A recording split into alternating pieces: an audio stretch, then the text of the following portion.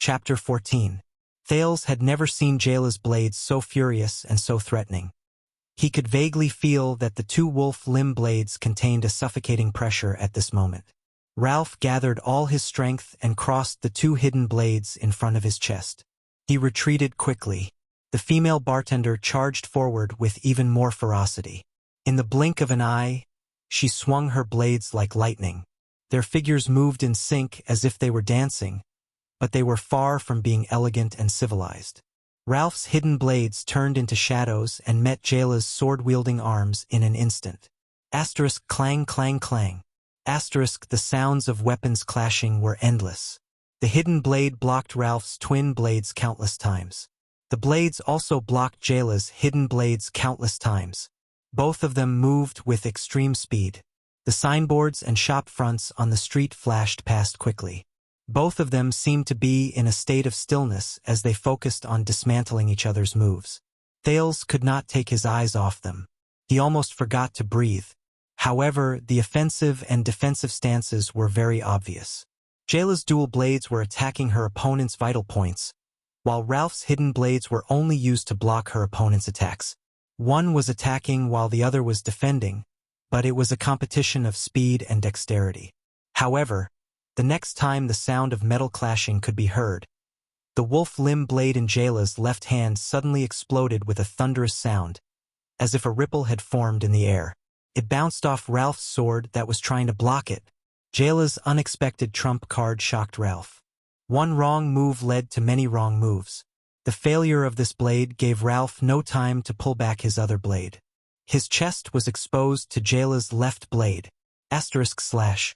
Asterisk this was the sound of the wolf limb blade cutting through his clothes and chest. At the moment of life and death, Ralph did not hesitate to activate his psionic ability. The phantom wind follower did not live up to his name. He pursed his lips, and the tattoo on his face shone with a faint white light. A violent whirlwind formed between the two of them, blowing Jayla and himself in different directions. Ralph stepped on the ground and used the wind to leap into the air, leaving only a few traces of blood on the ground. The female bartender was forced to stop in her tracks. She retracted her arms and adjusted her body to adapt to the sudden gust of wind. The momentum of her twin blades was also broken. Thales did not directly feel the gust of wind from afar, but it did not affect his judgment. Both of them were affected by the wind at the same time. Ralph flew backwards, while Jayla's footsteps were blocked. The wind did not stop. Instead, it continued to grow stronger. Ralph's figure was like a kite, floating in the air. The light of the tattoo on his face became more and more dazzling. The female bartender had no choice but to bend her knees to resist the increasingly strong wind. At the same time, she took the opportunity to recover her strength. Ralph was no longer smiling mischievously. The pain in his chest made him fearful. The little girl in front of him was troublesome to deal with. She was probably no less than any of the 13 generals of the Brotherhood.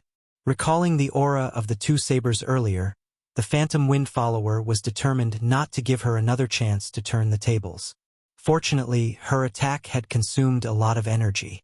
The phantom wind follower's face turned cold. He flipped his hands and two hidden blades appeared beside him. The wind picked up. Under the cover of the strong wind, Ralph once again revealed his ghostly figure. The next moment, Ralph appeared above Jayla's head. Jayla gritted her teeth and immediately swung her saber to block. Asterisk clang. Asterisk however, Ralph retreated after one strike. His figure disappeared into the distance like a gust of wind, not giving Jayla any chance to counterattack or form a chain of attacks. Asterisk clang. Asterisk Ralph's hidden blades appeared again. This time, they were aimed at Jayla's lower left side. Similarly, when he missed his attack, he flew backwards. As long as I can interrupt your sudden attack and continuous attacks, the Charlton family's famous assassination blade for centuries will no longer be effective. Ralph's voice came from the wind again. Jayla resisted her opponent's guerrilla attacks with difficulty.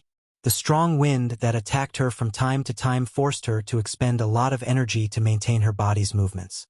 At the same time, she had to predict Ralph's next attack direction. Thales, who was watching the battle, became nervous. What should I do?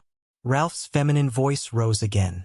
However, as long as you tell me why the Charlton family is lurking in the Brotherhood, perhaps we can sit down and have a talk? Jayla's expression turned solemn. She actually closed her eyes at that moment. She seemed to have made a decision. She held the two sabers upside down and fiercely stabbed the blades into the mud bricks under her feet. Ralph's hidden blades appeared again. They were still above her head. However, this time Jayla turned around on the spot. The two sabers stabbed into the ground abruptly followed her arms and spun in a circle. Asterisk boom. Asterisk with a thunderous sound. Jayla sent the dirt and stones on the ground flying several meters into the air. The flying dirt and stones blocked Ralph's line of sight. The glint of the sabers flashed faintly in the dirt and stones. Ralph roared angrily and retreated. The tattoo on his face shone even brighter. The strong wind in the air suddenly sped up, stirring up a terrifying force that blew the dirt and stones in all directions. In the strong wind, dirt and stones flew in all directions. At that moment, Thales, who had half his head peeked out from a hidden spot and was engrossed in watching the battle, suddenly heard a hoarse and indistinguishable voice. "Lower your head." Thales did not even have time to be stunned. He instinctively lowered his head. Asterisk whoosh. Asterisk dirt and stones flew from the center of the battle and quickly flew over Thales' head. A few pieces of dirt and stones hit the side door of the shop behind Thales, making a dent in the wooden door. Thales looked at the door behind him and patted his chest while cold sweat dripped down his back. If only he had not lowered his head just now, however. Before he could react, a slender and valiant figure appeared in his hiding spot. "Hurry up and leave." Thales was a little dumbfounded. The Jayla in front of him was definitely not good. The originally valiant bartender now looked tired. She panted slightly, and her left arm was actually trembling slightly. "He found my weakness. If I can't form a continuous attack, I can't beat him." The bartender put her arm on Thales' shoulder and revealed an ugly smile. "If this goes on, you will be discovered sooner or later. I will lure him away, and you will leave alone. Walk along the alley on the left with your body lowered. Use the black cloth to cover your breath. If you encounter any sound, immediately turn around and change paths." The Brotherhood did not attack too deep. Once we pass the center of Red Street Market, there will be fewer and fewer people. "Brat. Even if you are alone, you have to survive." Thales stared blankly at the bartender who suddenly said goodbye, until her figure shot out and faced the center of the strong wind outside the street. Thales subconsciously stretched out his hand to grab her back. "Jayla." The prince listened to the sounds of fighting in the distance. The dog meat in Sunset Pub's kitchen that night appeared in his mind. "Eat slowly. Brat. I was the one who took down this dog. So what if you're a bartender? I, Jayla, am a trained bartender. I can't give you this dog leg. You can't bite it. Goodbye, Sister Jayla. Goodbye, JC." Thales turned around resolutely and headed into the depths of Red Street Market. "I have to survive. I still owe Jayla a favor." The sounds of fighting behind him grew further and further away. It was a messy battlefield. Cohen leaned on his sword and held the wall to his left as he knelt and coughed violently. The police officer's chest was dripping blood. His left rib was pierced and his lungs were damaged. The wound almost reached his heart. Moreover, the enemy's violent power of eradication was still lingering around his wound. Even the power of eradication that Cohen was so proud of, the glory of the stars, could not withstand it. As for his enemy, Cohen, he raised his head and looked at the swordsman in red and black, whose expression did not change. The red-black swordsman's left shoulder armor had been pierced by Cohen's glare sword. His shoulder was also bleeding. His left chin and the left side of his neck were also slashed. But it was far better than Cohen's situation. At the moment when the two swords were about to pierce each other, the two of them displayed completely different combat qualities. Cohen activated a part of the glory of the stars and condensed it into a star shield to protect his heart. He deflected the fatal sword that was aimed at his vital point and then thrust the sword in his hand with all his might. On the other hand, The red-black swordsman did not care about the silver-white sword that was aimed at his throat. Instead, at the moment when the sword was about to touch his body, he calmly and even more crazily thrust the sword in his hand. He was faster than Cohen by a notch and thrust the sword into his opponent's ribcage. Then, while Cohen's long sword trembled, he lowered his head and avoided the vital point on his throat. He only left a scratch on his chin and the side of his neck. Then, he allowed Cohen to pierce through his shoulder armor while he pushed the sword in his hand deeper. The difference between the two was obvious. "You are an outstanding swordsman," the red-black swordsman suddenly said. "When faced with a sword like that, many people would avoid its sharp edge and then try to counterattack. But you insisted on thrusting that sword. As for the act of condensing a defense, it was taught to you by the army, right?" Cohen coughed up a mouthful of blood and chuckled. "A veteran once told me that, on the battlefield, you must have a life-saving move. Only then can you live longer than the enemy and be less injured than the enemy." The red-black swordsman was silent for a while before he chuckled. He must have never been in a suicide squad before. Cohen panted and frowned. "The suicide squad that charged at the Baron Bone people and orcs on the Western Front? You've done it before?" The swordsman nodded. 3 times. "Which guard?" "Skull Guards, the 17th Suicide Squad." "Faken has Suicide Squad 3 times? Looks like you've offended someone important." "What about you, police officer?"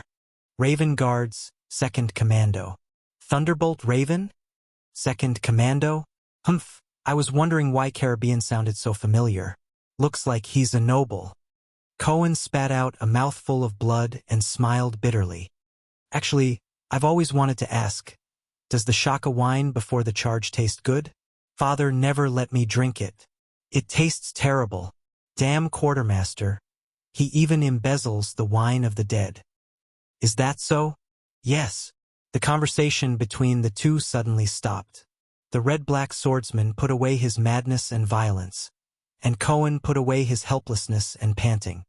"Grouden Reimer, Skull Guards, the 17th Suicide Squad, Swordsman and Shieldman," he said.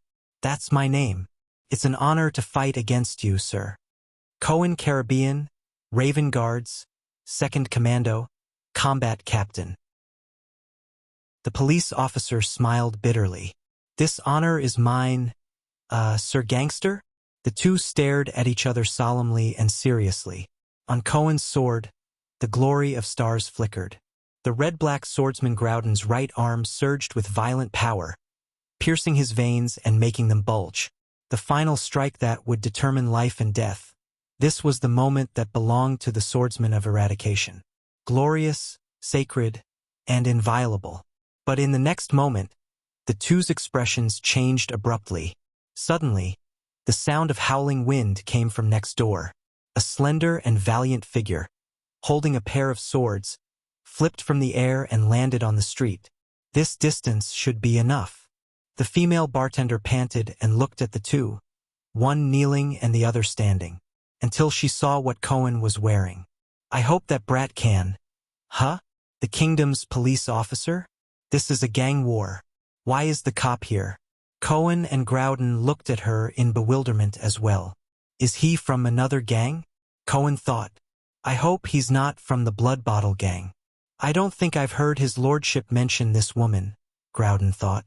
"Is she a pawn from the outside?" "You can't run." Bartender's sister. The sound of the howling wind was accompanied by a feminine voice. Ralph appeared at the corner of the street. He saw the two swordsmen as well. "Groudon, you should be guarding his lordship." Ralph frowned and said, "Why are you here with a cop?" "Very well," Cohen thought. He then turned to the female bartender. "Since this woman is the opponent of my enemy, she should not be from the Blood Bottle gang. Focus on cleaning up your rats." Groudon, the red-black swordsman, said coldly. He seemed to not want to talk to Ralph. "I will do my job." Groudon finished speaking and raised his sword coldly at Cohen. Cohen slowly stood up, clenched his teeth, and held his silver sword horizontally across his chest. Ralph curled his lips.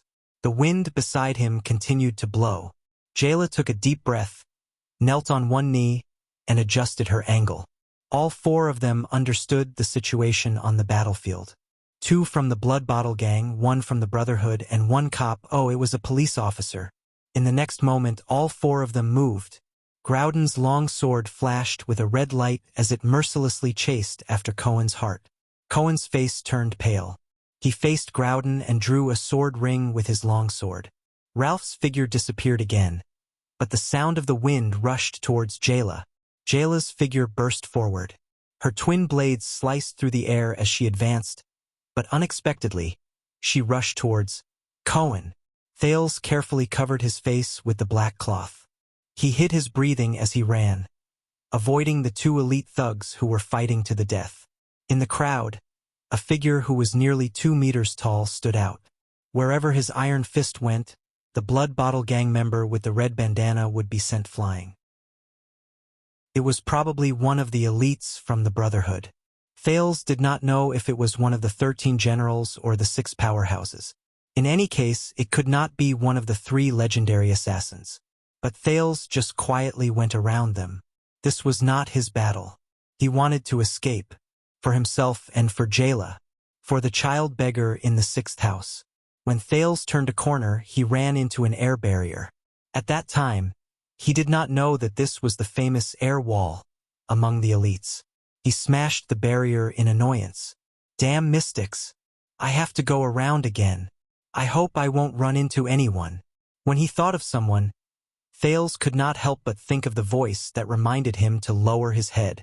He thought it was Jayla. After all, the latter had immediately appeared in front of him. But he later realized that it could not be Jayla's voice. It was a hoarse voice that was difficult to distinguish. Jayla, Ralph, and himself were not the only ones present. That was the 4th person. Thales' scalp tightened. He suddenly thought of something. If the person who reminded him to lower his head was the 4th person present, then why did Jayla and Ralph not notice anything? Jayla had clearly appeared in front of Thales the moment the rocks and soil shot out. Without a doubt, Thales concluded that his strength was more terrifying than Jayla and Ralph's. But since he has no hostility towards me, why didn't he help me? Asterisk bang. Asterisk Thales ran into another invisible barrier. He patted his head in frustration. There are more and more of these things. Don't they cost money and MP? Thales turned in another direction and ran forward. Asterisk bang. Asterisk another barrier. This time, Thales did not manage to stop. He fell to the ground and knocked his left forehead against the corner of the house beside him. Thales grimaced in pain as he rubbed his broken head. He raised his bleeding head and looked in front of him. Something's not right. He was at a crossroads. Although it was dark around him, according to his memory, he was probably near the center of Red Street Market. Even the sounds of fighting gradually faded away. Thales moved gently towards the other 3 directions and extended his hand. Then, he touched 2 barriers in 2 directions not far away. Thales was shocked. It really has the strangeness and hints of a horror movie. The prince was silent for a while before he turned to the only direction without a barrier. He silently extended his hand. As expected, this time, he walked continuously for more than 10 meters without any obstruction. Thales' heart sank. I didn't expect this. I've already walked this far. Sigh. Fate, you're such a b*****. He abruptly swung his right hand that was covering his forehead, allowing the blood to drip onto the ground. The transmigrator resolutely took a dozen more steps on the empty street until he approached a house. In the middle of the house was a large wooden door that was ajar. Thales raised his head. There was a large signboard on the door. The illiterate prince could barely recognize one word. It was because he used to beg at Black Gold Casino. That word was chess cards. Thales turned around and looked in the other 3 directions. He remembered the pain of his bleeding forehead. Is there no other way? This invitation was sent in such a crude manner, Thales muttered, but he still sighed and stopped hesitating. He pushed open the half-closed door and walked into the chess room in the center of Red Street Market. The room was dark. There was only a little light in the distance, like an old-fashioned candle. How good at creating an atmosphere. "Welcome to my amusement park, my little friend."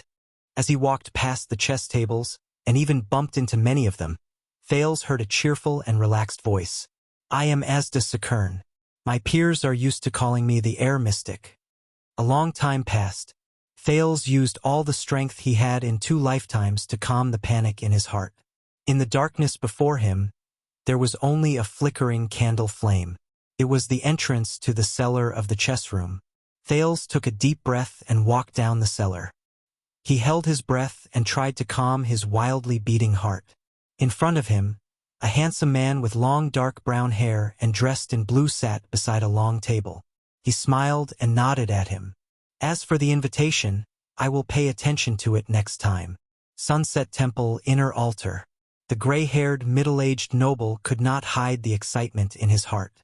In front of him, the flame of the lamp on the altar that carried the kingdom's future was growing bigger and redder. He picked up the lamp and strode out of the inner altar of the temple. The elderly priestess behind him was shocked. She wanted to stop him, but she immediately thought of something. Her hand froze in midair. The priestess sighed. She watched the noble walk away and slowly sat down. After a while, the elderly priestess summoned the sleepy intern Nia. Chapter 15. Even in the long life of Asda Sakern, his first impression of the boy was a particularly funny and ridiculous one. Under the dim candlelight, the black-haired boy looked rather battered. Blood dripped from his forehead. His small face was bruised, and there were red marks on his neck as if he had been strangled. His slightly trembling body was covered in tattered sackcloth, and a dagger was tied to his leg. After learning of his own identity, he appeared to be at a loss. He was slightly nervous as he pressed his hand against his chest. He seemed to vaguely understand the meaning of the word mystic. The pressure in his body changed rapidly, and even the air he exhaled became much more turbid. But his eyes were really special. Yes, those strange eyes were not filled with fear or unfamiliarity, nor were they filled with panic or vigilance. Instead, they were filled with curiosity and excitement. Thales was surprised by his own thoughts at that moment. The moment he heard the word mystic, after the initial shock, he suddenly had the urge to ask what exactly a mystic was. Was it an occupational hazard? At that moment, from the corner of his eye, Thales saw 3 irregular spheres placed quietly in a dark corner. Each of the spheres was as big as a person. Then, Thales recognized the vague outline of a person's hands and feet on those spheres. The boy's face was a little pale. "I think you have already met the Brotherhood's Talon brothers and Moria." The mystic Asda noticed his gaze and grinned. "They are very ambitious. They went straight to the center of Red Street Market the moment they arrived." "Sorry, I am not used to suffocating or pressing like Morris. In fact, I prefer the simpler method." "Is squeezing a living person into a ball really a simpler method?" Thales thought about it and silently criticized. "Come, child." Asda smiled gently. His voice was very pleasant and gentle. "Come and look at my chessboard." Thales gulped and turned his head. He chased the few human flesh spheres out of his mind and quickly thought about his situation. Then, when he saw the blue energy ball on Asda's left hand that looked like a 3D effect, but he knew it was definitely not, he decisively removed the thought of pulling out the dagger and putting it on his neck from his mind. Thales followed the method he used when he defended his thesis in his previous life. He took 3 slow but rhythmic breaths before he slowly walked up. If it was a blessing, it wasn't a curse. If it was a curse, it couldn't be avoided. Asda looked at the boy's grown-up behavior with a faint smile. When the boy approached the chessboard and was about to speak, he was surprised to see the boy pull out a chair without hesitation and sit on it. He frowned, seemingly dissatisfied with the view of the chair, so he moved the chair a little closer to Asda before climbing back up and sitting on it. My legs are a little sore." Thales smiled sheepishly at Asda. He accidentally tore the wound on his forehead, causing him to hiss in pain. "It's my negligence." With great interest, Asda turned his head and tapped lightly with his right hand. The wound on Thales' forehead seemed to be pressed down by something, and the blood stopped flowing out. This is, you raised and fixed the local pressure of the air? Thales touched his forehead in surprise and found that there was an invisible layer that isolated his hand from the wound. Asda stopped smiling and nodded without batting an eyelid. Not bad. Did your home tutor teach you physics? No. Thales put his hand down in embarrassment. It seemed that Asda had mistaken him for a noble or a rich man's son. Asda nodded and turned to the chessboard on the table. Do you recognize what this is? Thales looked at the map on the table in detail. A board game with Red Street Market as the map. No, this is the current situation of the battle outside. The red side is Blood Bottle Gang, and the black side is the Brotherhood. Thales said in sudden realization. Of course. Asda extended his right hand expressionlessly. 2 black chess pieces and a crystal chess piece flew over from afar and were caught in his hand. This should have been a flawless trap. I would have killed everyone from the Brotherhood, from Morris to Senza, in a short period of time.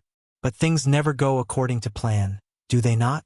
The 3 chess pieces danced in the air like birds and circled around Thales' head. Magic, magic, just treat it as a magic show. Thales forced himself to calm down as he watched Asda's performance. First of all, my subordinates are getting more and more useless. They should have surrounded Morris and Senza at the first instance and killed them at all costs. But they timidly avoided the strong enemy and used guerrilla tactics to cut off their wings. They are a classic example of bullying the weak and fearing the strong. Secondly, I don't know if they are reinforcements from the Brotherhood. In any case, this unexpected chess piece messed up my deployment too early. As Asda spoke emotionlessly, the chess pieces above Thales' head suddenly landed on the map one by one. This is the companion who came with you from District C. He is terrifyingly fast. He took down Dorno and Sven in one move. Ralph can only chase after him until now. As a tracking psionic, Nemino could not even catch up to the dust behind his feet. I can only say that it is gratifying that the Brotherhood still has such an expert. In the air, a black swordsman landed on the map, one after the other with a red swordsman. Further away was a red prime minister. Thales knew that he was talking about Jayla. He could only hope that she was safe, especially when there was a red prime minister in the distance. This gap is really fatal. Many chess pieces escaped, although they are all small fries, Asda sighed. Through them, the headquarters of Blackstreet Brotherhood found out about the situation here an hour earlier than I expected. I can feel that Lance and his men have already taken control of the entrance. The rat trap is broken. He lowered his head bleakly, his face full of regret and sorrow. At that moment, Thales almost thought that the person in front of him was a temple priest who bemoaned the state of the universe and pitted mankind. But Asda immediately raised his head. His sorrowful expression disappeared without a trace. He gently waved his fingers and the 2 chess pieces in the air began to spin again. This guy came in from another direction. I don't know which camp he is from. The time he took to kill the Leighton siblings was shorter than the time it took to slaughter 2 pigs. No one could stop him when he rushed into the vicinity. I could only send Groudon, who was by my side, out. Now, I don't even have anyone to talk to, Asda said, seemingly dissatisfied. Asda seemed dissatisfied. The crystal knight fell from the sky and was placed next to a red guard. It is probably a chess piece from another force. If it is not a noble, then it is an official. This is also an accident. Thales gulped again. Finally, it is you, my little friend. Because there is no one else available, I had to personally invite you. Asda tilted his head. His gaze suddenly became sharp. The last black chess piece above Thales' head suddenly landed in the center of the map. It landed next to a red king chess piece. Thales could not help but feel nervous. Tell me, where did you come from? Asda leaned against the back of his chair. It was hard to tell whether his expression was genuine or not. Why did the people from the Brotherhood send you all the way to the center of Red Street Market? Are you some kind of terrible weapon? Were you sent to my side to assassinate me? Or is it an important piece of information and parcel that needs to be handed over to that other chess piece? I hope you can answer my questions willingly and in a friendly manner, instead of shouting death to the mystic and rushing towards me. To be honest, that is pure suicide. Asda looked at him quietly. His eyes were full of sincerity. Unlike the sincerity in Rick's eyes, which obviously had ulterior motives, Asda's sincerity was emotionless. It was as if he did not care about the answer to this question. Calm down, Thales. Calm down. The prince reminded himself. In his mind, he kept thinking about the presentation sessions and seminars.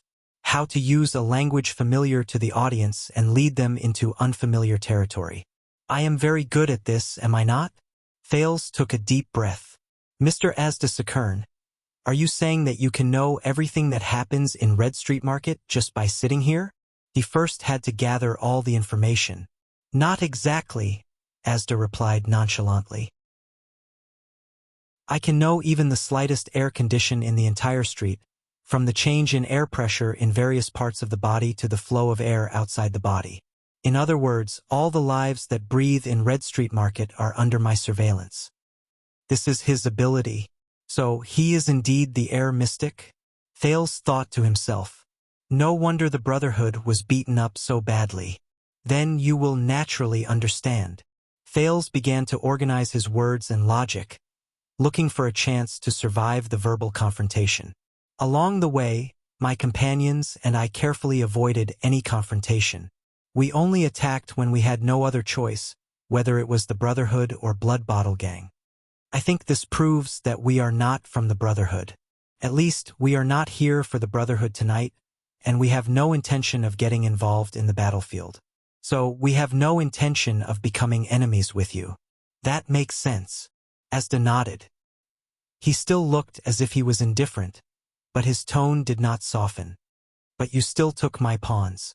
I do not care about the lives of those small fries, but I do care that my plans and goals were interrupted. Whether it was intentional or not, even the most depraved judge would not turn a blind eye to manslaughter, right? And you did not answer my question. Who are you? Why is it so important? Thales quickly adjusted his words. I am the Brotherhood's enemy. Only this sentence made Asda raise his head slightly. Thales understood the cause of the matter and decided to tell part of the truth. I am just an ordinary child beggar. I offended the higher-ups of the Brotherhood and fled. The Brotherhood's eyes and ears are everywhere in the upper district. The Red Street Market, which is adjacent to Blood Bottle Gang, is my only chance. But my companions and I did not think about the gang war that happened tonight. So, unintentionally, I apologize for our recklessness. I can also, make amends when I have the ability. I believe in my future value. It is definitely worth it for you to spare my life today. I am already destined to be enemies with the Brotherhood. No matter how weak I am, the enemy of my enemy is my friend. Blood Bottle Gang does not need to eliminate potential enemies for the Brotherhood. Does it? Asda's eyes narrowed. What an eloquent child. That's it? That's it. Asda was silent for a long time. There was a faint smile on his face. The air pressure in your body does not fluctuate much. Although your breathing is tense, it is very stable. Although you did not tell the whole truth, you did not lie. The mystic smiled bitterly and shook his head.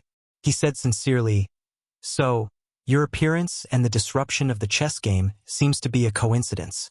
Actually, I do not care about those chess pieces that were eaten by you. After all, they are just small chess pieces. The so-called strongest 12, 13 generals, psionic warriors, and 6 powerhouses, other than Senza, are just ordinary class and superclass. Even the Blood Bottle Gang is just a relatively large chess piece.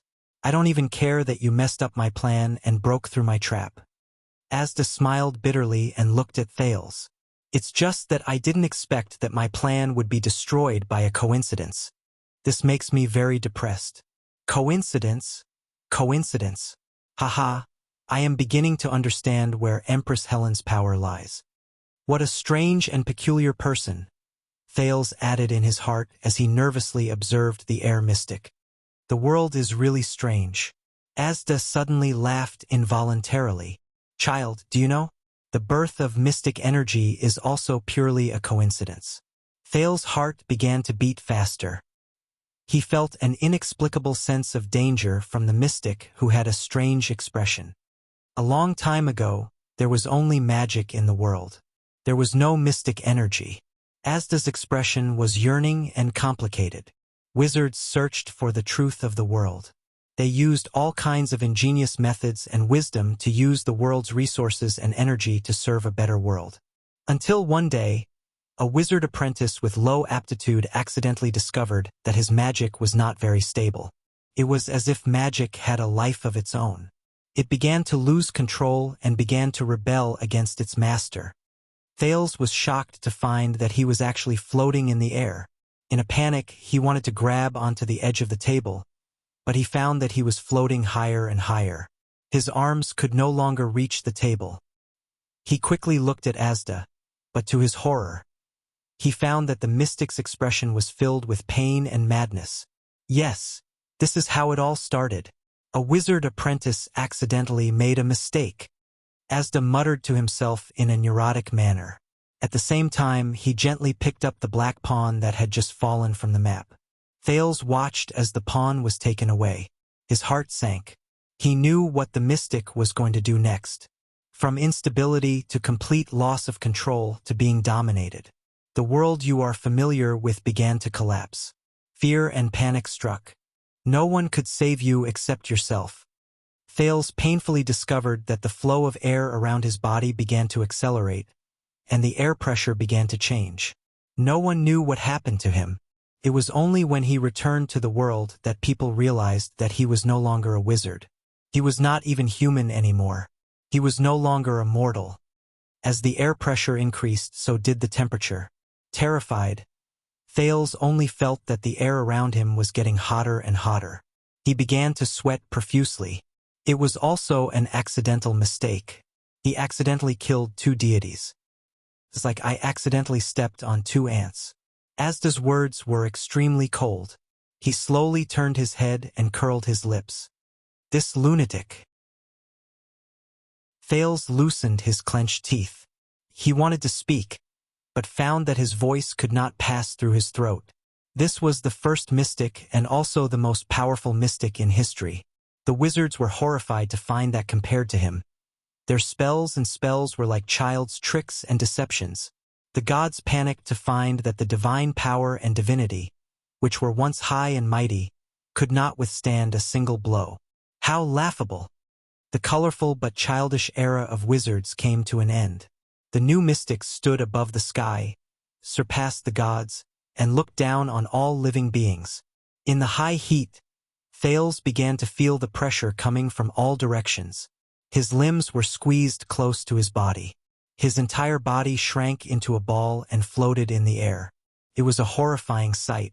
It was as if he was stuffed into a washing machine from his previous life. Fear. Of course, humans would be afraid. Power that was not taboo and could not be restrained could only be enjoyed by a few. How could they not be afraid? In the air, Thales felt his entire body begin to lose strength. He could not help but notice that Asda's tone had already placed himself beyond the scope of humans. And so the war began. Asda stood up gently. The energy ball in his left hand was still spinning. However, it was probably a coincidence. We lost. Asda lowered his head in desolation. He raised his right hand, and without looking at Thales in the air, he clenched it hard. Asterisk boom. Asterisk all the joints in Thales' body began to crackle. His eardrums felt like they were being crushed by something, and all the blood in his body surged. Is this what it means to talk and kill? Am I going to be squeezed to death? Thales thought hopelessly. His mind was no longer clear at that moment. Just like crushing an ant? The wound on his forehead, which was sealed by Asda, suddenly burst into blood again. Is this a mystic? It feels no different from a psionic ability. Before Thales died, he saw Asda's left hand from the corner of his eye. There was a blue ball of light spinning continuously there. There seemed to be an infinite storm spinning within it. He suddenly felt the wound on his chest that was scalded by the silver coin start to burn. The muscles all over his body seemed to be burning, getting hotter, hotter and hotter. So, we mystics and mystic energy have become taboo. When Asda said the last sentence, he frowned imperceptibly. His last sentence should have been accompanied by the death of his target. Has my control deteriorated? The mystic did not think much about it. He just closed his right hand again expressionlessly. But at that moment, Thales felt a hint of pleasure in the illusion of burning. The pain of being squeezed by the air seemed to have lessened a little. He found himself able to speak again. Thales opened his mouth with difficulty and looked at the energy ball in Asda's hand. I hate it the most. Holding a ball to act cool. That guy. Screw you, mystic energy. Thales heard himself say that. Then, a wave of heat came from his body. Asda's eyes were filled with surprise. The dark chess room was suddenly filled with red light from an unknown place. Asda looked around in shock, but then he found the source of the red light. He looked down at his left hand. There, in the blue energy ball, a hint of red light appeared. It began to corrode the blue storm inside. A hint, a little, a line, a side. The red light spread, until it corroded the entire energy ball. No, this is, Asda murmured, as if he had seen the most unbelievable beauty. The translucent energy ball in Asda's hand suddenly stopped spinning. Then, the energy ball that had turned red disappeared in his left hand.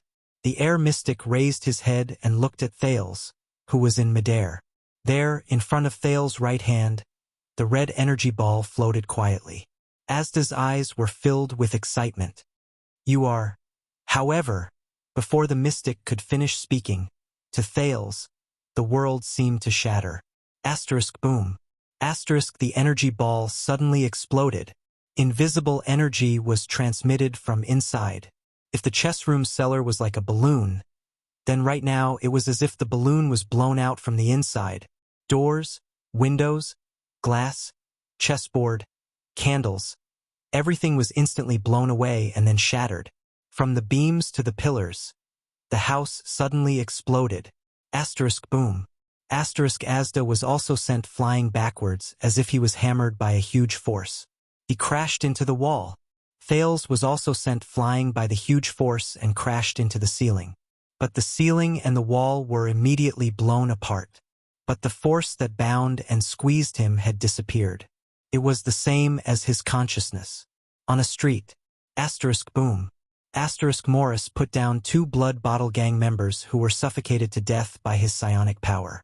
He listened to the explosion in surprise. The degree of the explosion. It was at least a battle between supreme-class fighters.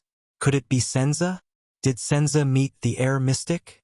The elites around him were also bewildered. Boss! The assassin Leorc was covered in blood. He rushed over from afar. His expression was mixed with joy and worry. He said breathlessly, Air wall. Chapter 16. With extreme speed, Jayla and Groudon charged at Cohen at the same time. If Cohen was a point, then the direction in which Jayla and Groudon were charging from was exactly centered around Cohen. Groudon was on the left, and Jayla was on the right. Groudon growled. His veins bulged, and his crimson sword stabbed at Cohen. He would not stop until he saw the blood of his enemy. Cohen was stunned for a moment, but Jayla, who was charging forward, only lightly tapped his left shoulder, then his right shoulder. Cohen, who was about to attack Groudon, saw the look in Jayla's eyes behind the goggles. The police officer immediately understood Jayla's intention. Cohen felt his heavy injury, but did not think too much about it. He knew that he could not block Groudon's sword. Then he might as well not defend. Girl, Cohen thought. Don't disappoint me. Cohen's eyes were clear. He ignored the approaching green sword and decisively switched the silver saber to his left hand. He held it in a reverse grip, gave up on defense, and focused on waiting for the female bartender's arrival. Sure enough, the next moment, Jayla threw the wolf limb blade in her right hand at the aggressive Groudon. The flying wolf limb blade shot towards the red-black swordsman's abdomen from the left. Jayla's right hand was free, but she continued to charge at Cohen. The next moment, Groudon's sword arrived in front of Cohen's abdomen. The green longsword stabbed into Cohen's abdomen. But Jayla's wolf limb blade in the air also slashed across Groudon's left chest. Groudon roared angrily. Cohen groaned in pain. Because of the interference from the wolf limb blade, the stab was slightly off the mark, avoiding his vital organs. The glory of the stars in Cohen's body surged and gathered near his injured muscles. Looking at the red-black swordsman's fierce gaze, Cohen endured the pain and turned his head to look at the female bartender on his right. He chose to believe her. But what about her? Would she believe him? Groudon snorted coldly and instantly pulled out his sword. He turned around and faced the attacking Jayla. In front of him, the police officer endured the pain in his abdomen. The glory of the stars shone, and the saber in his left hand fell, pierced the ground. He looked like a heavily injured swordsman struggling at the last moment. Groudon's expression was cold. His ruthless power of eradication, which was completely different from the glory of the stars, surged again. He had already prepared all his sword moves. He only needed one strike to pierce through the space between the young lady's eyebrows. You can't save him. The result of recklessness is that you will die together with him. However, Jayla only cast a cold glance at Groudon before she moved past Cohen. They could even bypass Groudon. He ran to Cohen's back. Groudon was stunned for a moment. Didn't she want to save them? Jayla did not choose to take the opportunity to attack Groudon. She knew that Groudon was ready to counterattack. Ralph attacked from behind her with the sound of the wind. The bartender knew that there was only one chance. Next, she calmly extended her right hand. His life was in Cohen's hands. The police officer gritted his teeth. His right hand, which was strengthened by the glory of the stars, suddenly swung backward. Now, Jayla, who had just passed by him, had her right hand seized by Thales in midair. It was like handing over the baton in a relay race. Ah! Cohen roared. The remaining glory of the stars in his body gathered into blue light spots and spread to his right arm. He yanked Jayla, who was behind him, back with all his might. The long sword in the police officer's left hand stabbed into the ground acted as an anchor. Due to the huge impact, it made an unpleasant sound of friction. The next moment, as the police officer pulled back with his sword, the light Jayla drew a semicircle in midair like a chain hammer. In an instant, she was swung to the other side of Groudon by Cohen. She changed directions in an instant. Jayla held Cohen's hand tightly like a lover. The wolf limb blade in her left hand looked down from above and slashed down coldly. The red and black swordsman's face was filled with shock. So that's what she's trying to do. She wants to get the green-skinned swordsman's cooperation. With their combined strength, she can instantly attack my unguarded side. He calmly pursed his lips. It's a good idea, but she's still at ordinary level. She's underestimating the abilities of a superclass swordsman. The power of eradication in his arm quickly grew. The speed of the green longsword increased, and it swung to the right at a faster speed than usual. Before you attack, I can... Groudon's gaze instantly froze. In front of him, Cohen gritted his teeth and rushed towards him. He used his body to block Groudon's sword. Sparks flew. Asterisk crack. Asterisk that was the sound of Groudon's shoulder bone being cut, followed by his chest being cut open. The wolf limb blade went down from Groudon's right shoulder and tore open his right chest. Asterisk crack. Asterisk that was the sound of Cohen's right arm being dislocated and his right rib being cut. A large amount of blood gushed into the air from Groudon's right shoulder. It sprayed all over Jayla's face. At that moment, the sound of Ralph's wind finally reached Cohen's side. Groudon opened his mouth and spat out a mouthful of blood in disbelief. Then he smiled as if he had been freed and instantly collapsed. Good blade. Good cooperation. Groudon gently closed his eyes. In the blink of an eye, the terrifying red and black swordsman was killed by Cohen and Jayla's strange yet tacit cooperation. The phantom wind follower saw Groudon's fate. He could not believe that the terrifying superclass swordsman by the air mystic side, who had the upper hand just a moment ago, was easily killed in the next moment. But he did not have time to be shocked. because Cohen roared and stomped on the ground. He pulled out his saber with his left hand and, ignoring his dislocated right arm, turned around and rushed towards him. The sword flashed. Ralph chuckled. How can I stop the phantom wind follower at this speed? Even in a high-speed collision, I can change direction at any time. What? Ralph was surprised to see Jayla, who was beside Cohen, kneel down on one knee and slam into Cohen's chest. The police officer managed to turn around while groaning in pain. However, the speed at which he charged towards Ralph immediately increased by more than one-fold. Damn it! At this speed, I can't possibly... Ralph roared and activated his psionic ability with all his might.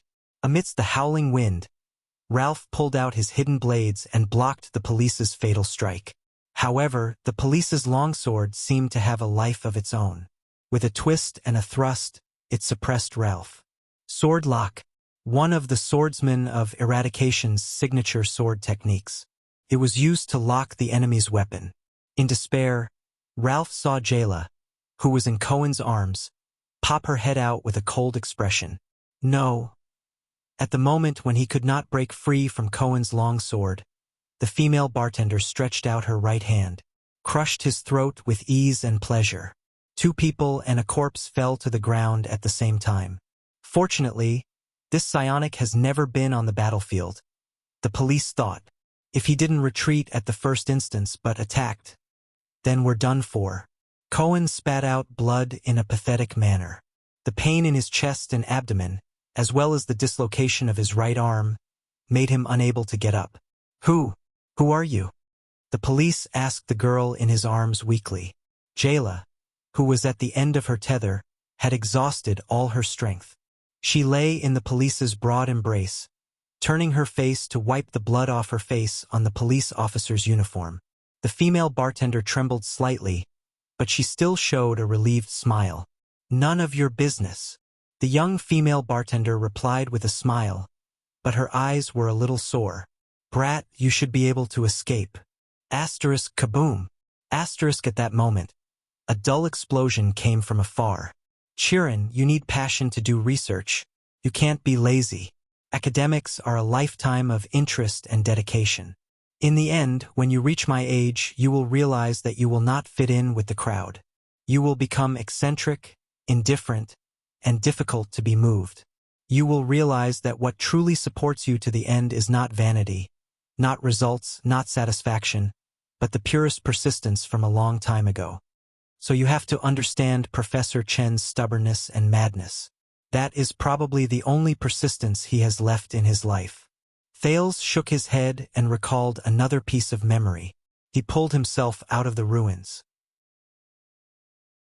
When the prince crawled out of the ruins, covered in blood, he raised his head and saw Asda looking down at him with a complicated expression on his face. The air mystic's clothes and long hair were still as bright as new, as if he had never been through the explosion. Lunatic, paranoid. Thales criticized in his heart. He was extremely exhausted and had no strength to resist anymore. He simply turned over and lay down in the ruins. He was a little tired of this lawless world where power was the most important thing. You, mystic, do whatever you want. The transmigrator gasped for air. A lunatic who would kill at the slightest disagreement. No wonder the mystics lost the war. Asda quietly looked at Thales on the ground with a strange gaze. After a while, he suddenly laughed strangely. Ha ha ha. Is this also a coincidence? The strange mystic gently waved his right hand, and Thales was lifted up by the air. But Asda did not kill him again. He waved his hand again, and the air around Thales began to flow at the same time. It instantly stopped all the prince's bleeding. Thales was lifted up by the mystic and landed on his feet. But the prince still looked at the blue-robed mystic with an unfriendly expression. He no longer held any hope of communicating rationally with Asda. Child, you just used some kind of power to break my mystic barrier. Those things you call air walls, Asda said softly. There was some excitement in his tone. Only a supreme-class elite can do this, but you... Also, the power in your body can interfere and affect my mystic energy. Do you know what this means? I don't even know what supreme class is. Thales replied weakly. Even if I knew, I wouldn't want to tell a lunatic who was just about to kill me. Asda stopped smiling and looked at him with a profound gaze. It seems like you don't know your own nature, child. But it's okay. Everyone has their first time losing control. We all start from ignorance. Who will take this lunatic? Huh? Thales calmed himself down and thought about the meaning behind Asda's words. Then, he raised his head in surprise and looked at the mystic who wanted to kill him just now. First time losing control? Asda looked at the child, his eyes radiating fanaticism. Yes, we, the mystics.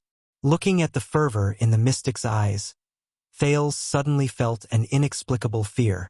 He subconsciously took a step back and shook his head in fear. But the mystic took a step forward. His voice was filled with a spine-chilling fervor and madness. Yes, child.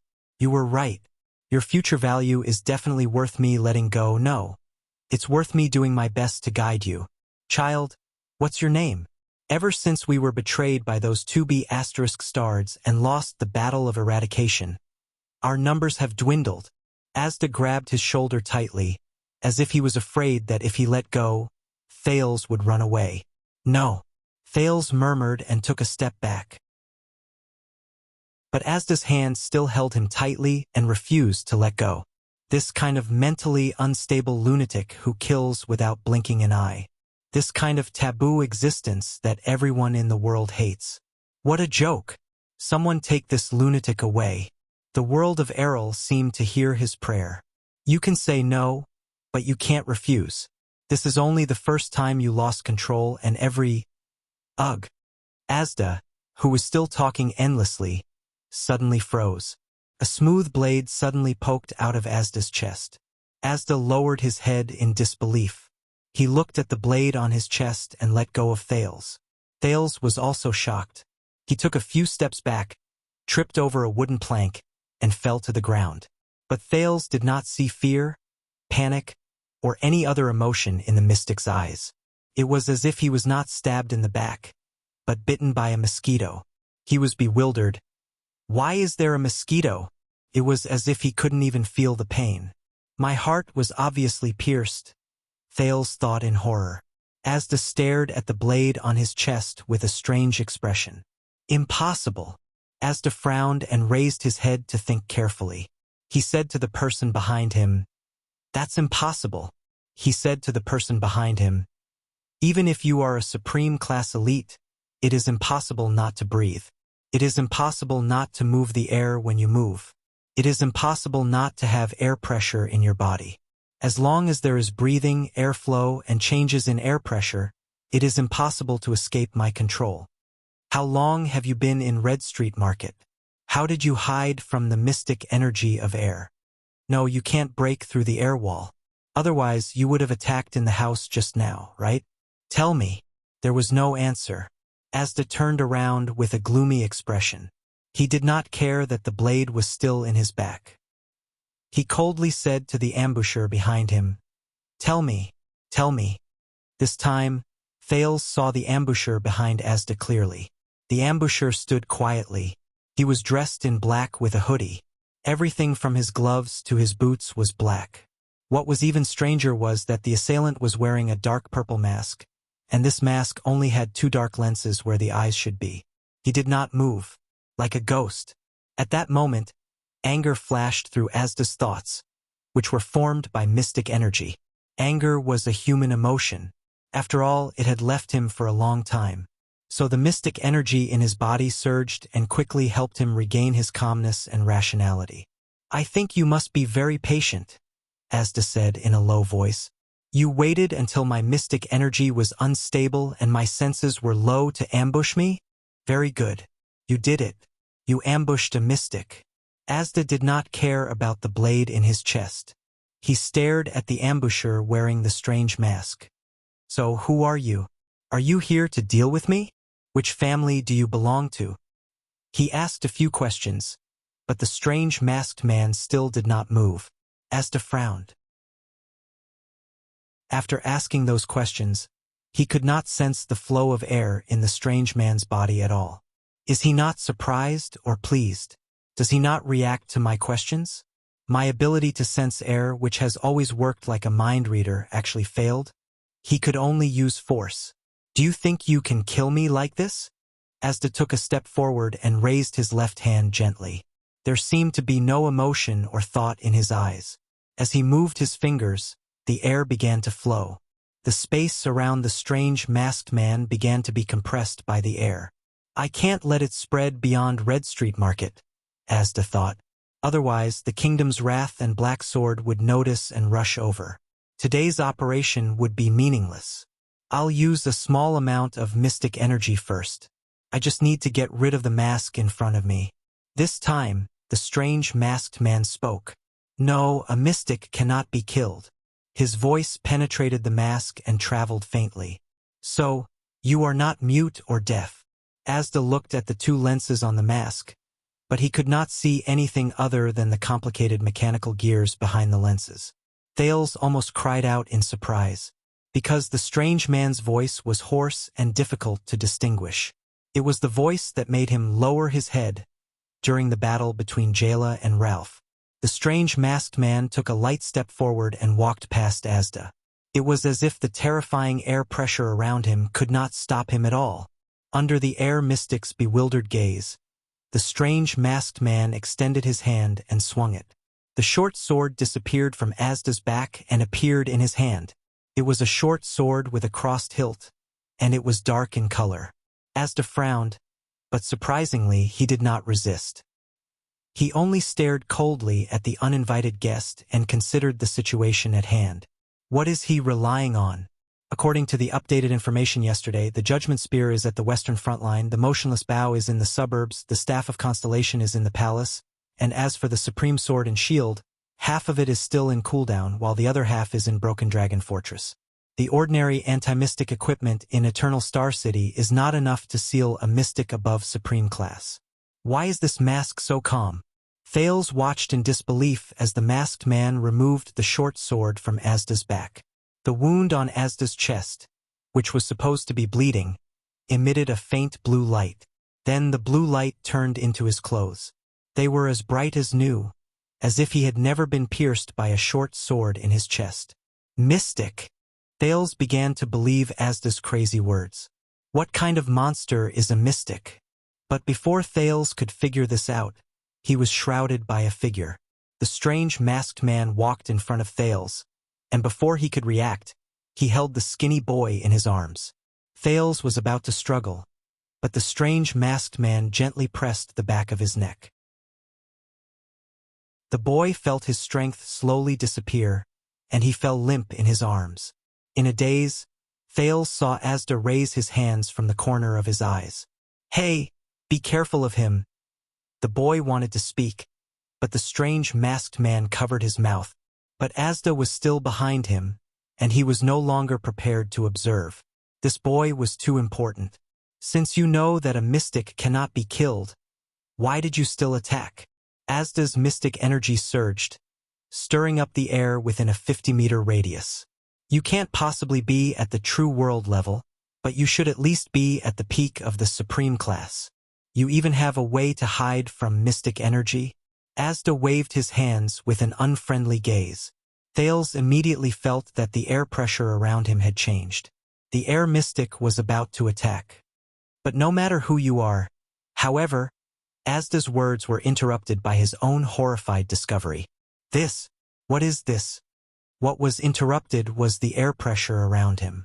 Thales raised his head, looked over the masked man's shoulder, and saw that Asda's eyes were filled with terror. The mystic trembled and took a step back, looking at his chest. There, the hole made by the masked man was now flashing with purple light.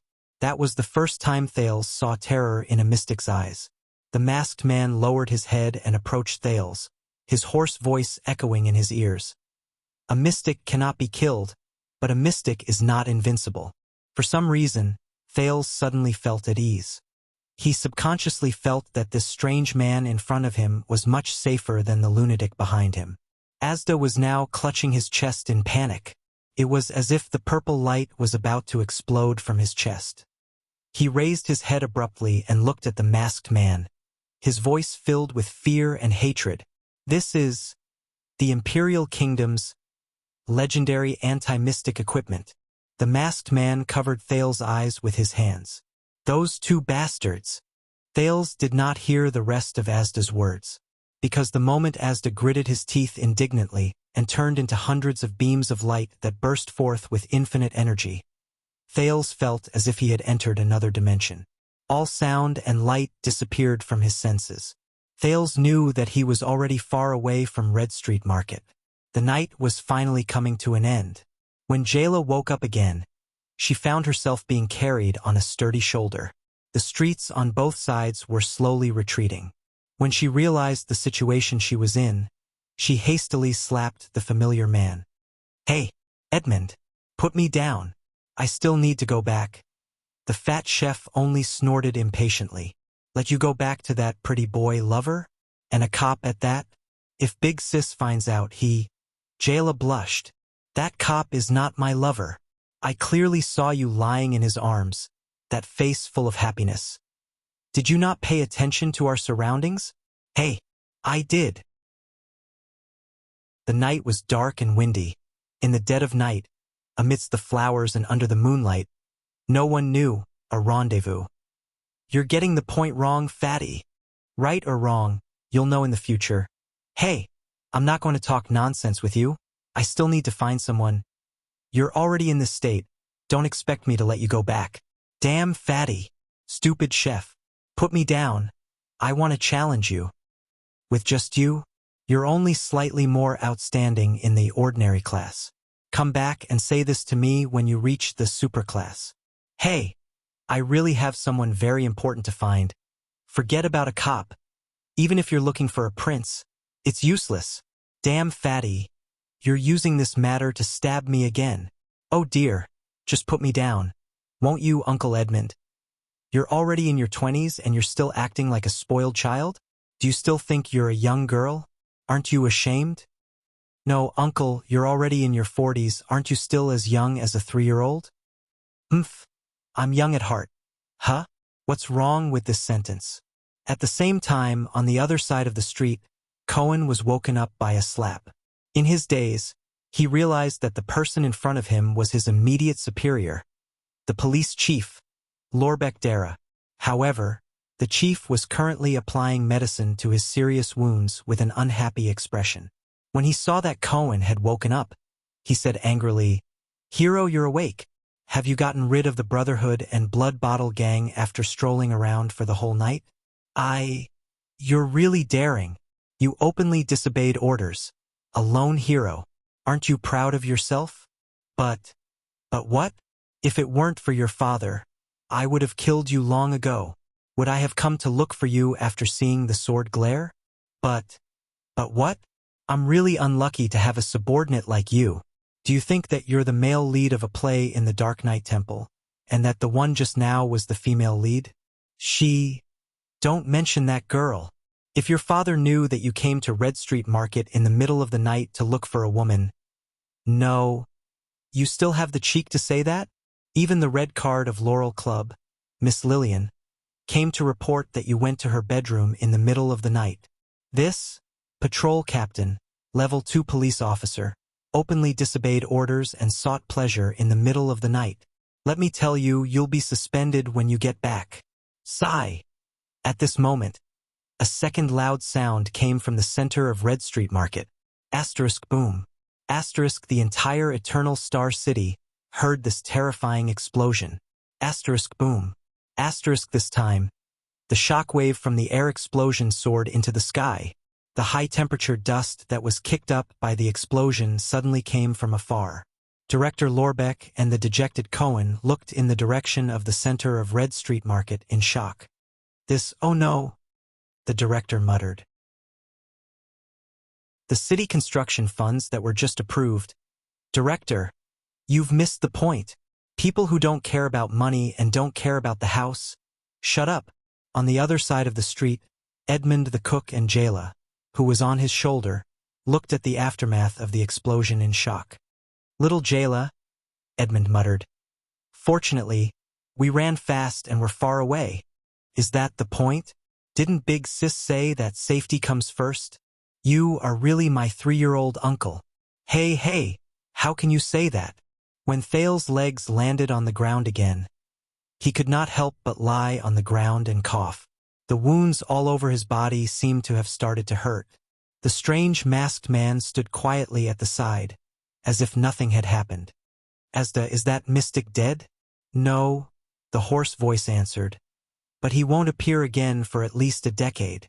Thale's heart tightened at first, but he immediately relaxed. The mystic's madness, abnormality, and strangeness had left a deep impression on him. 10 years was enough for him to come up with a countermeasure. Thales suddenly raised his head, as if remembering something. I still have a companion.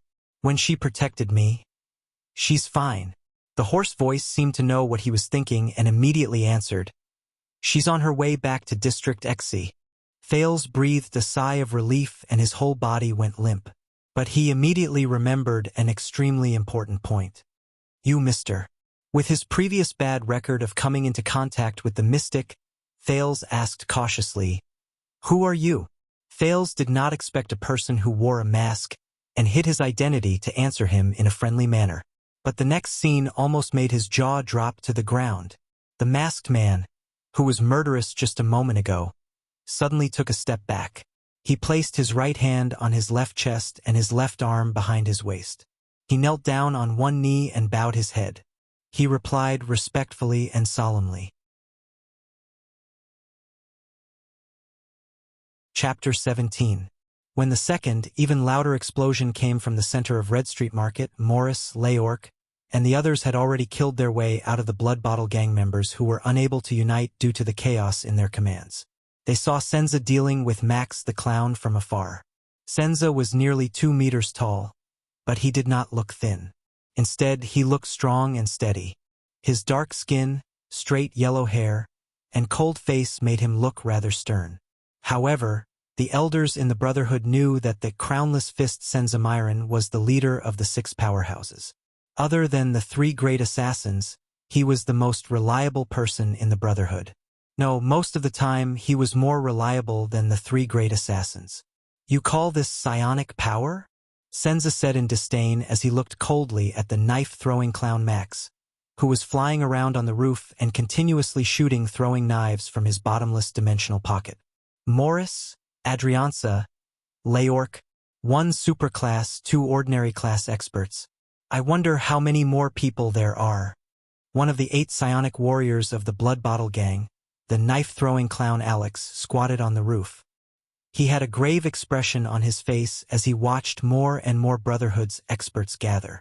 The elites of the Blood Bottle gang under him had already been slaughtered.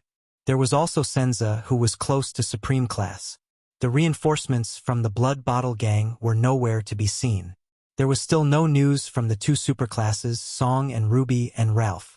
They had lost contact with Solo 10 minutes ago. That coward, Tinker, was hiding in the dark and was most likely observing. As for Nemino, he was the one in charge of Senza. Since Senza was unharmed, he should have already met the ferryman by Hell's River. What was worse was that the air wall had disappeared after the explosion, but the air mystic's orders had yet to be heard. Max's consideration did not last long.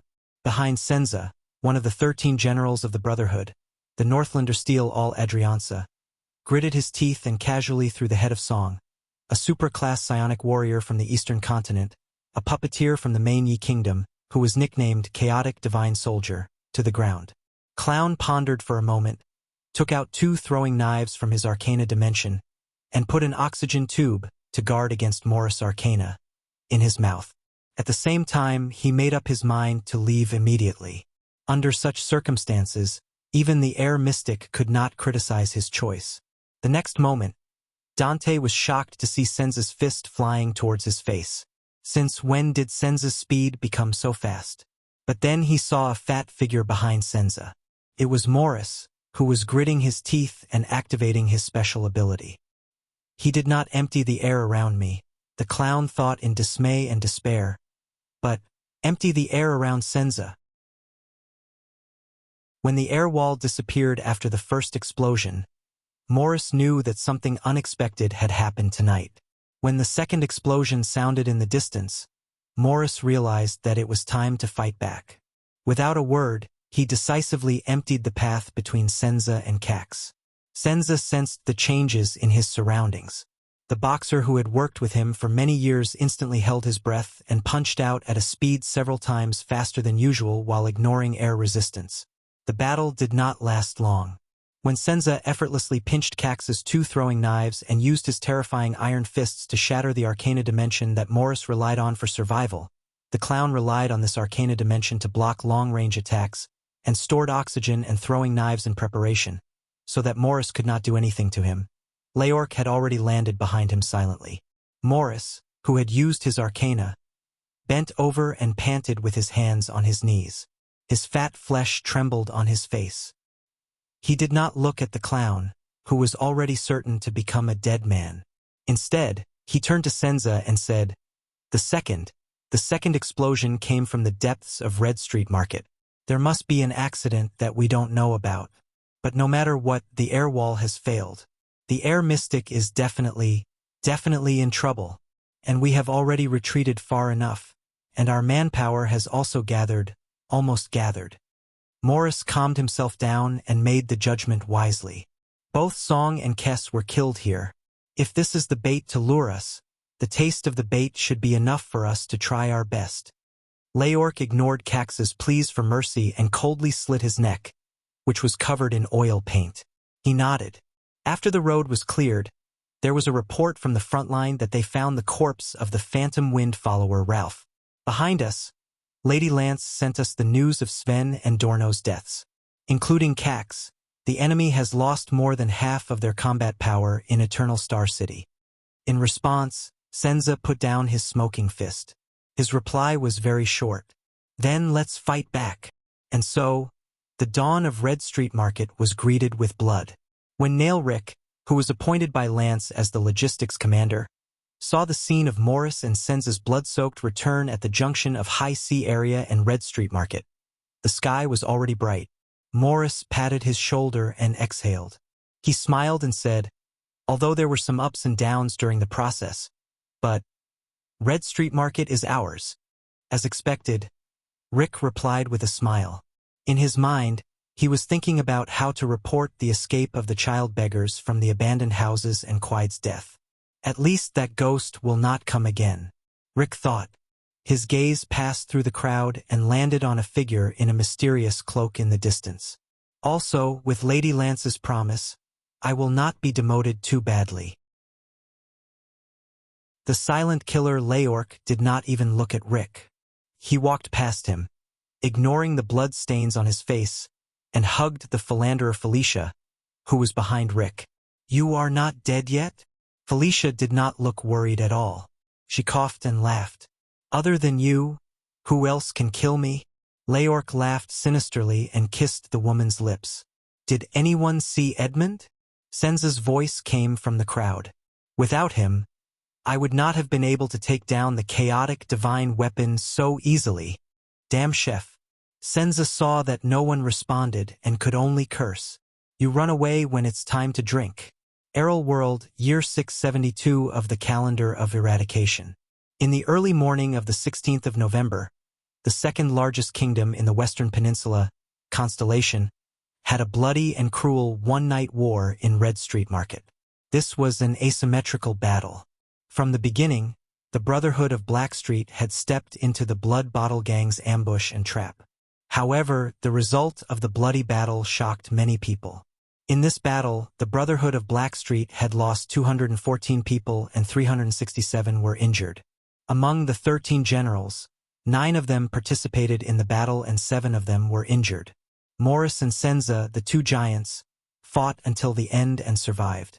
As for the aristocratic gang Blood Bottle Gang, they suffered the greatest defeat in their history.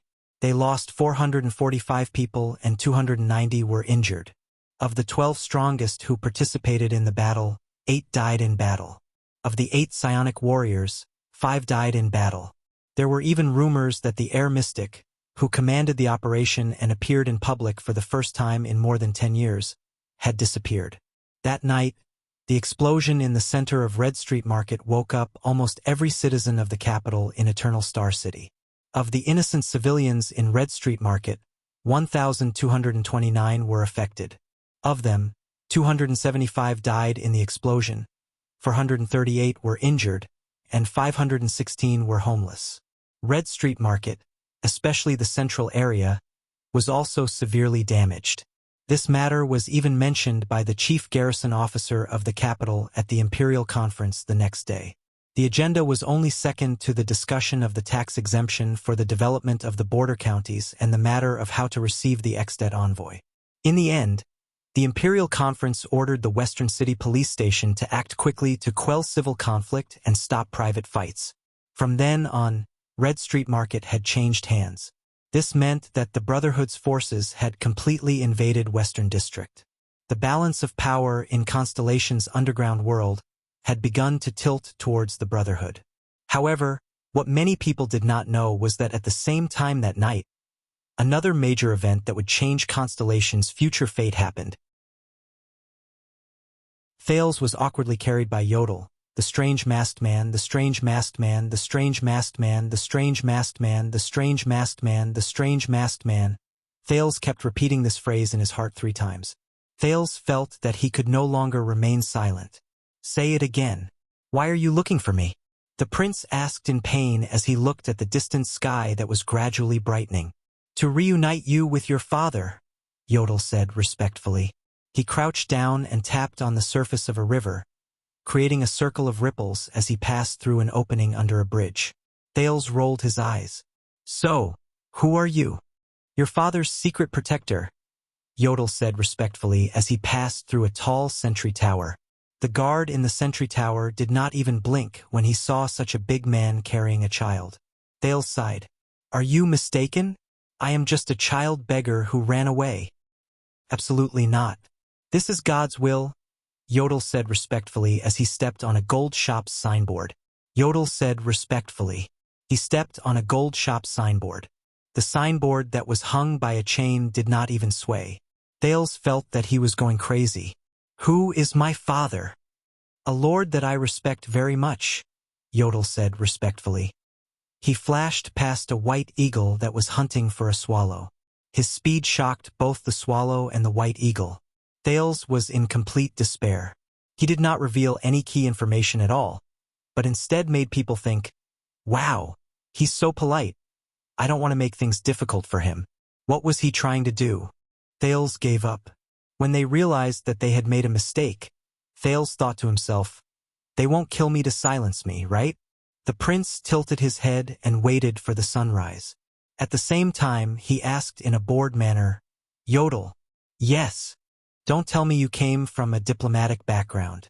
No, that's a pity. The way you speak is quite suitable. Thank you for your recognition. Yodel did not seem to hear Thales' sarcasm and continued to speak respectfully. He flipped over a high wall and landed silently like a spider in front of a street with exquisite flower beds on both sides. Then, out of Thales' expectations, Yodel stopped. In front of them, there was a simple but heavy carriage. In front of the carriage, a middle-aged man with grayish-white hair walked slowly towards them with a lamp in his hand. Yodel put Thales down gently. When the prince landed on the ground, he suddenly turned his head to look at Yodel. He felt that he was a little, not happy. The middle-aged man walked closer. With the light from the lamp in his hand, Thales could not help but notice that he was dressed in simple but heavy clothes. The middle-aged man had a broad chin, which made him look amiable. Above his lips was a short beard that was neatly taken care of, showing respect. However, his cheekbones were high and he looked a little stern. The bridge of his nose was a little soft, but it also seemed gentle. This is probably a very complicated person, Thales thought to himself. He raised his right hand, which was covered in a black glove, and lifted his cylinder-top hat before he bowed slightly. Good morning. Unlike Yodel's hoarse and solemn voice, this voice sounded steady and reassuring. This is a noble, a great noble, Thales concluded. Could he be? However, Yodel's words made him retract this thought. The masked man's tone was calm, but his tone was rude. "Why are you here?" The middle-aged noble nodded slightly and smiled. He did not feel offended as he answered, "To be absolutely safe." "He doesn't believe me?" Even Thales could hear Yodel's dissatisfaction. "He trusts you very much. He is even willing to entrust his life to you," the middle-aged noble said slowly. "But I don't believe you, and you know why." Thales felt as if there was a bolt of lightning flowing between Yodel and the middle-aged noble. Yodel was silent for a moment. Unexpectedly, he did not reply. The middle-aged noble did not look at Yodel again. Instead, he slowly squatted down with a moderate smile on his face. "Child," he said to Thales, "I know you have had a hard journey." The middle-aged noble looked at the wounds and blood on Thales' body. He took out the glove on his right hand and reached out to touch Thales' wounds. Every time he touched a spot, he frowned slightly. "I am very sorry, but please believe me, child. After one more procedure, your misfortune will end here." Thales, who was not used to this, wanted to say something, but he saw the middle-aged noble put down the lamp in his hand and grab the prince's right hand. Then, he took out an exquisite sheathed dagger from his bosom. Thales instinctively wanted to shrink back, but his right hand was firmly grabbed by the middle-aged noble. "What do you want to do?" Thales asked anxiously. The middle-aged noble only stared at him firmly and did not let go of his hand. At the same time, he slowly pulled out the dagger. *slap. It was Yodel. He bent down and pressed his hand firmly on the middle-aged noble's shoulder. Through the mask, Thales could not see Yodel's face clearly. But for some reason, Thales was very grateful to this father's secret protector. There was no other reason than that he had seen too much blood and blades that night. "Yodel!" The middle-aged noble seemed to be very dissatisfied. He raised his head, frowned, and spoke in a low but unquestionable voice. He said in a low but unquestionable voice, "You know this is necessary." Thales raised his head and looked at Yodel. He felt a little anxious, even though he vaguely knew that the middle-aged noble did not want to do anything harmful to him. "Then use his own dagger," Yodel said coldly. The middle-aged noble stared at Yodel. At that moment, his eyes seemed to be filled with frost. After a long while, the middle-aged noble compromised. He nodded and stuffed the dagger back into his bosom. Only then did Yodel let go of the middle-aged noble's shoulder. "Don't panic, child." The middle-aged noble shifted his gaze back to Thales. His tone became gentle again. "I'm just taking a blood sample." Thales looked at him. The middle-aged noble's gaze was very gentle, but also very determined. So the prince nodded, waiting for his own fate. The middle-aged noble reached out and removed the sheathless JC dagger wrapped in cloth from Thales' thigh. He pulled it out and burned it on the lamp. Then, Thales did not feel much pain. The middle-aged noble used JC to pick out a drop of blood from his right middle finger. What is he doing? With the level of technology in this world, can they still do DNA tests? What if they find out that I'm the real me? Under Thales' curious and anxious gaze, the middle-aged noble gently dripped that drop of blood on the ground. The next moment, Thales felt a familiar burning sensation. It surged from his heart, from his blood vessels, from his muscles, and from his entire body. "Ah!" He could not help but cry out. But the middle-aged noble's gaze was not on him. Thales turned his head and followed the middle-aged noble's excited gaze to the lamp he had put down. *swoosh. The originally calm flame was now burning rapidly and explosively. The flame grew bigger and bigger, and the center of the flame turned from orange to bloody red.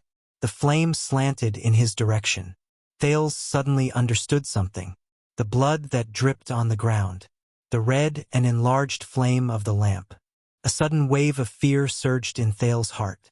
He turned his head to look at Yodel as if asking for help. The masked man reached into his bosom and took out a glass bottle. Inside was a small flame. It was a tinder. At this moment, the flame in the glass bottle was as red as blood, and its center was slightly slanted.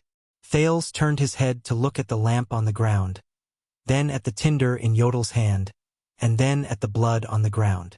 His face turned pale. The flame took a long time to return to normal. "Impossible," he muttered. "I was only sure it was you when we reached Red Street Market," Yodel said hoarsely. The middle-aged noble seemed very excited.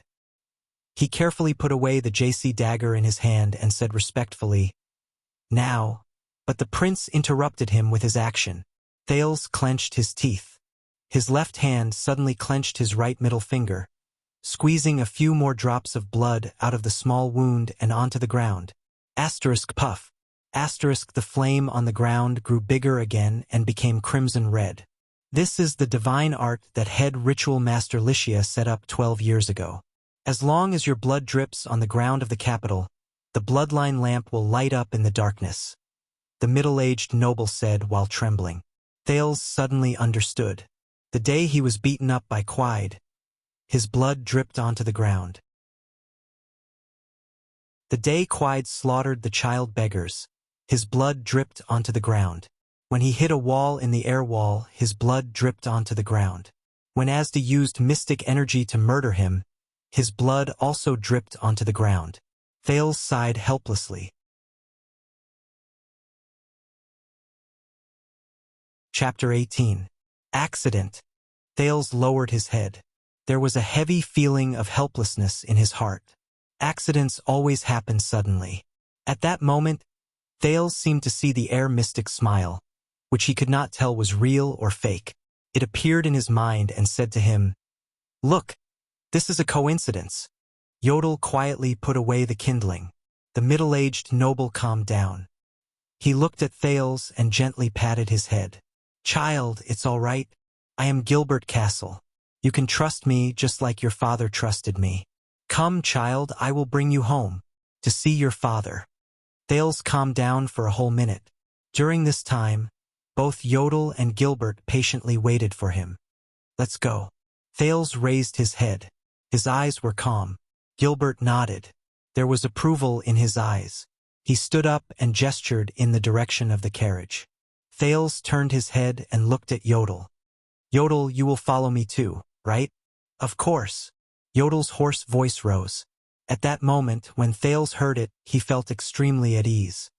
"Please go first. I will be by your side." Thales took a deep breath and strode towards the carriage. "Mr. Gilbert." "Yes, young sir. What can I do for you?" "What did you do in the past?" "Foreign affairs, my young sir." "Foreign affairs?" Thales turned his head slightly and rolled his eyes at Yodel behind him from an angle that Gilbert could not see. Thales turned his head around. For some reason, he vaguely felt that Yodel seemed to have smiled behind the mask. Thales arrived in front of the carriage.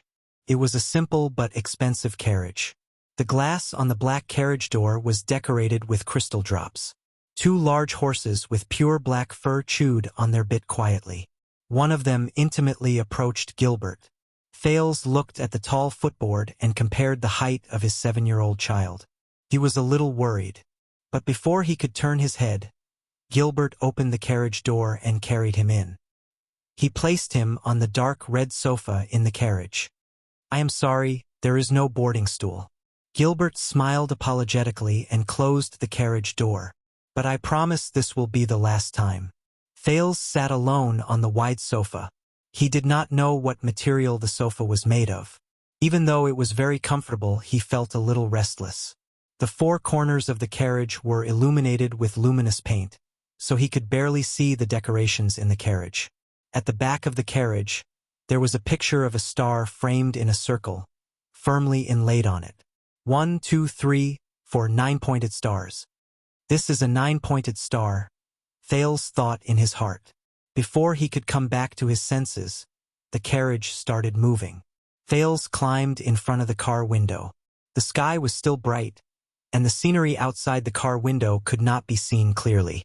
Thales sat back down on the sofa in boredom. "Yodel, are you there?" he asked tentatively. He immediately heard a reply. "Yes." He propped himself up and looked around. However, aside from Gilbert, who was driving the carriage, there was no one else inside or outside the carriage. "Forget it, I'm used to it anyway." Thales sat back on the couch and continued to ask, "Where are we now?" "Mindy's hall is right ahead." The hoarse voice sounded again. Min Forth? Forget it, I don't know him anyway. Who would have thought that a few hours ago, I was still bleeding for survival in the abandoned house, and was injured while running for my life in Red Street Market. Thales patted the sofa under his butt. He did not know who his father was in this life. Who cares? I'll deal with whatever comes my way. I've even met mystics, these strange beings who can't die. What else can scare me? The prince exhaled and felt a little hot. He tore at the tattered clothes on his chest. He accidentally pulled at the wound on his chest. Thales hissed and looked at the burn on his chest. At the edge of the wound that was burned by Quide, he could vaguely see a circle of ancient flowery words printed in reverse. This is, "A king is not respected by his bloodline." Thales remembered the words on the silver coin. He suddenly slapped his forehead. Mindy's silver coin? Isn't that the wise king of Constellation? Wait, Mindy's hall? The carriage suddenly stopped. While Thales was still in a daze and did not know what to do, he was respectfully invited down the carriage by Gilbert. Below the carriage was an exquisite little garden. It was paved with hard tiles of an unknown material. In the middle of the garden was an exquisite fountain. Spring water spurted out from the mouth of a stone dragon that was roaring at the sky. Thales turned his head in a daze and looked at the big black iron gate in the garden. There seemed to be reliefs carved on the black iron gate. Thales did not recognize any of the scenes on it. However, there was a big flag on both sides of the iron gate, fluttering in the wind. On the flag, there were 2 silver cross-shaped stars with white edges and a blue base. The 2 silver cross-shaped stars, one big and one small, were stacked together. The small cross-shaped star was slightly to the lower right of the big cross-shaped star. Thales recognized it. The flag fluttering the highest on the west gate also had this pattern. White edges and blue base, 2 silver cross-shaped stars. The national flag of Constellation. The 2 flags in the garden had an extra small 9-pointed star of gold and silver embroidered on the lower left corner of the big silver cross-shaped star. There were 4 gold horns and 5 silver horns. That was the pattern engraved on the back of the carriage. Thales snapped out of his daze. In front of him was a magnificent 3-story house. 8 beautifully carved pillars supported the balcony on the 2nd floor. In the middle of the top floor, there was a light shining from a window. The main door of the house was made of cedar wood. Thales had once seen a furniture merchant selling a large cedar wood table at the Grand Bazaar beside the West Gate for 50 gold coins. Of course, later on, he voluntarily sold the square table to Blackstreet Brotherhood at a discounted price of 1 gold coin. Thales followed Gilbert in a daze. He rejected Yodel's gesture of opening his arms and persisted in enduring the wounds and exhaustion all over his body as he walked through the large door carved from the giant cedar wood with great difficulty. Under the illumination of the magnificent everlasting lamp that was burning with eternal oil, guards stood at the entrance, the hall, and the corridor leading up to the spiral staircase. Each guard seemed to have been carefully selected. They were of the same height and were equipped with swords, shields, and crossbows. Their metal shields were all embroidered with the symbol of a gold and silver 9-pointed star. Thales held the handrail by the side of the staircase and slowly walked up to the 2nd floor. On the 2nd floor, on the wall facing the main door of the house, there were 3 portraits hanging on the wall. In the middle was a heroic young knight holding a long spear and charging forward. The knight's appearance was handsome and his expression was heroic. He wore a silver crown with 7 stars on his head, and he moved forward fearlessly in the background of a tragic battlefield. On the left was a well-built warrior with a sword and shield. On his shield was a silver-horned 9-pointed star, and he wore a 9-pointed star crown on his head. His face was resolute and he looked heroic and extraordinary. Behind him was a lush, towering tree. On the right was a sitting portrait of a kind and amiable middle-aged man. Behind him was a brightly lit city. In his left hand was an expensive scepter inlaid with bright blue crystals, and in his right hand was a thick book. On the book were 5 different pictures of the sun, stars, and the moon. The temperaments of the three nobles were all different, but the painter seemed to have captured the charm of each of them very well. Thales stared at the portraits in a daze, as if the real person was there. It seemed like they were really great nobles with a long legacy. Unfortunately, Thales did not recognize any of them. Wait a minute. Why does that handsome middle-aged man look so familiar? Just as Thales was about to lift his clothes and look at the head that had been branded on his chest, he heard the sound of steady footsteps. That is Tormund I, the last prince of the final empire, the founder of Constellation, and the king of Renaissance. His bravery in the Battle of Eradication is still being praised to this day. On the left is Midir IV, the comrade of the hero Chara and the prophet Kaplan, the protector of the sacred tree, and the oath keeper. Ever since he and his elven queen, the Jadestar royal family has the blood of the elves. The last one is Mindes III, the virtuous king. From the nobles to the priests, from the merchants to the beggars, everyone praises his wise rule. The voice was heavy and dignified. It traveled to Thales in a low voice, but it sounded like thunder hidden in dark clouds. It was faintly vibrating. Gilbert and Yodel, who were behind him, knelt down on one knee. Thales gulped and raised his head slightly. A strong figure slowly walked up to him. His mighty and resolute face reminded Thales of the sword and shield warrior on the left side of the wall. This was a well-built noble in the prime of his life. He had black hair, a high nose, deep eyes, and a wide face.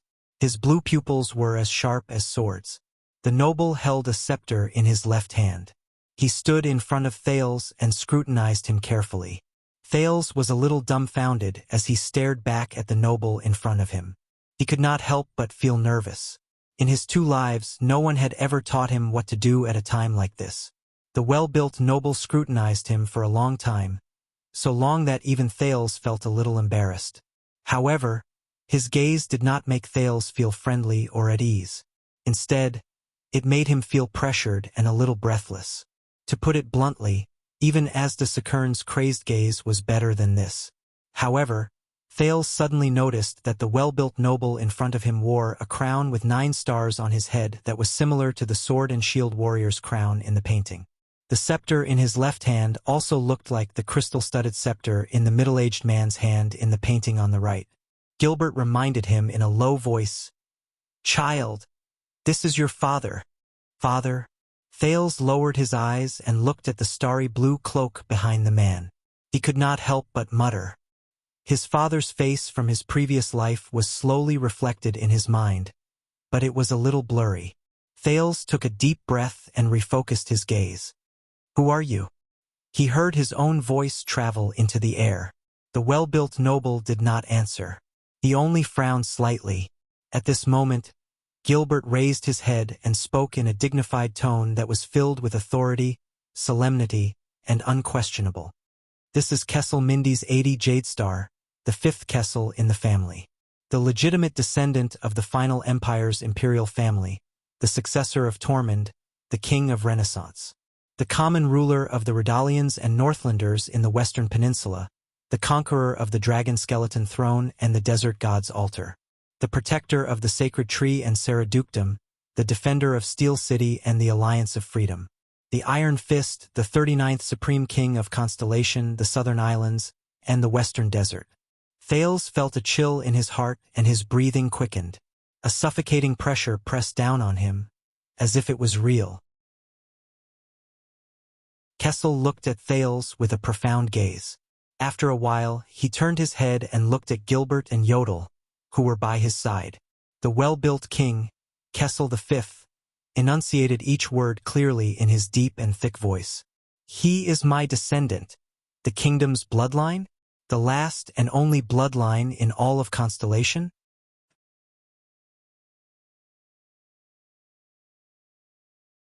Chapter 19. Dawn had arrived. In Mindy's hall, the most important and awkward meeting between father and son in the entire kingdom was taking place. Thales stared blankly at the robust noble in front of him, his own father. He turned towards Gilbert and Yodel with slight fear and helplessness, but both of them lowered their heads in silence. He then looked at the guards around the corridor, but the well-equipped soldiers hid their gazes behind their helmets and remained motionless. Then he heard Kessel the Fifth's deep voice. "He looks like a skinny mud monkey." Thales's current condition was indeed not too good. His short black hair was cut into holes, Sinti's handiwork, and covered in dust. His small face was covered in mud and hand marks.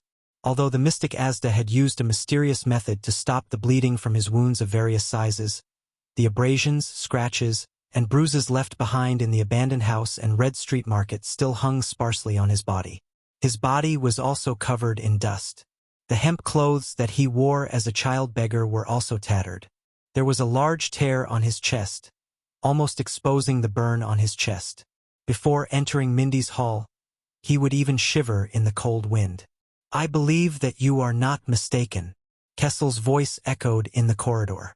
Thales raised his head again and looked at Kessel. His king, his father. But Kessel had already turned his head away and was no longer looking at him. Thales felt a faint sense of uneasiness in his heart, but he immediately suppressed this discomfort. Kessel's deep voice continued to echo. "All of you know how important this matter is. Right now, only the three of us know. Of course, I will send Gines over. He needs qualified care, so the only ones who know are the four of us. When Morat comes back, I will personally tell him. From now on, Mindy's hall will be completely sealed off. Tell the outside world that a secret treasure of the royal family has been lost. I am extremely furious. According to the previous preparations, the 50 swordsmen of eradication, all private soldiers of the Jadestar family, will guard here for a whole month. They can all keep the secret. As for Yodel, for the sake of caution, you will also guard here. Ida and the royal guards will be responsible for my safety for this month." Yodel did not speak. He only nodded his masked head slightly. "Gilbert." Kessel still did not spare Thales a glance. He caressed the crystal on his scepter and muttered to himself, his tone filled with dignity. "Have you thought of a reason for visiting Mindy's hall in the wee hours of the morning? Of course, Your Majesty. The excuse is ready-made. There was a fight between the gangs at the border of the Western District and the Western District, and there were countless casualties. I rushed through the night to the temporary imperial residence of the royal family, where Your Majesty is temporarily resting, to report this matter." Gilbert answered respectfully. "That's not enough. I'll return to Renaissance Palace tomorrow, but you still have to visit here frequently for the next month. You need a better reason." King Kessel shook his head. "In that case, the disappearance of the royal family's secret treasure was too mysterious, so Your Majesty specifically ordered me to investigate this matter? It's a little stiff, but a month's time is enough." King Kessel thought for a while and nodded. Then, the King of Constellation finally turned his gaze towards the bewildered Thales. His gaze was so sharp that Thales subconsciously took a step back. It didn't feel like a father looking at his son. However, the king did not seem to care about Thales at all. "A month's time, Gilbert. A month. Before his identity is officially recognized, Gilbert, you will be his private tutor and be responsible for all matters related to his education." "Yes, Your Majesty. As you wish, I will do my best," Gilbert replied respectfully. Thales' heart sank. King Kessel tapped his scepter in relief and muttered to himself for a while. "You must prepare him well. He cannot appear in front of the entire kingdom, the 6 great clans, and the envoys from other countries like this. From etiquette to temperament, from knowledge to appearance, he must have a passable appearance. What we need is a respectable heir to the kingdom, not a destitute beggar on the streets." "Beggar on the streets?" After hearing this, Thales clenched his fists slightly. "Based on the welcoming banquet of the Extet diplomat group, I hope that he can appear at that time. It won't be easy, but I believe that you can do it well." Thales' heart trembled slightly, but he still listened to King Kessel's unquestionable orders in silence, planning his future step by step. However, Thales' future did not seem to have a place for his own will. How could this be? He had just escaped from the place of suffering that he had once gritted his teeth and persevered. He still had many questions and doubts in his mind. However, the King Kessel before him did not seem to care about his thoughts at all. He only issued his own orders and stated his wishes. No one needs to know what his past is like, but there must be an explanation. Gilbert, make up a story about his origins. As long as his bloodline can be confirmed, I will discuss this with Wuxia. It is not impossible to trade with the gods. We will not be afraid of gossip.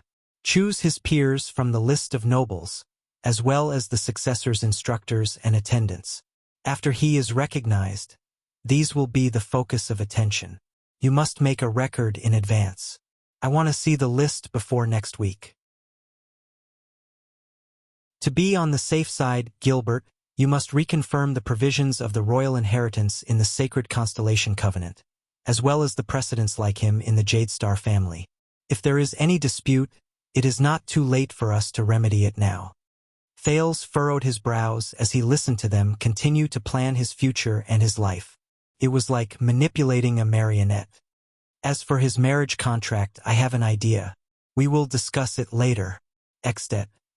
At this moment, Gilbert interrupted the king with a respectful expression. Your Majesty, there is still time. The gray-haired middle-aged noble seemed to have sensed that something was wrong, but he still tried his best to express his opinion. If you need to be alone with this child, we can. But Kessel waved his hand abruptly and stopped Gilbert's words. At that moment, Thales saw the king's deep eyes tremble. He sensed a strange emotion emerging from Kessel's expression. Thales wanted to say something, but when the words were at the tip of his tongue, he swallowed them back. What should I say? What can I say?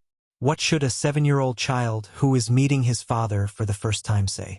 Hey, father whom I'm meeting for the first time, can I say something? Perhaps you should listen to my thoughts instead of talking to yourself.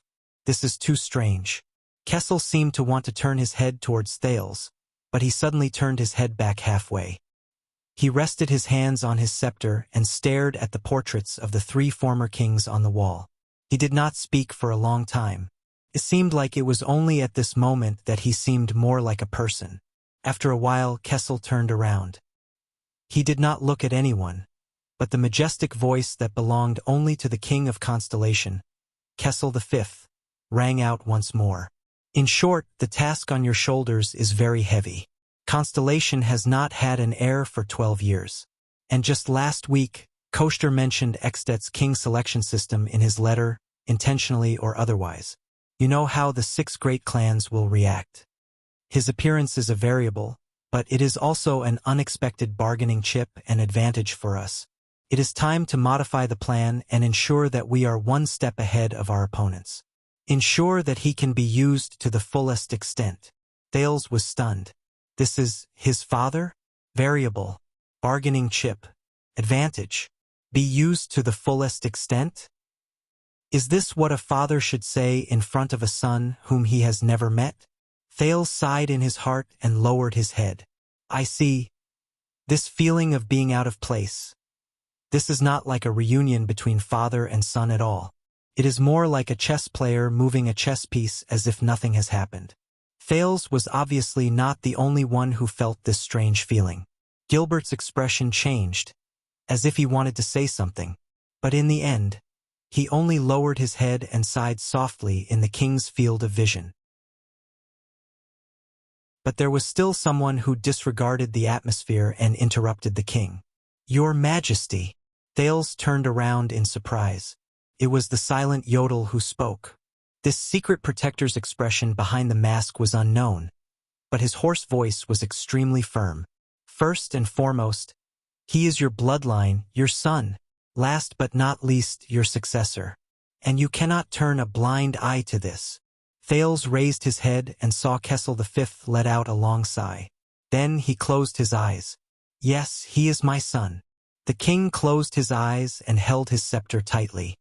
He said in a dull voice, That is why I am here today. I hand him over to you. Remember, 1 month. Kessel V did not say much in the end. The lenses on Yodel's mask paused for a moment. In the end, he still lowered his head and did not speak. A faint sense of doubt and surprise crept into Thales' heart. The king nodded and looked at Gilbert and Yodel, who were kneeling on one knee. He then glanced at the dazed Thales with an indescribable and complicated gaze. Without hesitation, he turned around and left. Gilbert and Yodel stood up slowly. The robust figure slowly walked down the stairs. His footsteps were heavy, but they were dignified. The majesty of a king. What? Is over? Thales was shocked. He stared in disbelief at his departing father. This is not right. This so-called father, he is the father of this body, isn't he? But why? Why does he seem so emotionless? Also, this is related to my future. It's decided just like that? I don't even have the chance to speak. Wait a minute! Thales finally could not hold it in anymore and shouted. He had enough of being a powerless chess piece. The robust figure paused for a moment and turned around. Gilbert looked at Thales in surprise. Yodel's expression was still hidden behind the mask. As he watched the king gradually turn around and endured his sharp gaze, Thales actually felt the back of his teeth become a little heavy. But he still spoke with great difficulty. Although we have never met, Thales stuttered.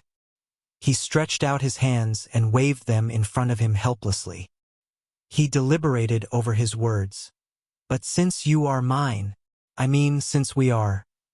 The king held onto the railing of the stairs and looked at Thales with an indescribably complicated gaze. Thales shut his eyes tightly before he opened them again and exhaled. I think. He gritted his words laboriously. His usual eloquence disappeared without a trace. Damn it. What kind of attitude and words should I use to face this person who is both my father and the king? Admiration? Indifference? Stupefaction? Surprise? None of them are right. Beside him, Gilbert extended his hand towards Thales as if he wanted to say something, but in the end, he chose to remain silent. Thales' breathing quickened. He frowned and said, I actually have some doubts. Perhaps you can help me answer them. After all, we are blood relatives. And you said so much about the heir, the kingdom, and the engagement, but I do not know anything. This may not be important to you, and you do not really care. Kessel V held his scepter tightly, but he did not reply. He only slowly furrowed his eyebrows. Thales bit his lip. He felt the burn on his chest start to ache again. Damn it. Even the most failed thesis was not as awkward as this. He waved his hands gently and organized his words. But this is my future. If you have already decided, you should at least let me understand a little. Besides, you said that no one needs to know about my past. But at least I want to know. At least I need to know about my past. I really want to know what's going on. And the path I will take. Kessel's gaze on Thales changed. It was no longer a gaze that was sizing him up, scrutinizing him and examining him. It was as if he had realized for the first time that Thales was a person. And he was his son. Thales sighed. Forget it. He opened his eyes and looked straight at his father. Yes, I want to know everything about me. I want to know my origins, such as who my mother is, where I was born, and how I became like this. And my identity, my future, the choices I can have. An answer like this. Instead of being an outsider, a chess piece, an item. If I am really your son. Thales gritted his teeth and said that word. Although your behavior is really not like a normal father. Even if you are the king. Thales felt a little dizzy. The exhaustion tonight was already a little too much for this 7-year-old body to handle. The king finally looked straight at him. The sky-blue pupils in his deep eye sockets shone brilliantly. At that moment, Kessel V's gaze was rather complicated and indecipherable. Thales could not read any more. Child, what is your name? The supreme ruler of constellation asked in his deep voice. Thales stared at Kessel. Thales? He heard himself say. My name is Thales. You only remembered to ask for your son's name now? My God.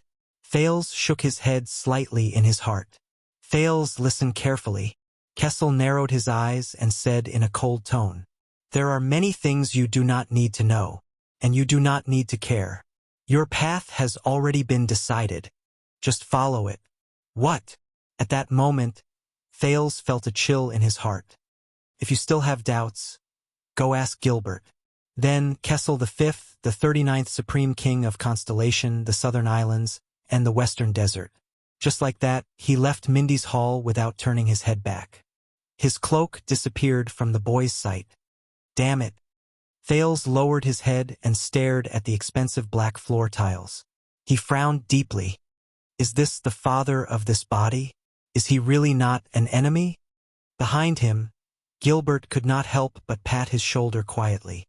Child, Thales, do not worry and do not think too much. His Majesty has too many matters to attend to.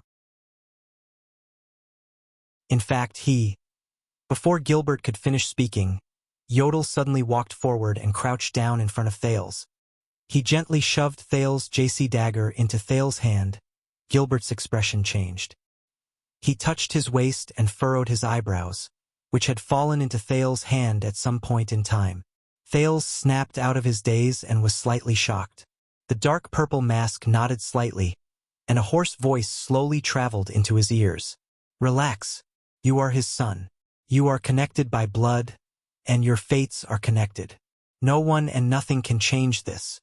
Thales took a deep breath. They probably misunderstood. Do they think that I am disappointed because of my father's neglect?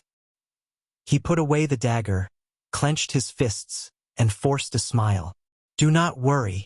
He suppressed the dissatisfaction in his heart and said faintly, Thank you. Looking at Yodel, who interrupted him, Gilbert exhaled discontentedly. He also squatted down in front of Thales and said gently, Thales, my young sir, you have experienced enough tonight. Thales, my young sir, you have been through enough tonight. Thales, my young sir, you have experienced enough tonight. Thales, please come with me. Yodel, I will come to you later. We need to talk. Thales nodded and followed Gilbert obediently.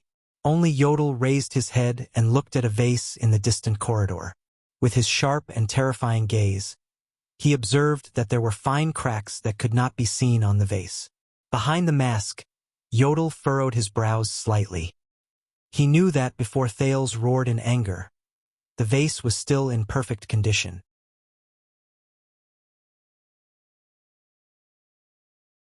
Chapter 20. Wuxia sat in the classroom. His hands flew across the keyboard as he quickly recorded the discussion between the other two students.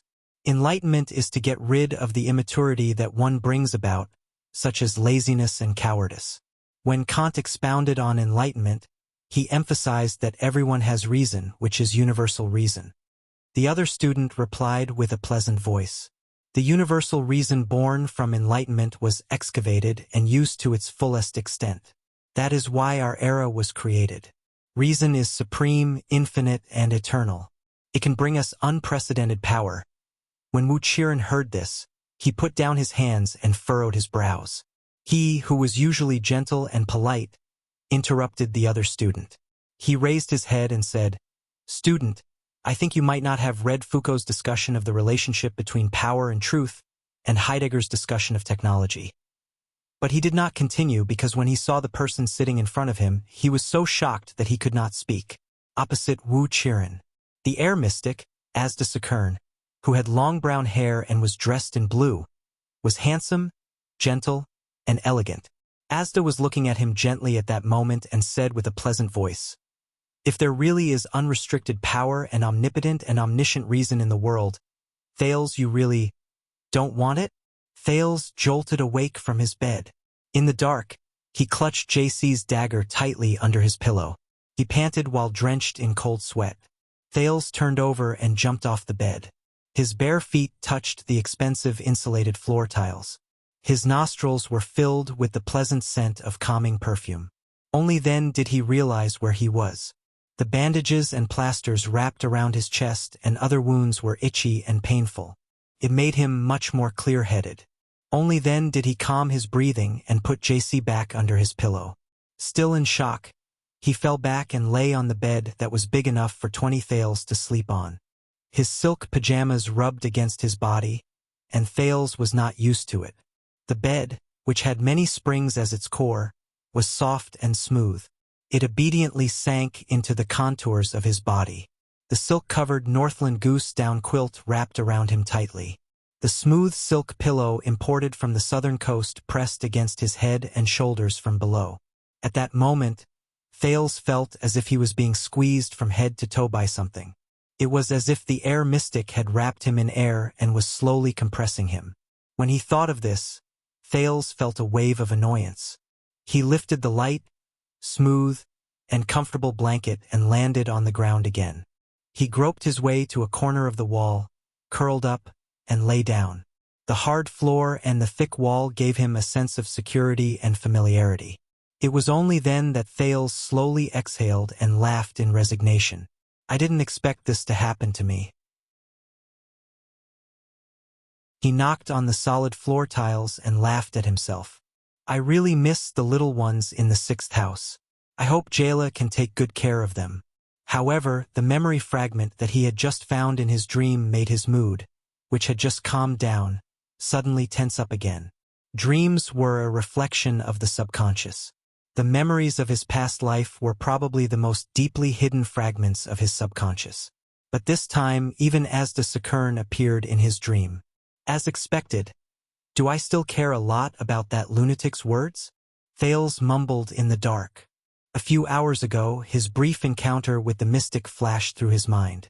The mystic's sometimes rational and sometimes casual actions, his mysterious and unfathomable power, and his almost inhuman immortal body all made him feel a chill in his heart. Also, what he had said. Looks like you don't know your own nature, child.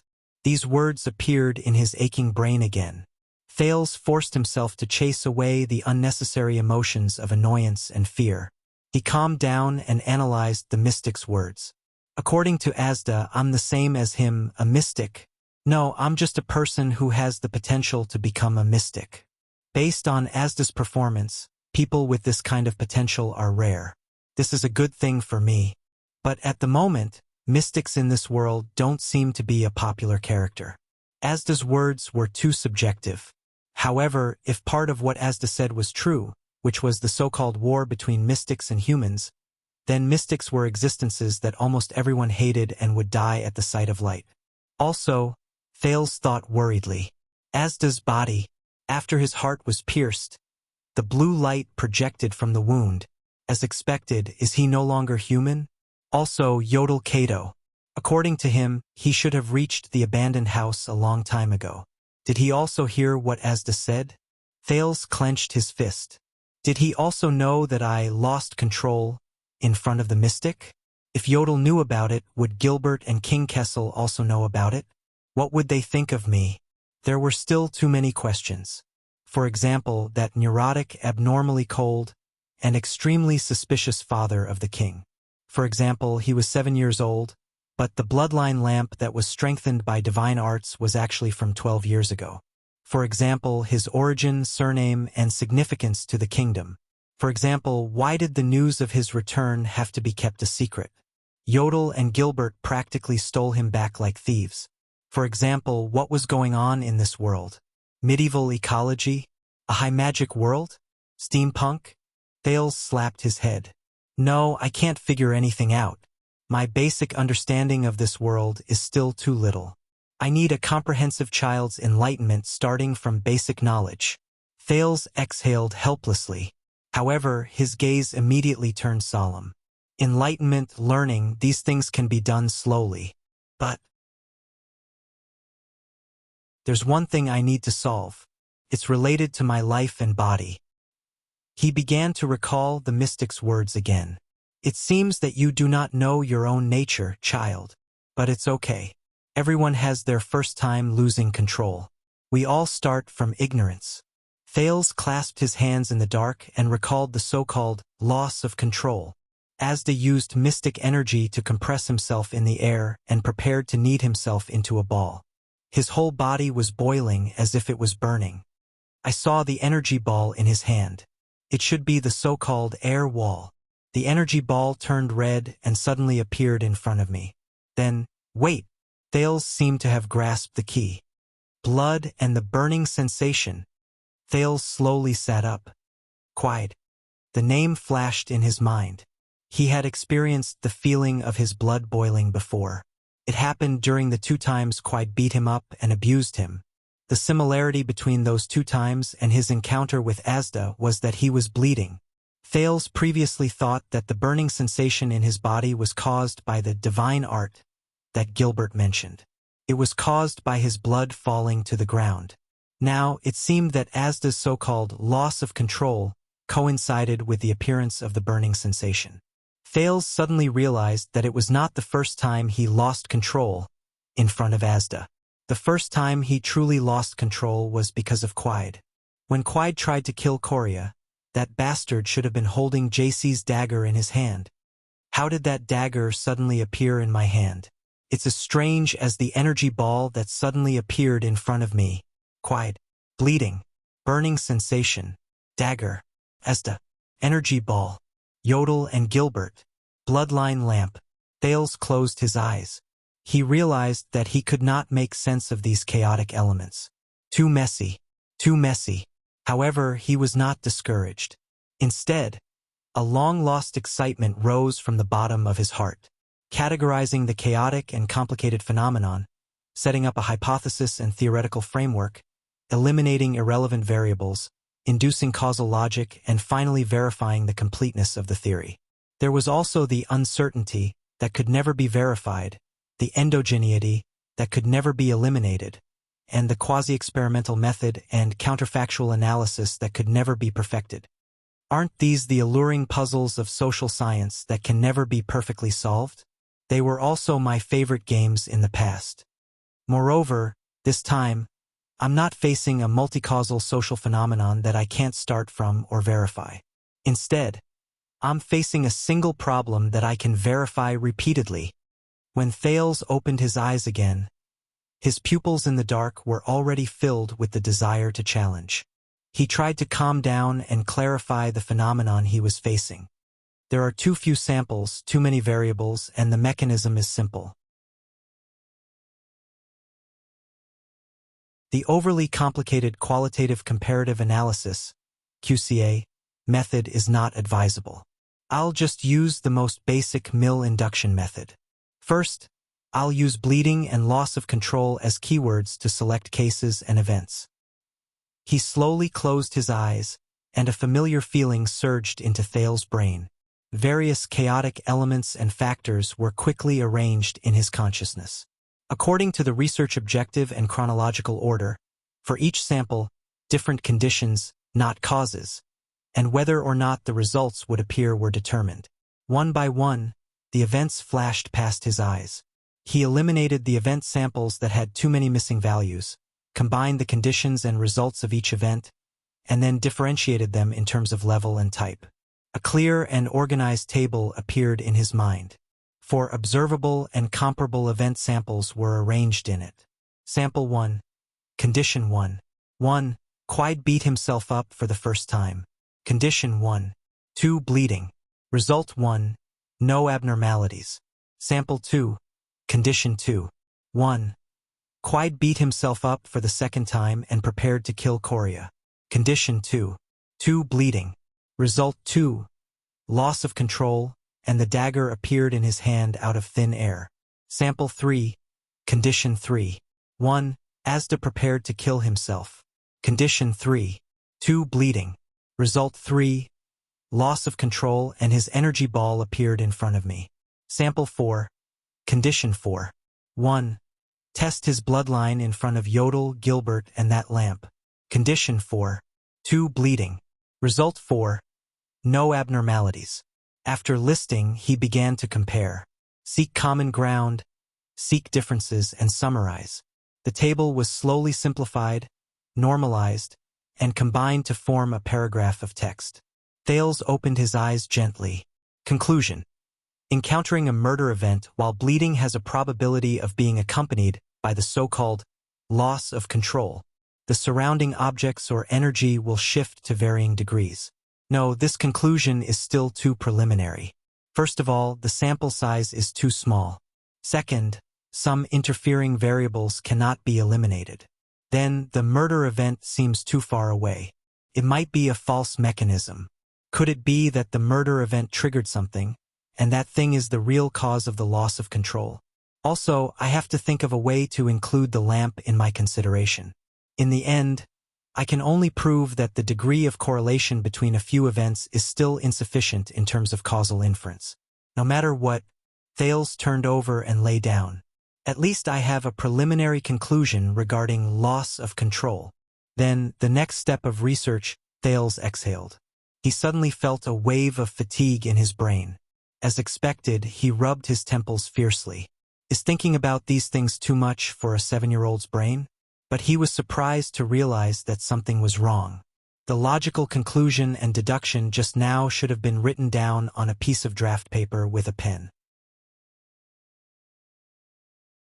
But the actual process of executing it in his brain, was it only for an instant? After a while, Thales slapped the floor and felt the pain in his brain. As expected, from mystic energy and loss of control to the so-called bloodline, to this monstrous efficiency of thinking, this body, this brain, there's something unusual. As Thales thought about this, he slowly drifted off to sleep. When Thales was politely woken up by Gilbert, he realized that he was back on the bed and was neatly covered by the blanket. "Good day, Thales, my respected young sir." Gilbert respectfully pulled open the French curtains. The afternoon sun shone in through the huge window, brightly illuminating the luxurious and comfortable room. The gorgeous insulated floor tiles with star patterns, the reclining sofa made of giant lizard skin, the wide 4-poster copper bed, the large crystal drop chandelier on the ceiling, and the overlaid fireplace were all presented before Thales' eyes. All of these constantly reminded him that his life was no longer the same. It was hard to believe. A few hours ago, he was still a young beggar from a gang whose life was hanging by a thread. And now, he was actually the bloodline descendant of the highest ruler of the entire constellation. "It is 2 o'clock in the afternoon now. I sincerely suggest that you wake up and eat now. It will effectively promote the recovery and maintenance of your body," the middle-aged noble said in a lukewarm tone, but Thales could feel that he was urging him to hurry up. Gilbert winked in a friendly manner and said with a smile, "Also, as per His Majesty's wish, our first class will begin in the afternoon. I believe that you must have many questions, and I will be happy to answer them for you." Thales rubbed his eyes and yawned as he took off his uncomfortable silk pajamas.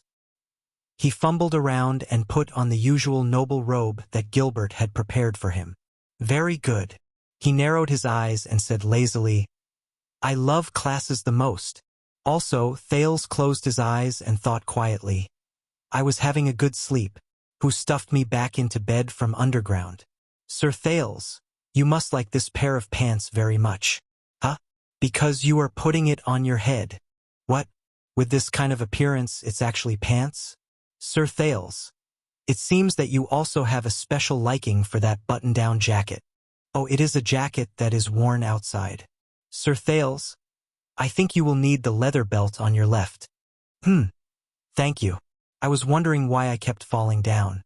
After a while, "Sir Gilbert." "Yes? Please help me. Put on these damn clothes."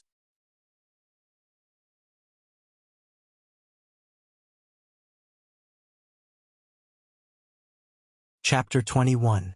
Conspiracies and Tricks, Crimes and Ugliness.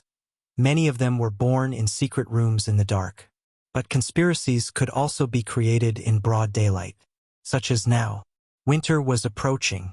On the afternoon of the 16th of November, in a spacious stud farm, a fat old noble wearing a thick mink shawl frowned with his head lowered under a parasol. He watched the training of a few horse trainers in the field while he listened to the words of another noble on his left. After a while, he let out a long sigh and looked at a disobedient horse in the distance. The corners of his mouth curled up. What kind of royal treasure is missing that is worthy of our respected king to seal Mindy's Hall indefinitely? What a pity. I was planning to go to Mindy's Hall next week to take a look at Master Colvin's work. The noble beside him was younger and slender. He looked at ease. He naturally and easily grabbed the agarwood pipe in his hand and took a deep puff. Also, Gilbert rushed to Mindy's Hall overnight to report to His Majesty about the situation of the gang war in the outer city district. He said cheerfully as he puffed out smoke rings. "Really?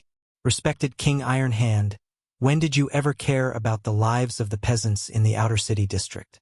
If His Majesty treated his people with half of the kindness of the late King 80. The fat old noble touched his thigh with a pained expression. The unruly horse fell. Then why do we need to meet at the stud farm? The king's party must be plotting something. I can guarantee that it is not a small matter. Maybe it is a move that can turn the tables in one fell swoop. The young noble's eyes lit up as he smoked his pipe. Mindy's Hall is really a good place. The royal treasure is missing. I hope it is not Master Calvin's painting. The place must be on high alert, the old noble suddenly said out of the blue. However, the young noble nodded in understanding. Furthermore, I have news that Gilbert has been ordered to investigate the truth of the theft case. Recently, he will frequently investigate Mindy's Hall. With that man around, even the White Eagle will not be able to do anything. We can test them, but we cannot go overboard. We have to use other methods to disrupt their plans. The young noble inhaled another mouthful of top-grade Fissora tobacco, which was only produced 600 pounds a year. He felt intoxicated for a moment, and then blew out a perfect smoke ring. The Extet diplomat group will arrive in the kingdom next month. At this moment, the old noble's face showed sincere worry. Sigh, the peace between Constellation and Extet did not come easily after all. That's right. Unlike his senior, the young nobleman could not keep his composure. His sharpness and spirit were evident on his body. If something happens to the diplomatic mission within the borders of the kingdom, I'm sure His Majesty will be very passive in the face of domestic and foreign pressure. If Your Majesty does not handle this properly. The old noble looked at the horse in the distance and breathed a sigh of relief. He took a sip of tea and said helplessly, "Sigh. A country like ours that has a hereditary throne is indeed backward." Both of them were silent for a while. The old noble shifted his body and asked casually, "What's going on in the Western District?" "Don't ask me, old sir. You know I hate mystics the most." Then let's talk about the Blackstreet Brotherhood. Those people still refuse to budge. The young noble's face suddenly became displeased. It's only been about 10 years, and they're already so arrogant. I'm sure they're more confident in their backer than they are in our new star. Don't look down on the young. The old man grinned helplessly. His eyes were shrewd and sharp. When children scare people, that's what you call scary. Compared to the hasty glance he got last night at dawn, the Mindy's Hall that Thales saw in the afternoon was much bigger, more magnificent, and of course more spacious. The first floor was the living room for the meeting, a large banquet hall, and an open-air garden.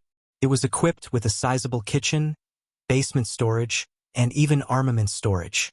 Apart from the open-air balcony that had a panoramic view of the outdoor garden, out of consideration for your safety, I do not recommend that you appear on the balcony or outdoors within a month. Gilbert, the large second floor had 3 large rooms with different functions. The banquet hall for the nobles, the meeting hall, the game room, and other rooms of various sizes. The corridors and entrances from the first floor to the second floor were filled with dignified armored guards. Their faces were hidden behind their helmets, and every one of them was as frightening as a sculpture. Even though they are the swordsmen of eradication owned by the Jadestar family, I still do not recommend that you stab their abdomens, young sir. Gilbert. But from afar, Mindy's Hall was still frighteningly cold and spacious. However, Thales' living room and bedroom, including the dining room and study where he attended classes, were on the 3rd floor. There was only a narrow staircase from the 2nd floor to the 3rd floor. 8 fully armed swordsmen of eradication guarded the place with full attention 24 hours a day. They were on duty every 6 hours. As for the windows and the ceiling, it was said that there were also open-air guards.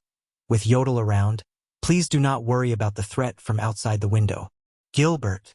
Every dish from the broccoli, bread, beef, and water was taken from the well-guarded back kitchen and the underground storage that had been prepared beforehand. Please forgive me. I cannot guarantee their freshness. Gilbert. From the time they were cooked to the time they were delivered, they had gone through strict procedures of disinfecting, testing, and testing for poison. This is really an unimaginable security measure. Looks like I am much more important than I thought. Should I say that they are indeed the ruling class that holds power? I wonder if Jayla can sneak in with her skills? What if she is a mystic? Speaking of this, no, I cannot. Forgive me for refusing, young sir. Thales raised his head and looked at Gilbert with a puzzled expression. Up until now, everything about you is top secret. Gilbert shook his head firmly. Forgive me for being straightforward. We have sealed off Mindy's hall, and our contact with the outside world is limited to a few trustworthy people. Under such circumstances, if the royal family sends people to search for 3 child beggars who are hiding in outer district, whether it is to investigate or to help, it will be extremely disadvantageous to both of you. Do not underestimate the abilities of those with ulterior motives, he said in a low voice. At least wait for the right time. Thales sighed and furrowed his eyebrows. He bit the last bit of the sweet and greasy buttered bread into his mouth and quickly picked up the cup to drink a mouthful of black tea. At least the food is much better. With impeccable etiquette, Gilbert took the teacup from the flustered Thales, bowed slightly and said, "If you are satisfied with the afternoon tea, we will begin our afternoon lessons." Thales' hands trembled, and Gilbert took the teacup from Thales' hands. In fact, Gilbert maintained his smile and thought to himself, perhaps we should start with table manners? What about Yodel? Where is he? He is a competent protector. Naturally, he is nearby at all times. Thales resisted the urge to look around subconsciously.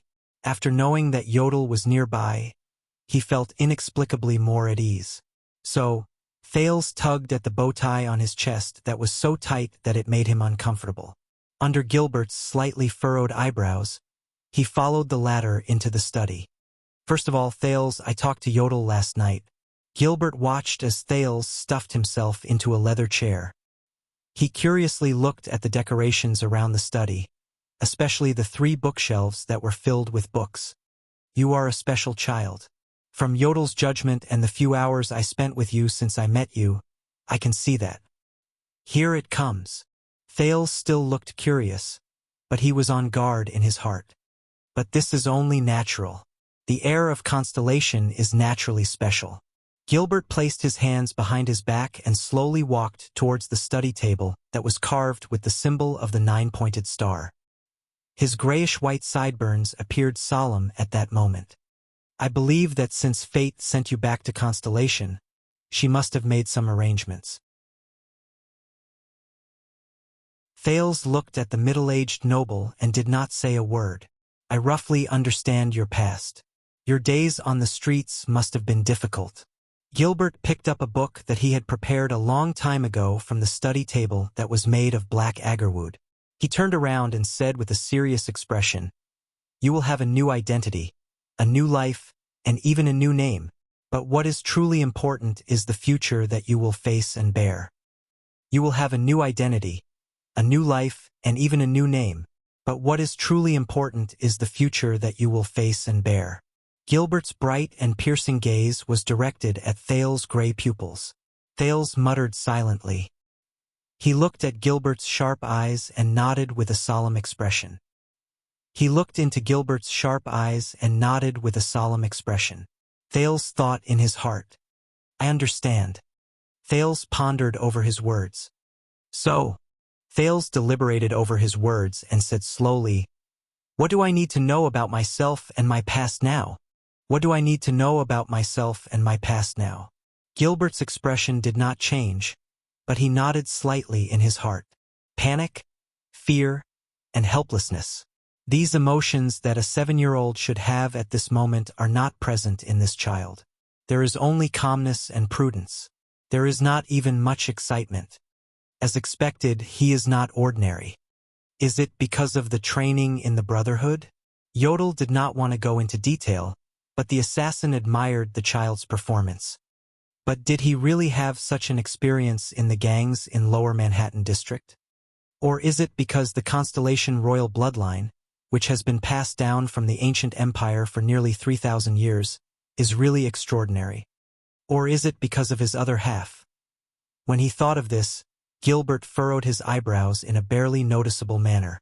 But this competent noble still bowed slightly. "Thales, respected young sir, please allow me to address you as such for now. You are 7 years old this year. On the night of the 25th of July, year 665, you were born in Mon Manor in the outskirts of Constellation's capital, Eternal Star City," Gilbert said at a moderate pace. "Your birth mother was a noble lady whom I shall not reveal her name. She passed away due to massive bleeding during childbirth. Before she passed away, she named you Thales after the celebrity." Thales' eyebrows arched slightly. "You grew up in Mon Manor under the secret care of the Jadestar family. Another female official and I would visit you from time to time. During this period of time, you grew up as a child adopted by Lord Mon when he was out hunting. You did not know your own identity. Last December, Lord Mon died in battle at the border of the Western Desert. As he had no heir, his property and territory were taken back by the royal family. At the same time, I brought you back to Mindy's Hall in Twilight District." Thales was silent as he listened to this part of the narration.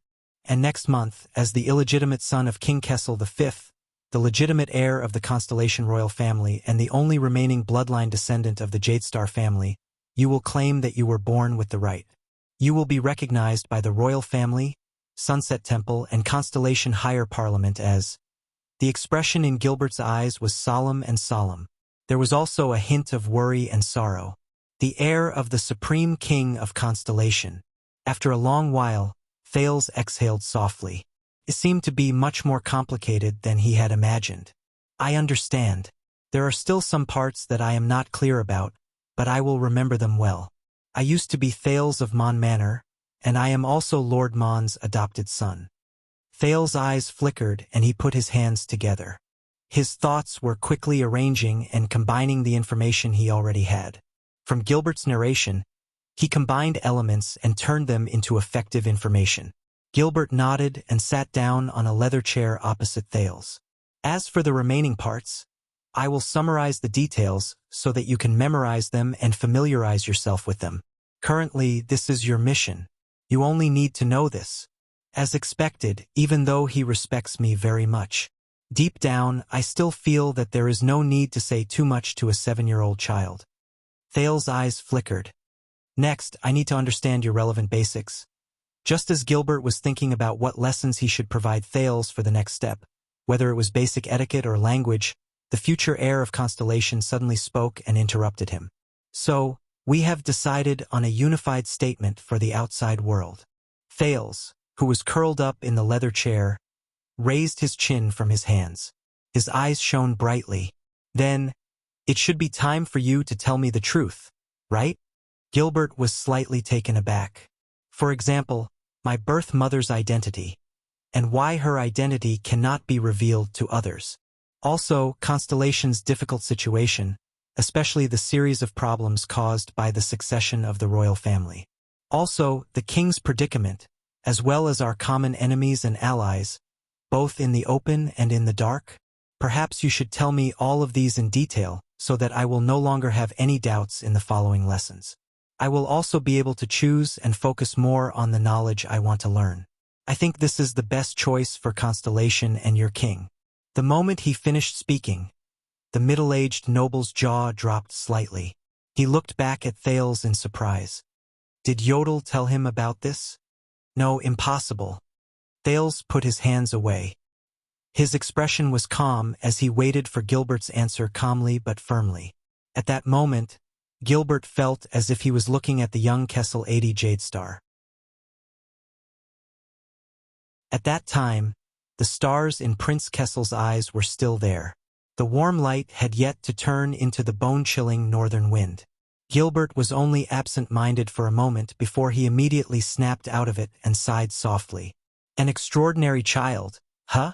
In the next moment, the middle-aged noble began to answer his young master in a sincere and respectful manner. I understand. I will answer them for you immediately. To save time, if you have any other questions, you can ask them all at once. Thales frowned slightly. Very well. He propped himself up from the comfortable but uncomfortable leather chair. Then I will be direct. The prince let go of the extraordinary thoughts in his brain and pulled out all the information. Just like how he organized documents in the past, he summarized the key points. You said that the bloodline lamp was cast 12 years ago. But I was only 7 years old. Why did you start preparing a method to find a descendant of the bloodline 12 years ago? I think this has something to do with my birth mother, who cannot be revealed to others. Who is she? After giving birth to me 7 years ago, why did she leave me in the hands of the gang? These questions can be summed up as where did I come from? Also, Kessel, my father was still in his prime. Then why did Constellation not have an heir for 12 years? Why did all the hopes of becoming an heir fall on an illegitimate child of unknown origin? My father's attitude towards me is not right. If it is not a problem of his personality, then I must ask, what is his relationship with my mother? Why must my identity be kept a secret? These questions can probably be summed up as who am I? Finally, what does my existence mean to Constellation? What kind of problems will Constellation face without an heir? Who are our enemies and who are our allies? According to what you said, Sunset Temple plays an important role in my affairs. What is their situation? If my identity is recognized, or if I just show my face in the kingdom, what kind of situation will I face? As an illegitimate child, what rights do I have? As an heir, what do I have to inherit? These questions can be summed up as where do I go? Where do I come from? Who am I? And where do I go?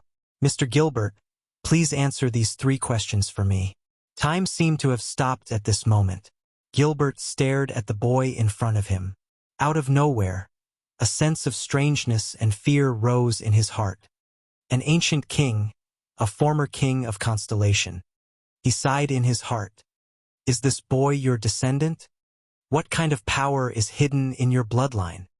After a long while, the middle-aged noble finally spoke. Sir Thales. He exhaled with some difficulty and organized his words. You really don't act like a 7-year-old child. Thales immediately realized that his behavior just now was inappropriate. But he was already in a difficult position. Oh well, a child prodigy who knows everything about the world is better than a muddle-headed puppet, right? This has been said by more than one person. If you want to please me, you have to say it in a more creative way, Sir Gilbert. In order to ease Gilbert's expression, Thales showed a rare moment of humor and a smile appeared on his face. Gilbert did not reply. He only stared at him deeply and did not move his gaze away for a long time. Just when Thales was wondering if time had stopped, the middle-aged noble who looked like a statue suddenly opened his mouth and began to answer his doubts. Honorable Sir Thales, first of all, where did you come from? Everything started 12 years ago. In March 660, although the former King 80 II was old, he was still on the throne. His rule was long and stable, and he was known as the King of Eternal Rule. However, all of a sudden, the entire constellation was plunged into an unprecedented turmoil because of a rebellion that was getting more and more intense. The entire Western Peninsula was even dragged into it. War, cataclysm, famine. These were the themes of that year. Many people call that year the Bloody Year, Yizichin explained. In such chaos and bloodshed, King 80 was killed, and the entire Jadestar royal family was almost slaughtered. Among all the legitimate members of the royal family, only his 5th son, the 35-year-old Prince Kessel Jadestar, survived and was finally crowned king.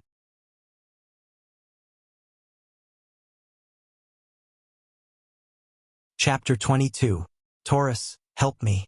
There is nothing I can do. I know you can do it. You are the most powerful among us. Besides, I am still conscious. This means that this seal is not complete. Why? Because you must help me.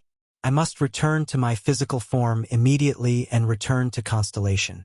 Forgive me for not being able to comply. Taurus, you are not the will of the world, nor are you one of those stupid gods. Why must you be as stubborn as them? Ignorance. Please, Taurus, I met a child. He might be the only newborn mystic in 1,000 years. What does it have to do with me? Why can't you understand? He, me, you, the 14 of us with him, that makes 15 mystics. We are all one. Are one. Taurus, believe me. We coexist and support each other, even if our paths are different. Bloodthorn, Black Orchid? Do you remember? That's different. Those two, they betrayed us. Everyone has a choice. That's all. We are not humans. Choice has nothing to do with race. Then I have made my choice long ago. I choose to be a mystic. Don't you wish for us to be able to stand tall in the world freely? I have a choice too. That's all. Taurus, that child needs guidance. Otherwise, he will sooner or later. Such is fate. Soul Towers Level 3 Apprentice, Taurus Mill. Don't forget, you were the one who killed mountains and shepherd of the seas first. You are the one who started the war. You are our first role model. If it were not for you, none of this would have happened. Taurus, help me. Help me. Wait. Thales raised his hand and interrupted Gilbert's slightly sorrowful statement. The Jadestar family's bloodline was almost completely slaughtered? Who did it? However, Gilbert only looked at him with a sorrowful gaze. Thales narrowed his eyes. Just the first two sentences alone were problematic. You mean 82, my grandfather?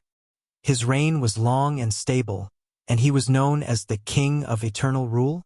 Then what about the rebellion in the Bloody Year? Great rule brought about a rebellion? That's illogical. Thales looked at Gilbert, but the latter only slapped the book in his hand and furrowed his eyebrows slightly. The gray-haired, middle-aged noble calmly said, "There are many reasons for the Bloody Year, and they are all very complicated. Some are even top secrets that only the upper echelons can see. You will learn about these in the future, and it won't be too late to study them after you become the official heir and have access to these secrets. Now, I can only tell you that His Majesty has already taken revenge. The hidden danger has basically been resolved. As for the rest of the revenge, it's not that I can't take it, it's that I can't." Thales narrowed his eyes. Basically resolved? He had a feeling that the incident 12 years ago was extremely important to him. Gilbert continued his narration with a hint of pity and pain. During that year, the 5 territories in the central region suffered from a natural disaster and lost their harvest. The 6 cities in the southwest rebelled, and the army that put down the rebellion failed. The Baron Bone tribe rebelled, and Extet invaded. The northern front line was in a state of emergency. The sea was sealed, and the supply line from the capital to the south was cut off. The rebel army even besieged Eternal Star City for a period of time. The nobles in the city even joined forces to force the king to abdicate. Everything happened so suddenly. Bad news came from the palace every day. Territories fell, enemies invaded, the army lost, allies broke their contracts, nobles were killed, and people were massacred. Everyone was in a state of panic and prayed for tomorrow, only to receive even worse news the next day. The people in the city were dressed in rags, and they struggled to survive under the pressure of the army. Those who did not join the army could not even receive food. The nobles below the rank of count were as lowly as beggars. Their former authority was like dung, and no amount of gold coins could be exchanged for even a loaf of bread. Thieves, robbers, and mobs emerged one after another. Even the army could not suppress them. In the army, the number of people who died of sickness, hunger, and war also increased day by day. They even piled up to the point that the moat was clogged and smelled bad. The people outside the capital were even worse off. Many of them became refugees or mobs. They drifted with the wind and had no one to rely on. Bandits appeared in the wild, and criminals ran amok. Many suzerains were hanged to death in their territories. Some officials were even skinned in the government office. The people could not live without weapons. I heard from a knight who left the city to report that there were piles of corpses every few steps in the wild. Horses could not even gallop freely for less than a quarter of an hour. If there were less than 5 knights on a journey, refugees and mobs would dare to swarm them. That year was like Hell's River. Gilbert looked out of the window. His tone was calm, but Thales could hear the desolation and resentment in his voice. The Jadestar royal family's misfortune was the biggest footnote. The prince did not speak. Gilbert sighed and continued to speak. Yes. Day after day, the king touched his white hair and sat in distress. The lamp oil in the imperial conference never stopped burning. Every brother and prince of the Jadestar family was given a task. They were either supervising the logistics of the war, roping in the nobles, or even sent to the front lines to lead the army, until they were mercilessly slaughtered. The late king was beheaded on the throne. The princesses were strangled in their sleep. The princes and concubines were burned to death in the castle. The princes and grandsons even died in their swaddling clothes, and the late queen was Sai.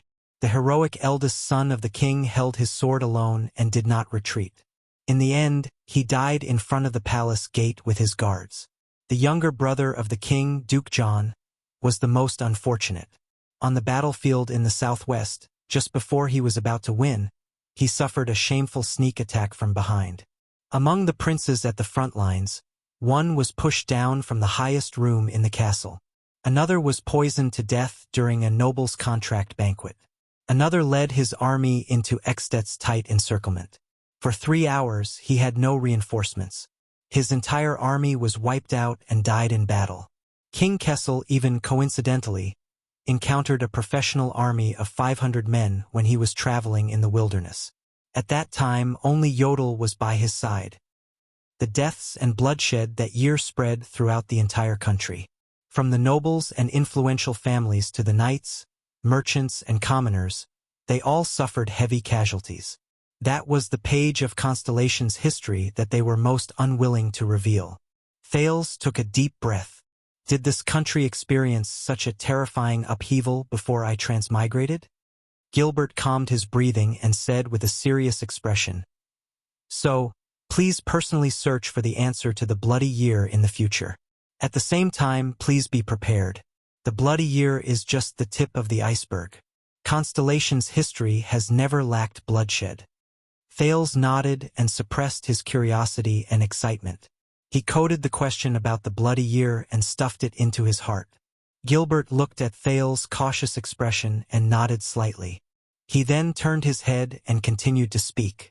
"Thales, the search for your bloodline began from then on. Your father, the current King Kessel, may have survived, but he also lost all his relatives in that year, including a pair of children who are your elder brother and elder sister. Among them, the 1-year-old Luther Jadestar met with misfortune when he was still in his swaddling clothes.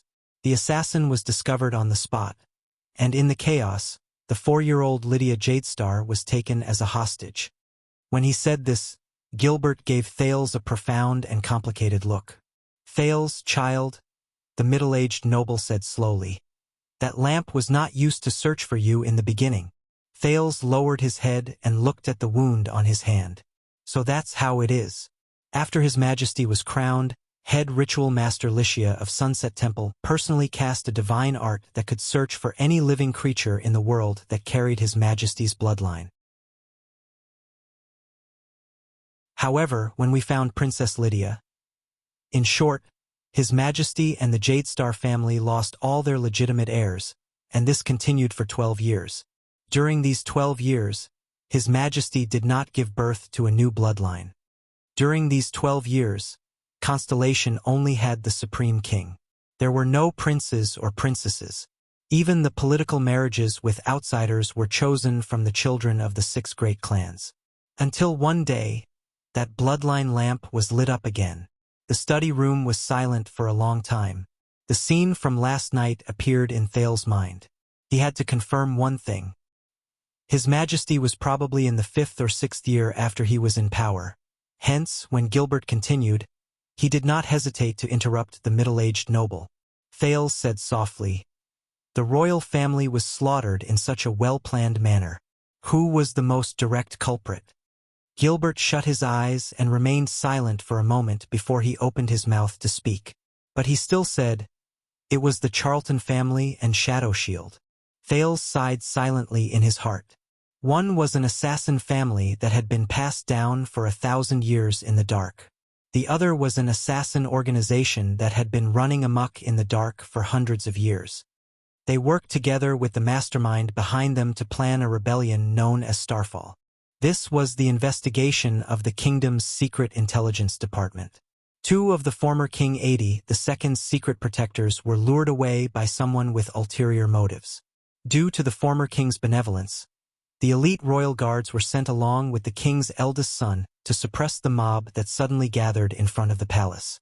Although the 40 city defense team soldiers guarding the former king were all elites ranging from ordinary class to superclass, and could line up from the palace gate to the back of the hall, they could not even withstand the legendary assassin's attack for 15 minutes.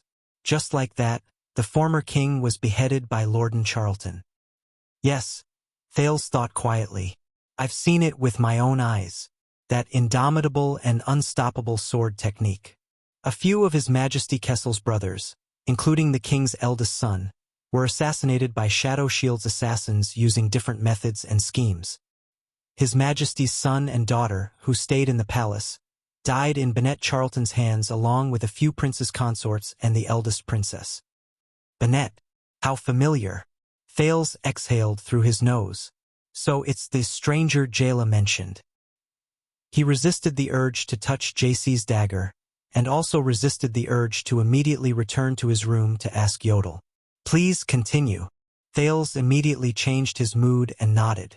Please tell me about my part. Gilbert adjusted his bow tie, which was slightly out of place due to his agitated emotions. He continued, I know a little about your birth mother. According to your father, the Honorable King Kessel, her name should be there in Jarana. As for her surname, His Majesty did not mention her background, so she was probably not a noble. From this name, I even suspect that she is a foreigner. But that is all. I do not even know her age, when did she meet His Majesty, or whether she is still alive. Thales furrowed his brows. I was sent to the Blackstreet Brotherhood at least 7 years ago. Thales lowered his head and muttered, in other words, in the year 665, my birth mother met the king. Can you? But Gilbert shook his head at this moment.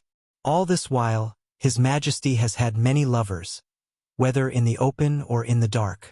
Some lasted as short as a month or two, while some lasted as long as 10 years.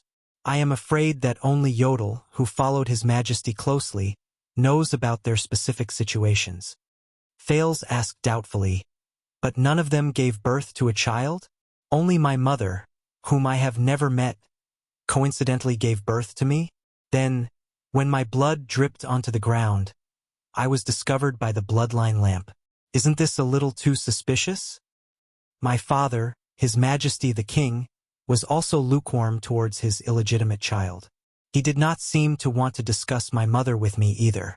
Are you sure that I am really their child? Gilbert furrowed his brows. It is not convenient for me to comment on His Majesty's actions.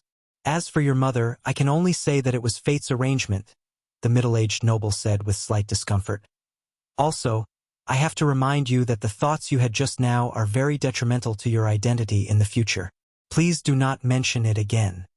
Gilbert's gaze was very stern. Even Thales, who was sitting on the leather chair, could not help but shrink back. After all, the bloodline lamp under the divine power of the sunset goddess cannot be wrong, and His Majesty also insists that Madame Theranjarana is your biological mother. So, please remember this and bury it in your heart. Perhaps one day His Majesty will answer this question for you. Kessel V's cold expression and unquestionable majesty flashed in his mind. Thales turned in another direction and rolled his eyes. The above is the answer to the question of where you came from and who you are, Gilbert said with a serious expression. Then, regarding where you are going, at this moment, a person suddenly appeared in the study room. He landed in front of them without a sound. Gilbert's expression changed. He quickly stood up in an instant and kicked a cane from beside his feet. When he grabbed the cane in his hand, the middle-aged noble was already standing in front of Thales, blocking his way. Thales only then realized that this seemingly gentle and elegant middle-aged noble was actually quite skilled in martial arts. However, the middle-aged noble immediately exhaled and relaxed together with Thales. This was because the person who suddenly appeared was covered in a black hood and tight clothes. There was also a dark purple mask on his face. Concealment. The Supreme King's secret protector, Yodel Kato, spoke in a short and hoarse voice. There are people approaching this place at high speed. 20 of them. At that moment, Gilbert's words flashed in Thale's mind.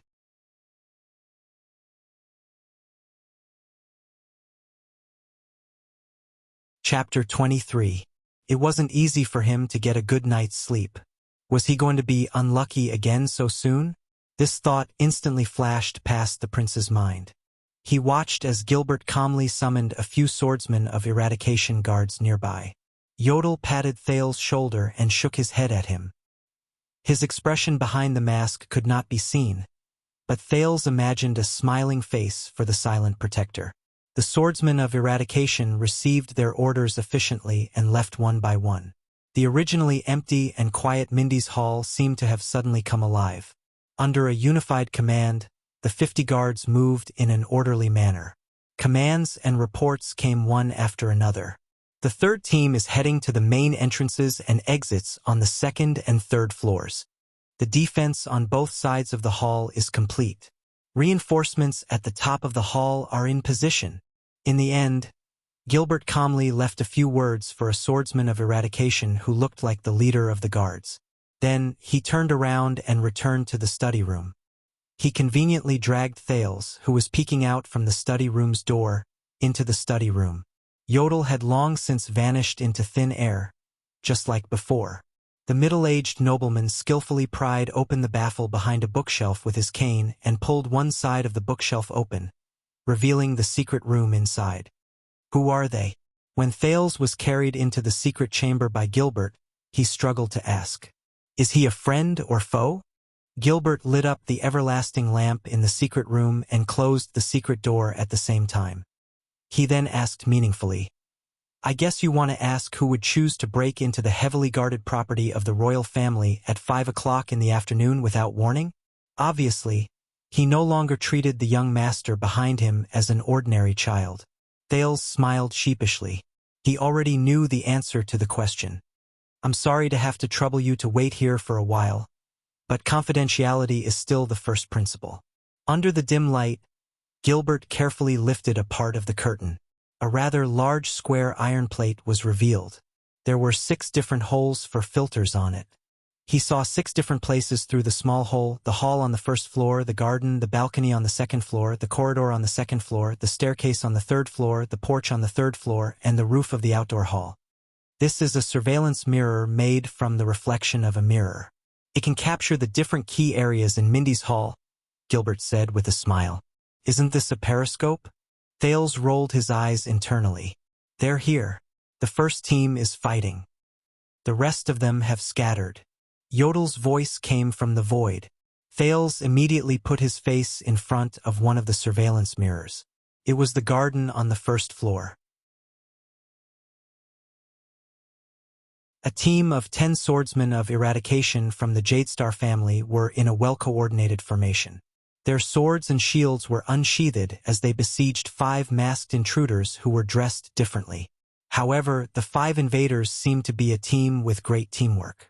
2 of them held nimble scimitars and moved between the swords and shields, looking for opportunities to rescue their companions who were in danger. One of them used his arm shield and flail, and every time he smashed into the dense swords and shields, he would force one of the guards to retreat. Another held a sword in his hand and tried to break through the gaps in the formation. The last person also held a sword and shield in his hand, and he seemed to be looking for any gaps in the formation. They're hired rangers and adventurers. Gilbert glanced at them in front of the surveillance mirror and immediately said, It seems to be a team that has been working together for a long time and has great teamwork. They live between war and the suzerain's violent requests.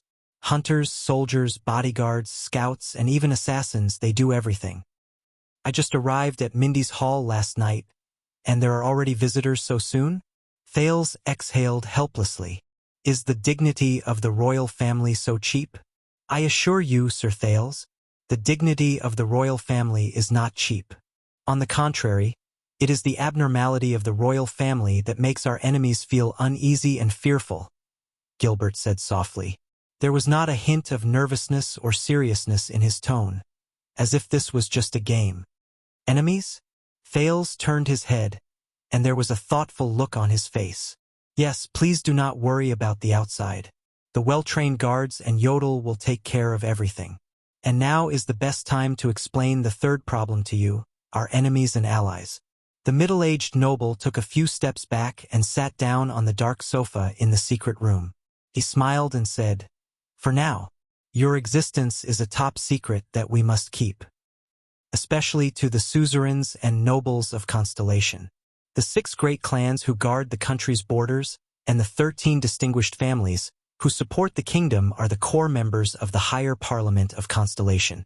Even though they are constantly replaced and have many conflicts, they still represent the noble forces that swore to rule together with the Jadestar royal family when the kingdom was first established. So, at least on the surface, this is a country ruled by the king and nobles." Thales made a mental note. He needed more information. Nobles. Are they the suzerains who are infeft all over the country? Do they rule over their respective territories? Gilbert nodded. That was the initial source of power for the nobles from the ancient empire to the final empire. It evolved into Constellation. Even though many nobles only have titles and honor left, the ones who truly control the lifeline of the country are the 6 great clans and the 13 distinguished families who own vast territories. According to the oath and the king's decree, they are ordered to guard the territories around them, submit to the king, and pay taxes. The territory that the royal family can directly control is the traditional central territory of the Jadestar family. A country that is not inferior to the Middle Ages. This is seriously inconsistent with the country's productivity that I have seen. At this moment, very abruptly, Yodel's voice rang in their ears again. Intruders from the roof of the hall. The sentries are trying to stop them. Looking at the calm and collected Gilberto before him, Thales resisted the urge to look at the surveillance mirror. Even though these suzerains have their own legal private army, most of the time, they will choose to hire outsiders to clean up some of the chores, especially those that need to be cleared of any involvement. This is especially true for the suzerains who are more powerful and have higher statuses, such as our guests outside. The corners of Gilbert's lips curled up. Then, what is the purpose of the higher parliament formed by this group of suzerains and nobles, and what is the power they possess? Thales asked sensitively. The higher parliament is a product of the virtuous king, Mindes III's rule. During the costly Third Peninsular War, the virtuous king commanded the powerful suzerains, nobles, officials, priests, merchants, and scholars in the country to form the higher parliament and the national conference. The former was the exclusive meeting place for the nobles of the territories, while the latter faced all the famous and influential people in Constellation. Mindes III used his superb mediating skills to eliminate the layers of conflicts and obstacles. He distributed taxes, allocated resources, and borrowed money to repay loans. This allowed Constellation to retain its precious vitality in the war that severely damaged the countries on both sides of the strait. A platform where the public power of the country appeared to deal with the conflicts between the upper and lower levels, reach a compromise, and condense a consensus among the social classes. Thales made another note in his heart. Let's not talk about the national conference for now. The higher parliament of Constellation's nobles has been preserved after the virtuous king. Constellation's major national affairs, such as the king's orders and laws that involve the entire territory, will be promulgated after the supreme king and the nobles have reached a consensus. This has become a tradition. In fact, after the higher parliament was formed, the discord between the upper and lower levels of the kingdom, the fighting among the nobles, and the phenomenon of overtly complying but covertly opposing has become much better, Gilbert said calmly. The embryonic form of a representative system? No, it can't be something that advanced. It's a little like a feudal structure formed by suzerains in the process of changing from a hierarchical country to an absolutist one, but it's beginning to become a stage where local forces and central power compete. But with the arrival of the Bloody Year, the conflict between the 6 great clans and the 13 distinguished families and the Jadestar royal family became more obvious. In the 13 days after the late King Adi II was killed, even though there were endless conflicts between the nobles, the capital of Constellation under the rule of the higher parliament actually decided to lock the city gates and withdraw its troops. It was only when King Kessel returned that they reached an agreement with him and crowned his majesty. A feudal parliament that operates independently, an organization where the feudal suzerains unite and speak out against the monarch. But to me, this is bad news. Thales felt a chill in his heart. The operation of the parliament can actually eliminate the role of the royal family. This is a terrifying force. Once the time is right, it can become a stormy sea that overthrows the royal family.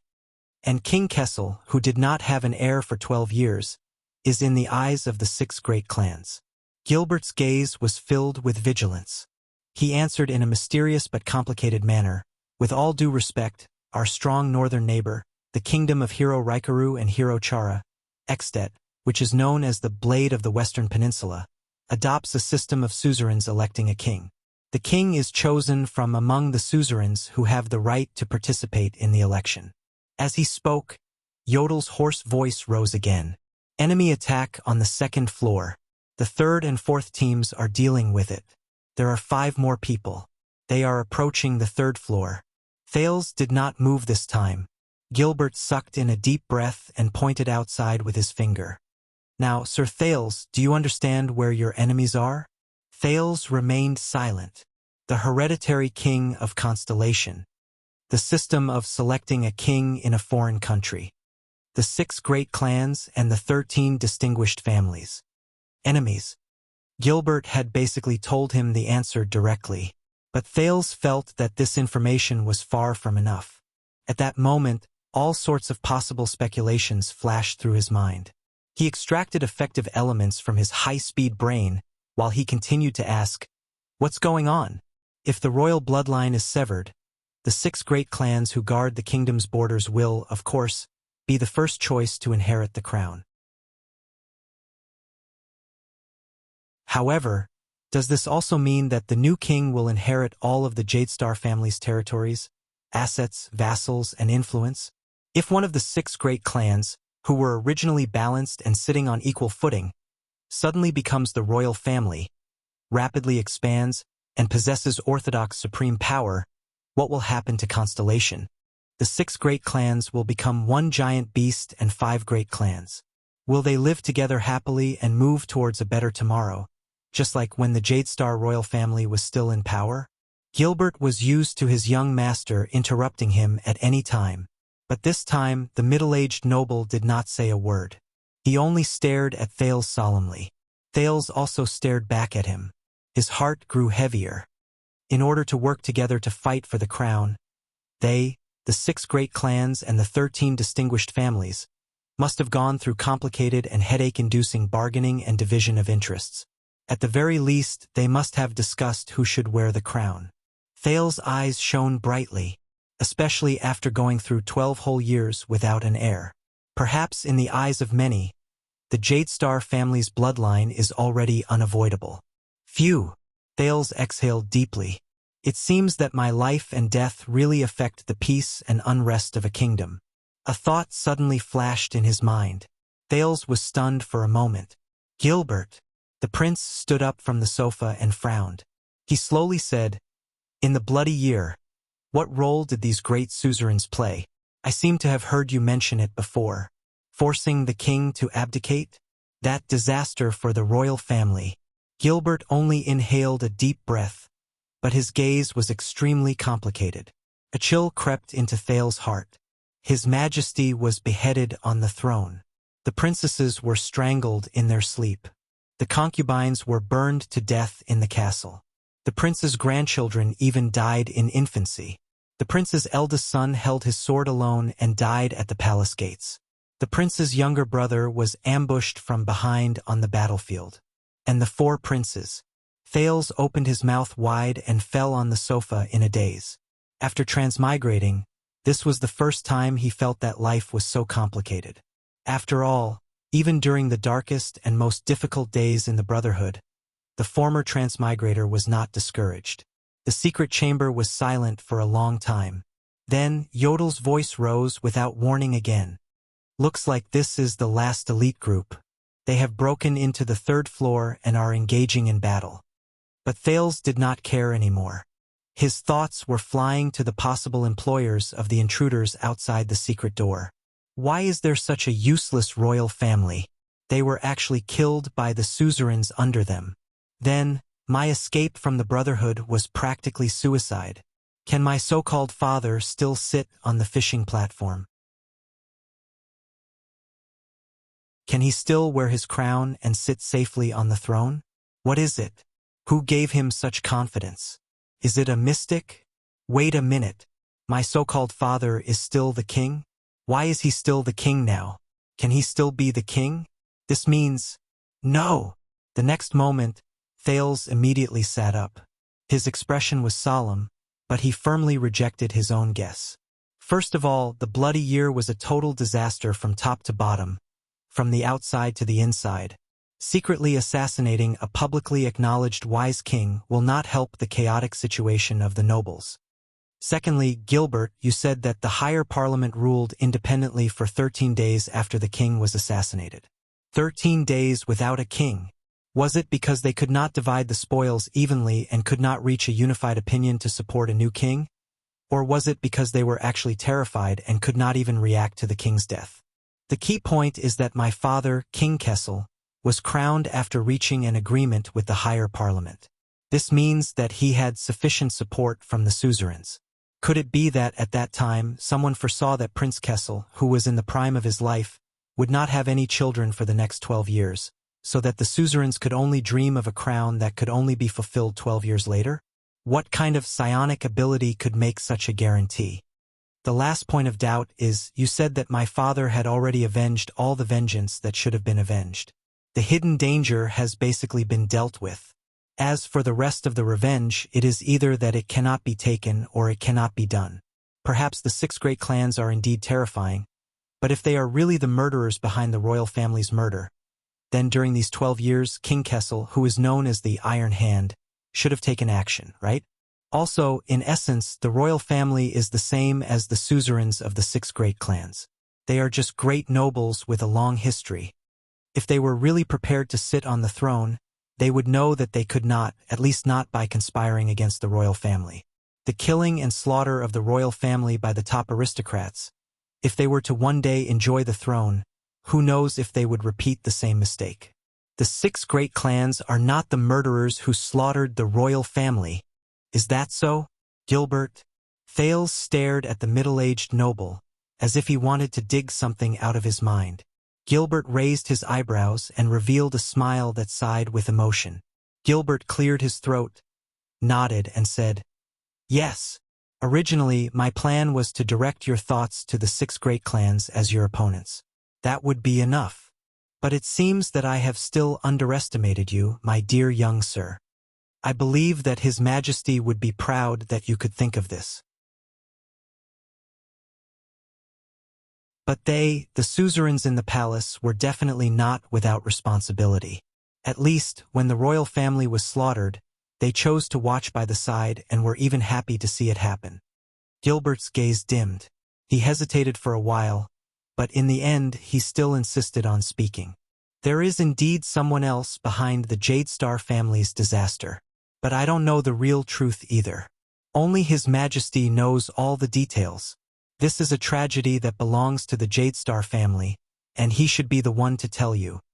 Thales fixed his gaze on Gilbert, but immediately after, he exhaled forcefully, as if a ball filled with air had suddenly deflated, and he fell on the sofa behind him. Tisk! Thales did not care about his manners and rolled his eyes. "You should have said so earlier." Gilbert smiled. The middle-aged noble bowed slightly, tacitly agreeing with his young master's words. He thought, Thales, this child, perhaps Constellation will be different because of this. Even though you, the Jadestar royal family's true enemies, might be even more terrifying than the so-called 6 great clans and 13 distinguished families. The extremely abrupt voice appeared again. All settled. Yodel's voice traveled into his ears again. No one was left alive. Gilbert's expression became serious. He nodded, stood up, and slowly said, "Very good." Thales had yet to react. He only widened his eyes. It settled just like that? In the time it takes to eat a meal. The stone just fell. Why did it sink without even making a sound? Gilbert stood beside the secret door and gestured to Thales to ask him to go out. He said, "Do not worry, Sir Thales. We are only here to test the waters. We'll take care of these miscellaneous matters."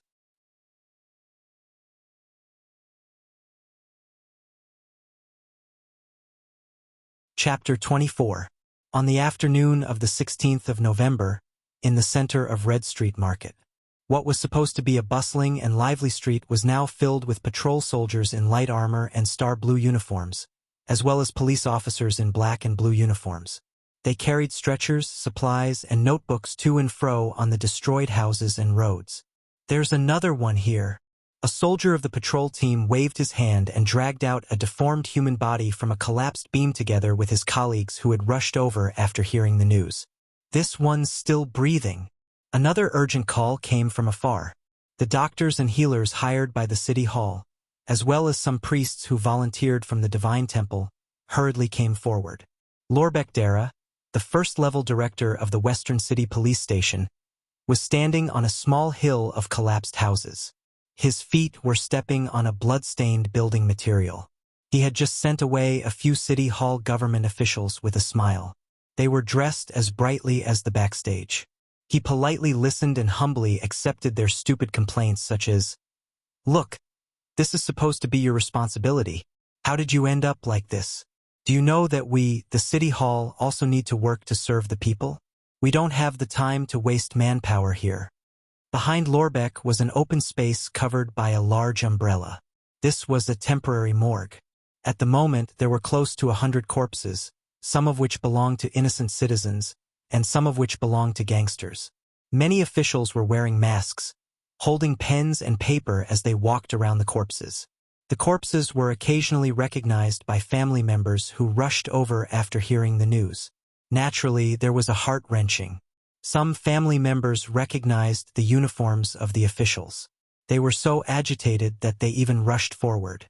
However, they were pulled away by the well-prepared soldiers and police officers.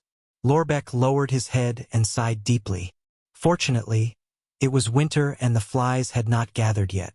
Lorbeck stepped on a signboard that was cracked into 5 or 6 pieces. It seemed to be a chess and card entertainment room. He walked down with a stiff expression. An exquisite swordsman chess piece fell out of the blood-stained ruins. Lorbeck stopped in his tracks. He slowly bent down, picked up the chess piece, and patted off the dust on it. However, the blood on the chess piece had already coagulated and could not be wiped away. This bunch of bastards. Lorbeck looked at the chess piece in his hand with an ashen face. This swordsman chess piece was missing the hand that was holding the sword. It seemed to have been broken by a sudden force. The director turned his head and looked at the side of the ruins. There, a man in a dark red leather coat was also looking at everything. The man in the red coat turned around and looked at the director's dissatisfied expression. "I won't agree," Lorbeck said resolutely. "Are you sure?" The man in the red coat revealed his face. His thin face was covered with stubble, but his tone was full of hostility. "This is a request from the Blood Bottle Gang and that lord. Nikolai, this is not what we originally agreed on. Even His Excellency will not allow you to blow up Red Street Market into ruins and take away almost 200 lives." The police chief gritted his teeth, as if he was suppressing his anger, and spat out the words one by one. "And now you still want their bodies?" Lorbeck felt that his dissatisfaction was about to break through the sky. But the man he called Nikolai, although his face was full of ice, he didn't care at all. "That is not accurate. Only a dozen houses in the center of the street were destroyed, right? And I really didn't know that the West City Police Chief who stood by the side the whole night also had a sense of justice and compassion. Speaking of which, we also lost a lot of people last night. Scum. Do you expect me to help you when you gang fight?" Lorbeck thought angrily. This is the Blood Bottle Gang's loss, His Excellency's loss, and His Excellency's loss. Of course, it is also your loss. Nikolai continued. The scum, why did the Western Front Line expel him? They should have just chopped his head off. Lorbeck cursed in his heart. Nikolai said in an unfriendly tone. So, for His Excellency's benefit, you can still make the decision on some bodies, right? But Lorbeck did not give in as he expected. The director took heavy steps in front of Nikolai, almost touching his nose. His eyes were full of anger as he said. With eyes full of anger, he said, I don't care how many of you Blood Bottle Gang scum have died. I am following His Excellency's orders. But he did not say that you scum would cause such a disaster. This morning, everyone in the King's City knew that you guys had nothing better to do in Red Street District. Even the Imperial Conference was discussing the gang fight in XC District. Nikolai's eyes changed. He stepped forward without backing down and pressed his forehead against Lorbeck's. He stared at the director's eyes and said with hatred and anger, Then you should know that our anger is no less than yours. The Blood Bottle Gang has never been complacent. Blood debts will be repaid. Lorbeck was also angered by Nikolai's provocative reply. Don't talk about your stupid matters, especially you bunch of useless losers. He scolded. The Blood Bottle Gang has never been complacent? Do you believe that if I withdraw the police and patrol now, scum like you won't even be able to leave Red Street District? Nikolai furrowed his brows indignantly, and the anger in his eyes grew stronger. Lorbeck stared back at him without showing any signs of weakness. The surrounding members of the patrol team noticed the situation and silently approached them. Two captains of the Swordsmen of Eradication had cold expressions and put their hands on the hilts of their swords at their waists. Nikolai glanced at the soldiers and felt a chill in his heart. This big green skin has guts. At the same time, he noticed that among the residents outside the cordon, there were a few gazes with ulterior motives. They disappeared from time to time, and a few new gazes would appear again. Damn the Brotherhood. After all, Red Street District no longer belongs to the Blood Bottle Gang.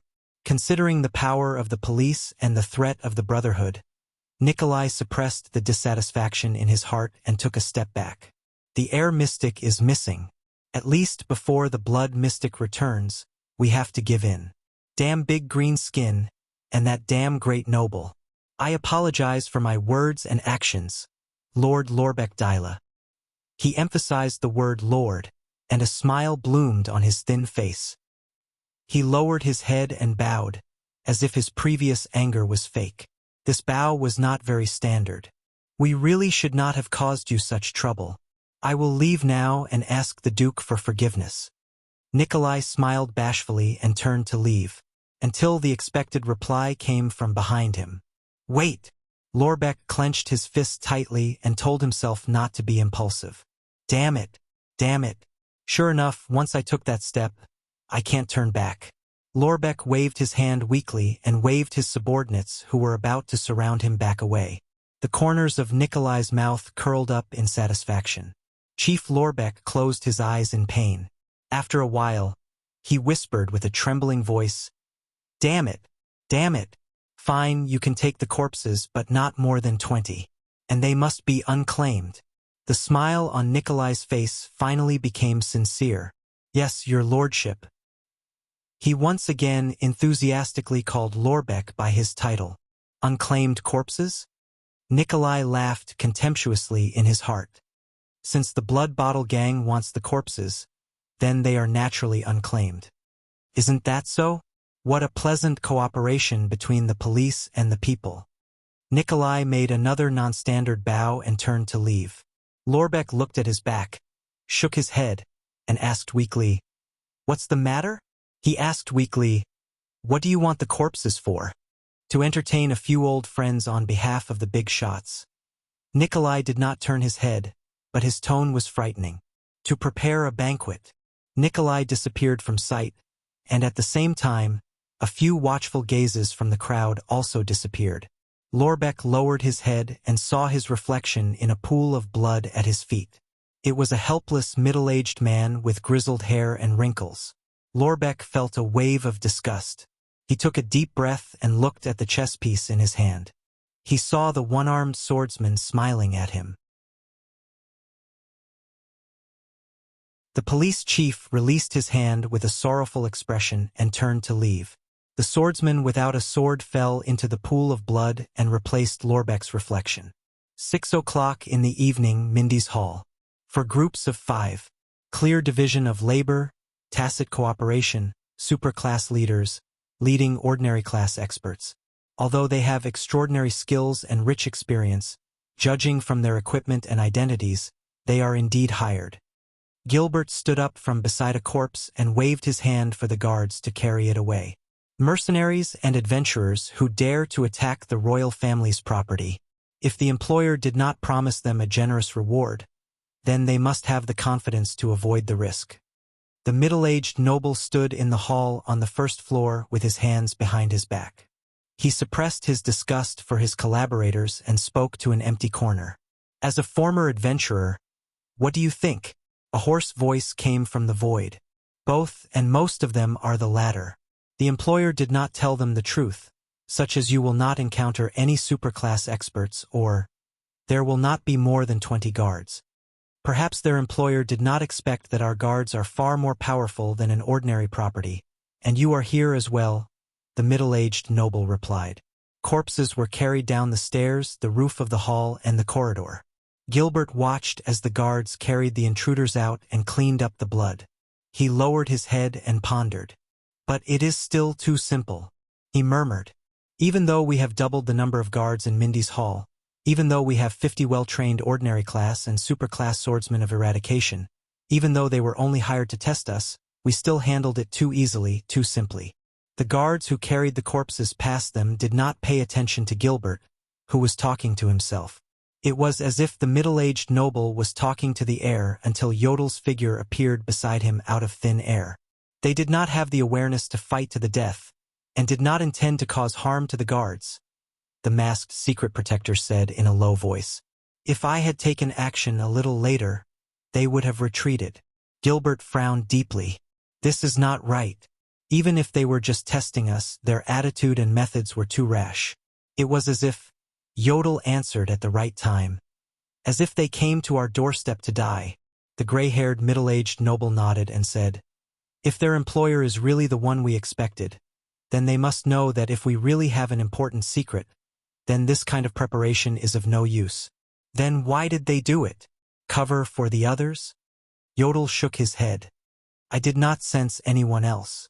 If there is no one else. At this moment, Gilbert and Yodel raised their heads at the same time and looked outside the door. Under the setting sun, an ordinary carriage was on the road leading to Mindy's Hall. After Gilbert finished listening to a guard's report, he nodded and said, Gines has arrived. Gilbert frowned. That woman originally hated to sit in narrow carriages like carriages. It seems that she also restrained her likes and dislikes in order to hide from others. After hearing this, Yodel raised his head abruptly. At first, Gilbert was still wondering why this secret protector, whose expression could not be seen, had such a big reaction. But immediately after, his expression changed drastically and he looked back at Yodel in shock. Hide from others? It can't be? Didn't you say that you did not sense anyone else? Gilbert asked with a pale face. Yodel turned his head to look upstairs and his figure flashed. I left 8 swordsmen of eradication upstairs. But before Gilbert could finish speaking, Yodel disappeared before his eyes. Wait, if I did not sense anyone else? Gilbert slapped his head hard. Everyone, gather at the 3rd floor at full speed. Protect the target. Thales was drenched in cold sweat and looked nervously at the man in front of him.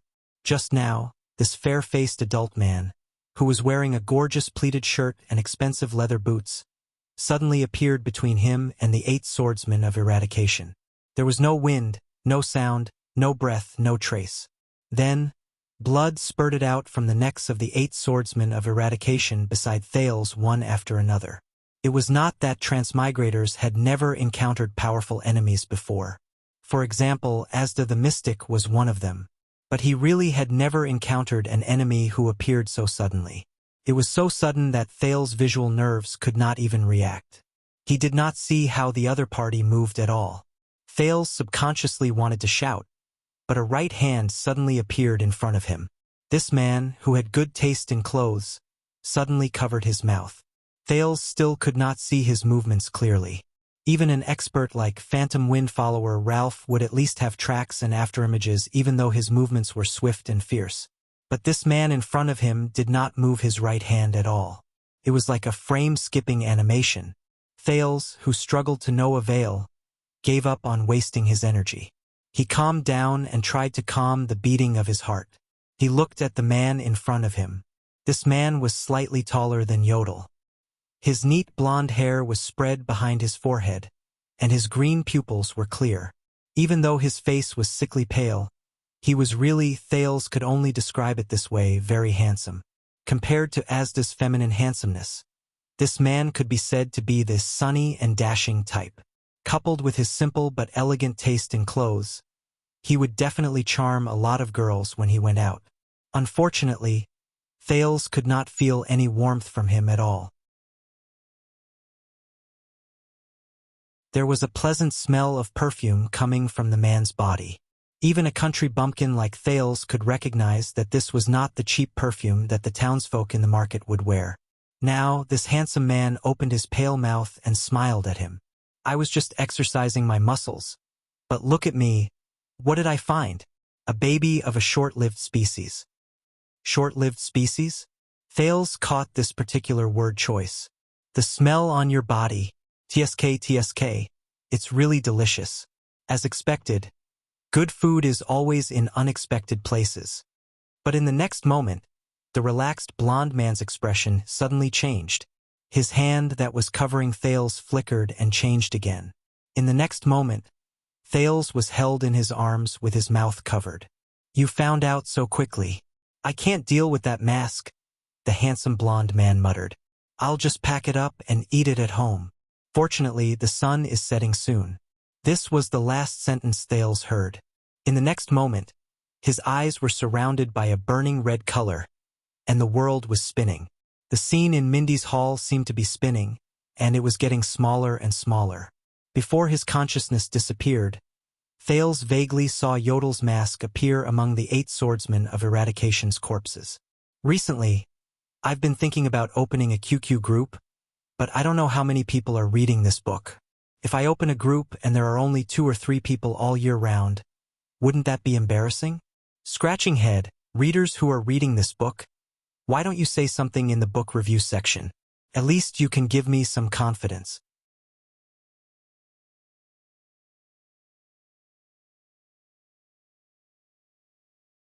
Chapter 25. Lorbeck cautiously sat down on a quaint guest chair. His expression was restrained, and he did not have the bearing and dignity of a first-class police chief. From the corner of his eyes, he saw the tricolor iris flower symbol at the side of the study, as well as a portrait of an amiable old man. Lorbeck knew very well that even if he was a suzerain with a city, a territory, and real power, he would not be able to sit here and talk to the imposing yet elegant young noble in front of him. What more, a mere police chief? Thank you for taking the time to meet me despite your busy schedule. Lorbeck respectfully lowered his head and said softly, Please don't say that. With your qualifications and status, you are more than qualified to be my teacher. These are my late father's words. The young man with iron-colored curly hair, a round face, and thick lips smiled amicably and jokingly said, Although in terms of taste in wine, he and I are irreconcilable, but in terms of respect for you, Lord Dyra, we are of the same mind.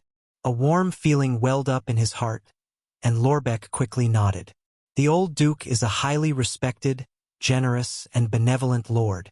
You are not inferior to him in this aspect. The young man was stunned when he heard this, and looked at the portrait in the study. The old Duke's smile was as kind and amiable as ever. After a few seconds, the young man recovered from his deep thoughts. I'm very sorry. It's been 2 years. I hope I didn't embarrass him. The young man smiled bitterly and shook his head. He stood up, and a slightly sad smile flashed across his face. He looked into the distance and sighed. Sometimes I think, if only father was still here, I would rather hear him scold me a little more. Lorbeck was a little embarrassed. On one hand, he missed the kind old duke, and on the other hand, he felt that the young duke's true feelings were very personal, and he should not interrupt. Fortunately, the young duke turned around in time and put away his reminiscence. He used a joke to dispel the old duke's embarrassment. As long as he doesn't mention the wine. Hearing this, Lorbeck and the young man laughed in unison. Everyone knew that the old duke liked to drink Ekstedt's strong rye wine, while the young duke liked to sip the fine grape wine from Saradukedom. Because of this, the two of them had been flushed with anger in front of the tricolor iris family emblem more than once, to the point where they almost drew their swords and fought each other. The old countess and the lovely Miss Hilly were the only ones who could stop them at the table with their murderous and coquettish glances. With just 2 sentences from the young man, the restraint and awkwardness in the room disappeared. Amidst the laughter, the young man put down the expensive agarwood tobacco pipe in his hand, walked to the wine counter at the side, and picked up a bottle of unlabeled wine. "I'm sorry, I'm not a smoker, but I just went to the stud farm to discuss some matters with some seniors," the young man explained with a bitter smile. "So, I hope that holding a pipe can make me look more mature. They would rather pay attention to a horse that has lost its footing than listen to a young boy selling his plan to suppress bandits." The sharp-eyed Lorbeck noticed that there was a bottle of rye alcohol among the various grape wines on the table. Although it had never been opened, it was meticulously preserved to the point of being spotless. Thinking of the late Duke, Lorbeck could not help but feel touched. This was the first time he met the new Duke in private in the 2 years after the death of the old Duke Covendier. But in just a few minutes, the amiable and well-mannered young Duke had left a deep impression on the police chief, as expected of one of the 6 great clans that had been passed down for 1,000 years. As expected of the tricolor iris flower that would rather die for friends than foes. As expected of the late Duke's son, it seemed like the Covendier family had a successor. The police chief bowed slightly, and then replied with certainty, "Only those who lack talent will speak of their qualifications. I believe that Your Excellency, your character and talent are enough to make up for this." "Thank you very much." The young Duke smiled bitterly as he picked up 2 glasses of red wine and handed one to Lorbeck. Hearing these words from the youngest police chief, it really makes me feel relieved. "Do you know how Duke Cullen encouraged me?" Lorbeck happily accepted the red wine. His restraint had disappeared without a trace. He did not know whether to laugh or cry as he watched the young Duke imitate the pot-bellied East Coast Duke's tone and posture. "Don't worry, young Zayn. Your father and I grew up being spanked by the late king." The young Duke's expression was twisted as he imitated Duke Cullen. He blushed and said in a hoarse voice, "So, if anyone questions our qualifications, we will show them our butts." Lorbeck and the young Duke laughed heartily again, then happily clinked their glasses and downed the wine in one gulp. The humble attitude of a high-ranking person always maximized the favorability of a low-ranking person. After the cordial and friendly greetings, they finally talked about the main topic. The young Duke finally frowned. "A large number of corpses? Old friend? Banquet?" The young Duke Covendier was puzzled. Did that person really say so? Lorbeck nodded solemnly.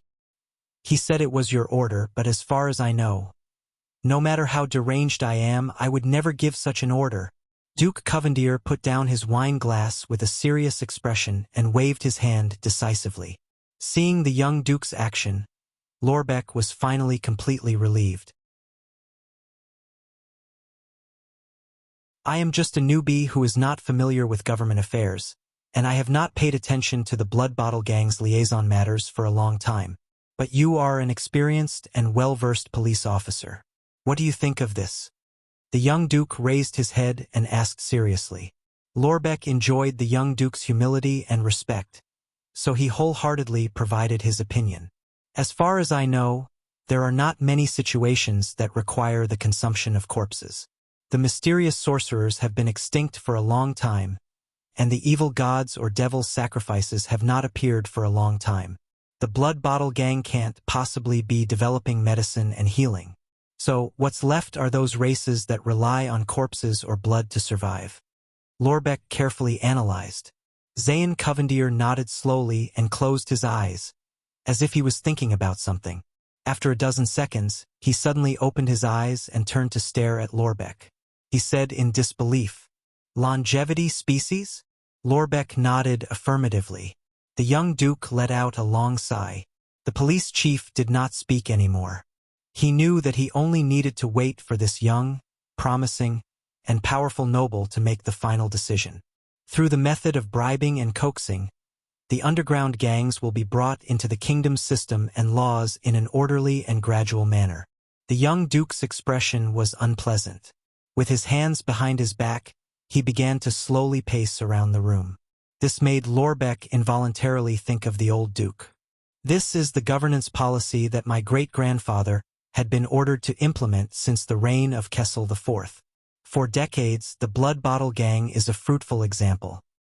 But now, it seems that once they fall into a gang conflict, they will inevitably reveal their lawless nature. The young duke furrowed his brows and carefully chose his words. Of course, one of the reasons is that the emerging gangs are squeezing their living space, but blindly indulging them is certainly not a long-term solution.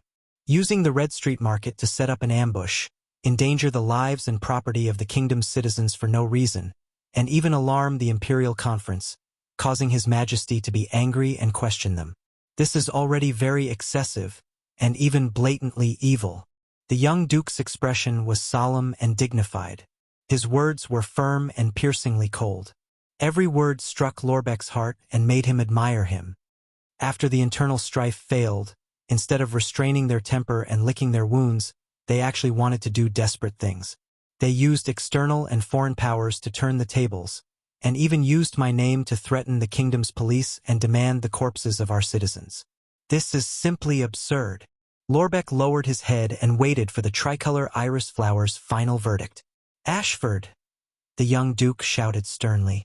A white-haired old butler in formal attire answered his call. Lorbeck recognized that this was the old duke's most trusted butler, Ashford.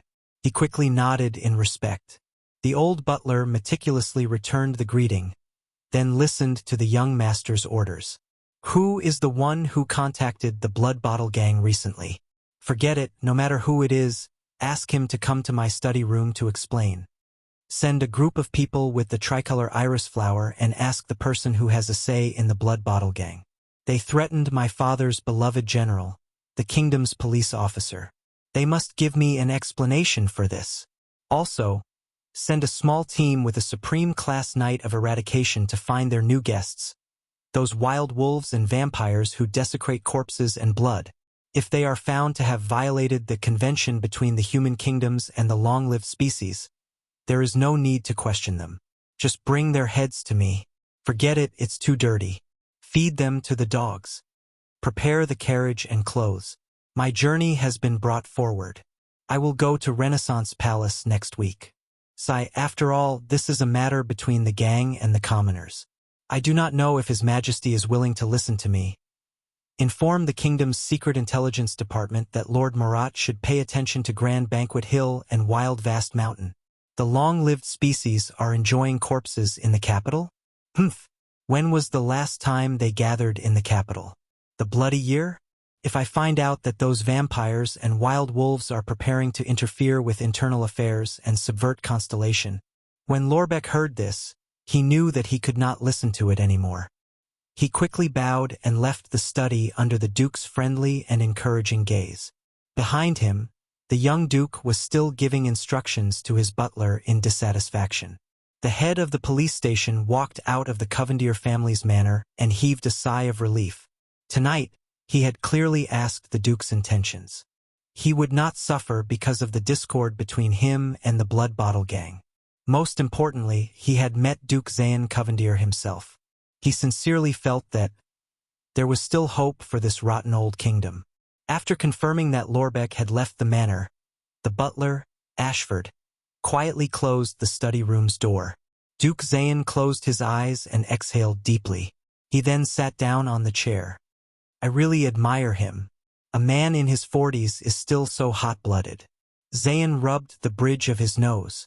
His movements were elegant as he relieved his fatigue. His face was tired. It's as if he can really change anything. It's a pity that taking care of the self-esteem of a subject is a compulsory lesson for a superior. The old sir thinks highly of his talents. Moreover, perhaps he is more worried that the discord between him and the Blood Bottle Gang will affect your impression of him, my lord. Ashford poured a glass of fine wine for his master without batting an eyelid. He then walked back to the wine counter and began to wipe many bottles of wine, especially the bottle of rye wine. Speaking of the Blood Bottle Gang, Zayan picked up the wine glass and took a sip. He savored the sweetness. But then he shook his head and said with a helpless expression, I don't know whether to laugh or cry when they openly went to the police station to get the corpse. Mystics are all magic apprentices. I thought they would have the corresponding wisdom. Their leader, the air mystic, went missing in the battle last night. Ashford reminded his master silently.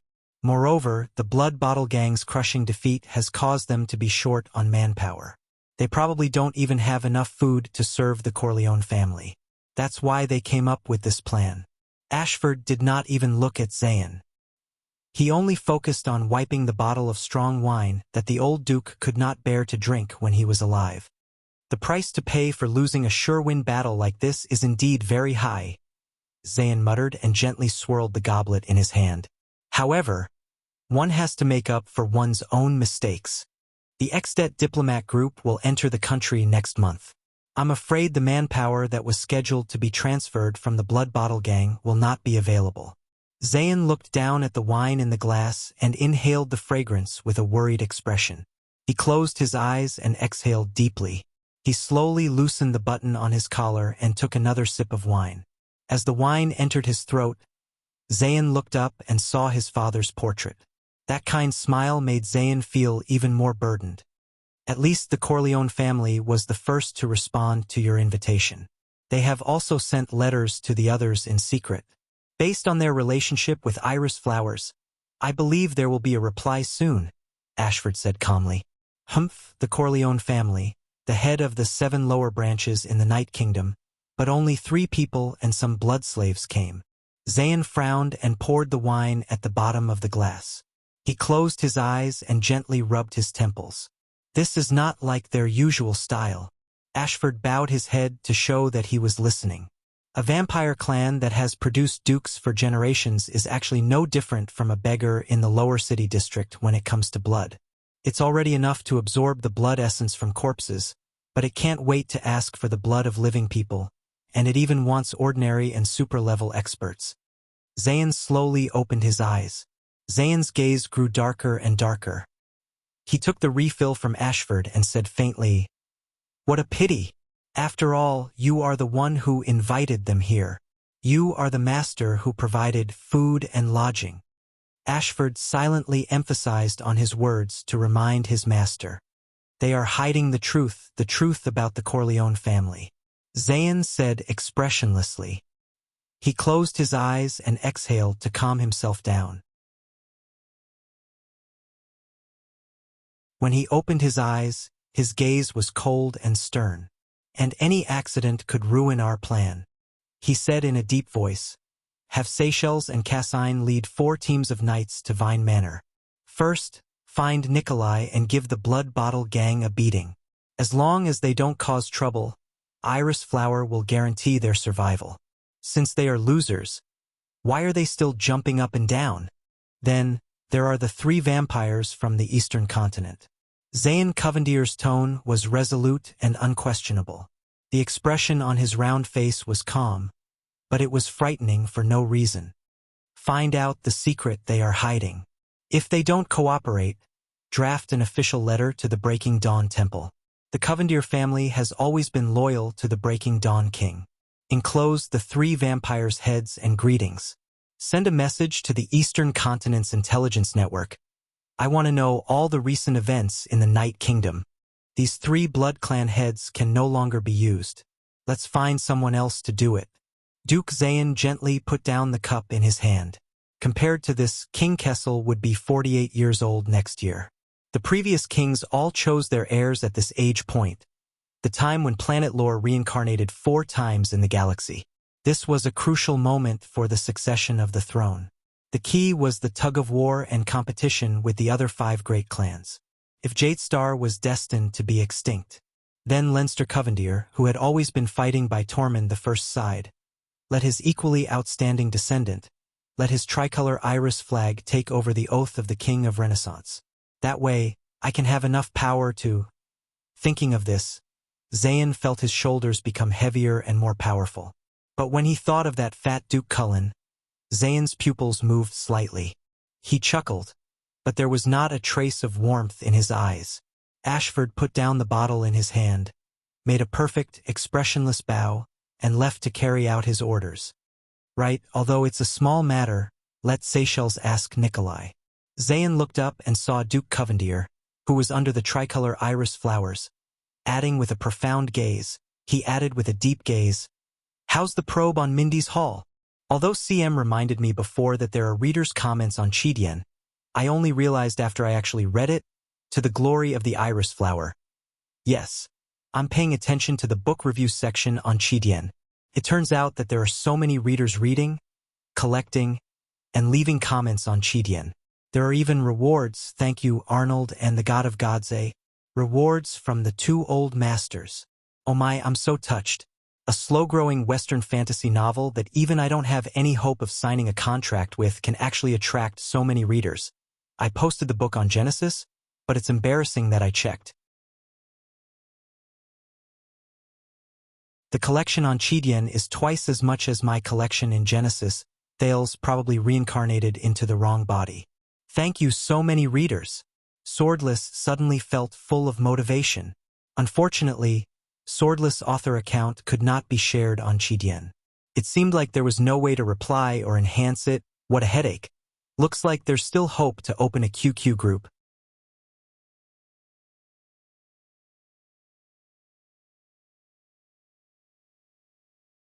Chapter 26. Red. The color of blood. He shook his head and felt dizzy. Where am I? Pain shot through his chest and abdomen. He moaned in panic and opened his eyes in a daze. There was still only blood in front of him. Chirin, hold on a little longer. The ambulance is almost here. At this moment, a gentle and familiar voice rang in his ears. He calmed down for a moment. But the next moment, the pain in his chest and the dizziness in his head became more intense. Wu Chirin. The voice became more panicked. You can't die here. You haven't changed the world. How can you die in a place like this? You haven't even changed the world. How are you qualified to have children with me?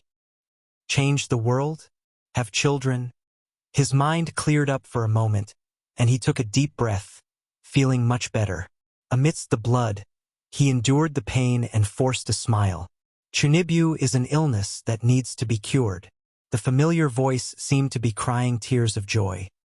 He smiled amidst the pain and wanted to stop the voice and play a joke on her as usual. However, he opened his mouth in a daze. He realized that he could not call out her name. His vision was still blood red, but his body was getting hotter and hotter. Asterisk thud. Asterisk Thales fell on a patch of grass. He opened his eyes and completely woke up from the blood. Damn it! What's going on? Beside him, the pale blonde man cursed in shock and anger. How did he consume so much blood?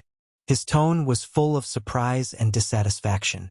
Only Thales knew that when the golden-haired man turned into a puddle of blood and brought him away at high speed, Thales found a piece of memory fragment. In the fragment's dream, the boy seemed to have lost control again.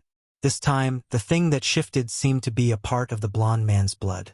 Thales looked like he had just come down from a roller coaster. He lay on the ground and coughed. Fortunately, I've experienced motion sickness. Person sickness before at Yodel's place, he thought. Shaking his head to clear his mind of the disturbing crimson. We're almost there. Are your injuries not healed yet? I'm not even familiar with the blood shadow dance anymore. The handsome blonde man muttered and roughly grabbed Thales. It was already dusk. Had the sun really set? It was a little cold. Is this an outdoor place? It was only then that Thales could see clearly that they had landed on a patch of grass beside a dark path. In front of them was a wide manor and a large garden attached to it. There was also a flag fluttering over the iron gate between the garden and the path, but overall the house seemed to be overgrown with weeds, as if the proprietors were not taking care of it. If it was not for the fact that it was not as exquisite, it would be comparable to Mindy's Hall. That flag. Thales narrowed his eyes and saw a strange flower with 3 petals. It was red, blue, and green. Thales recognized the flower.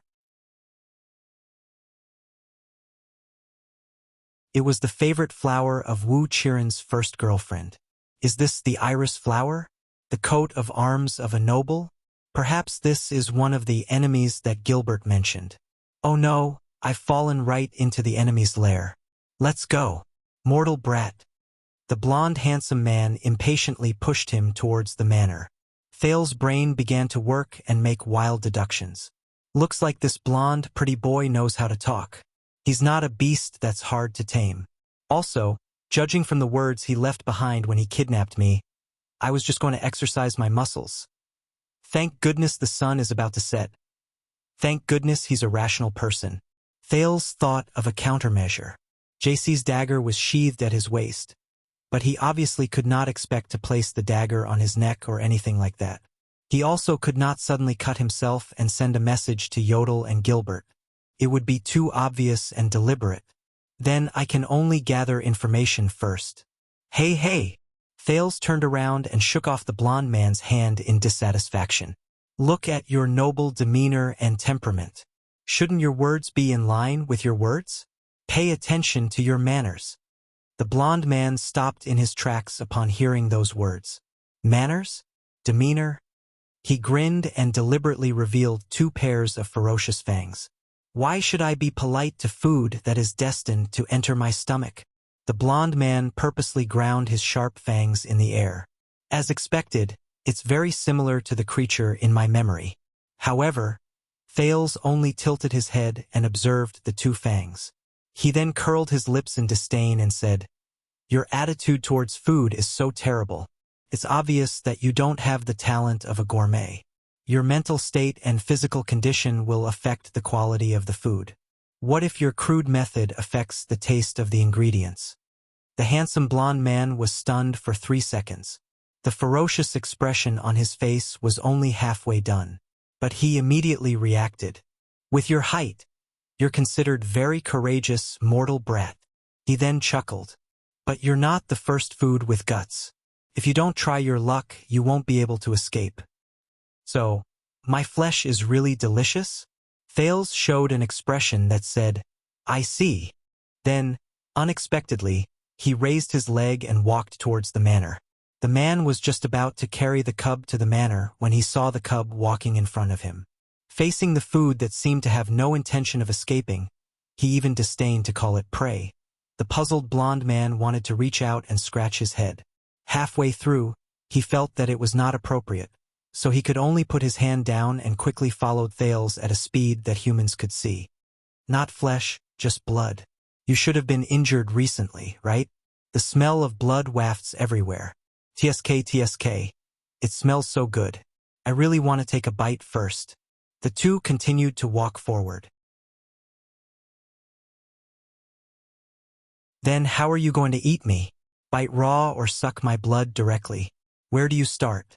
What about the seasoning?" The Tuval family likes to bite raw. They enjoy the howling of their prey. We usually suck blood directly. There are 2 types: neck feeding and wrist feeding. As for seasoning, wait, why am I telling you this? Mortal brat. The blonde man stopped and looked suspiciously at Thales, whose words and actions were obviously not like a 7-year-old child. "I'm destined to be food, right?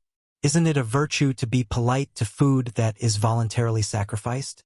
Besides, food that is in a good mood, maybe the taste of blood will be better. You, as food, you're really weird. Don't tell me that you think you can make me let you go like this? It's a rare delicacy. Of course it's rare in the world. Come, come, come, Don't stop. Let's keep walking. May I know your name, sir? Little brat, why are you asking this? Do you want revenge? The blond man stopped again. His suspicions and vigilance towards the strange boy in front of him grew.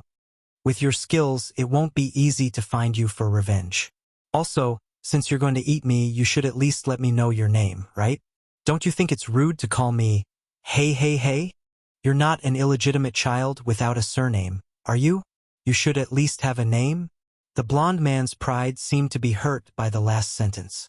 He replied proudly, My name is Istron van Lika List Corleone, head of the 7 branches of the Night Kingdom, first-class blood descendant knight of the Corleone family. Come, let's keep walking. So why do you call me immortal? A human with a lifespan of less than 120 years is not immortal? Even a young brat like you has at most 90 years left to live, Istron said scornfully. So you're, immortal? Much longer than us? Of course, the lifespan of the Blood Clan is endless. How can a lowly mortal imagine it? Thales quietly absorbed all the information into his mind. Istron Corleone long-lived species, short-lived species. Night Kingdom Corleone family. The superior Blood Clan. And the most important thing is that he doesn't seem to be interested in why I'm in Mindy's hall. This might be my only way out. Oh, I almost forgot, he's planning to eat me. Thales and Istron walked into the manor. The boy narrowed his eyes. 2 fierce-looking men wearing red headscarves walked towards them from the entrance. Blood Bottle Gang? Why are they here? Say, why did you stop here? Can't you just fly in? If it wasn't for the blood shadow dance. Ahem. The handsome young man Istron suddenly realized that the mortal cub beside him could understand his words. He cleared his throat in a rather gentlemanly manner and continued to speak indifferently. If it wasn't for the fact that this is not our territory, I would have flown in as well. But we are guests after all. Naturally, we need to maintain respect and politeness towards the host. A mortal who values manners, Thales thought to himself. 2 members of the Blood Bottle Gang walked forward and looked at the 2 people, one big and one small, with unfriendly expressions. Who are you? But Istron furrowed his brows and his face turned cold. He interrupted them in disdain. Get lost, inferior mortal. Thales' face twitched. He decided to take back his words. A few minutes ago, after they suffered a crushing defeat in the one-night war, Nikolai the Red Viper, who was one of the few people in the Blood Bottle Gang who managed to rush back to the capital city day and night, was one of the leaders of the Blood Bottle Gang. He was the leader of the 8 great psionic warriors. He spent the entire day after the war in anxiety. At the very least, before the other 3 psionic warriors and the Blood Mystic, who had gone into hiding for a long time, rushed back to the capital city, he had to hold the fort. First, he had to deal with the aftermath of the one-night war. Other than a grand explosion, the air mystic had disappeared without a trace. His personal bodyguard, the lunatic with the sword, was lying together with Ralph. His upper body was almost cut open. That was why Nikolai had to confirm whether the Brotherhood's 3 great assassins, especially Black Sword himself, were in the capital city before he could travel with peace of mind. In truth, Tinker, who had escaped from Red Street Market, had always felt that he was overthinking things. Even if Black Sword was in the capital city, he would most likely not take a liking to him.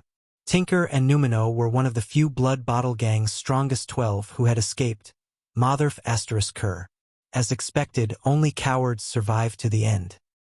They did not speak in detail about what happened in Red Street Market. Other than fear, there was panic. Nikolai immediately gave up on trying to find out the truth. As for the Air Mystic's revenge, he would wait for the Blood Mystic to return before deciding. After losing Red Street Market, which they had been operating for a long time, the Blood Bottle Gang's morale suffered a great blow. Many of the ordinary gang members began to waver. Customers, whether they were nobles, merchants, or secret companions, all expressed that their deep friendship with the Blood Bottle Gang would never waver. At the same time, they greatly reduced their business dealings and even withdrew their funds. There were even some who reneged on their contracts halfway through. *CK him. Calm down. You must calm down. The debt of blood will be repaid. In the other districts of the capital city, the blood bottle gang's morale was low. In the face of the Brotherhood's lower-class people, they retreated step by step. One could imagine that when the news spread to the whole country, the struggle between the various branches would show the same appearance. Secondly, one of the main supporters behind the blood bottle gang, the Covendier family, who had the tricolor iris flower as their family emblem, was indifferent even after knowing that they had suffered a crushing defeat. They did not send reinforcements or comfort them. They did not even see a single copper coin to comfort them.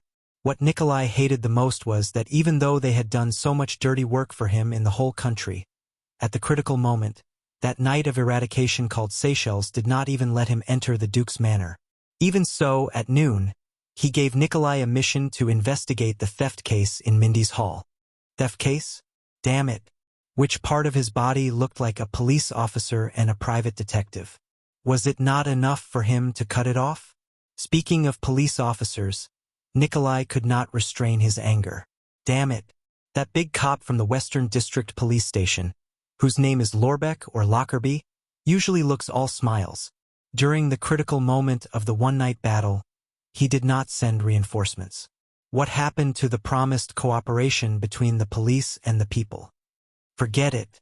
Nikolai suppressed his displeasure. When he asked for a few corpses, he even used all sorts of excuses.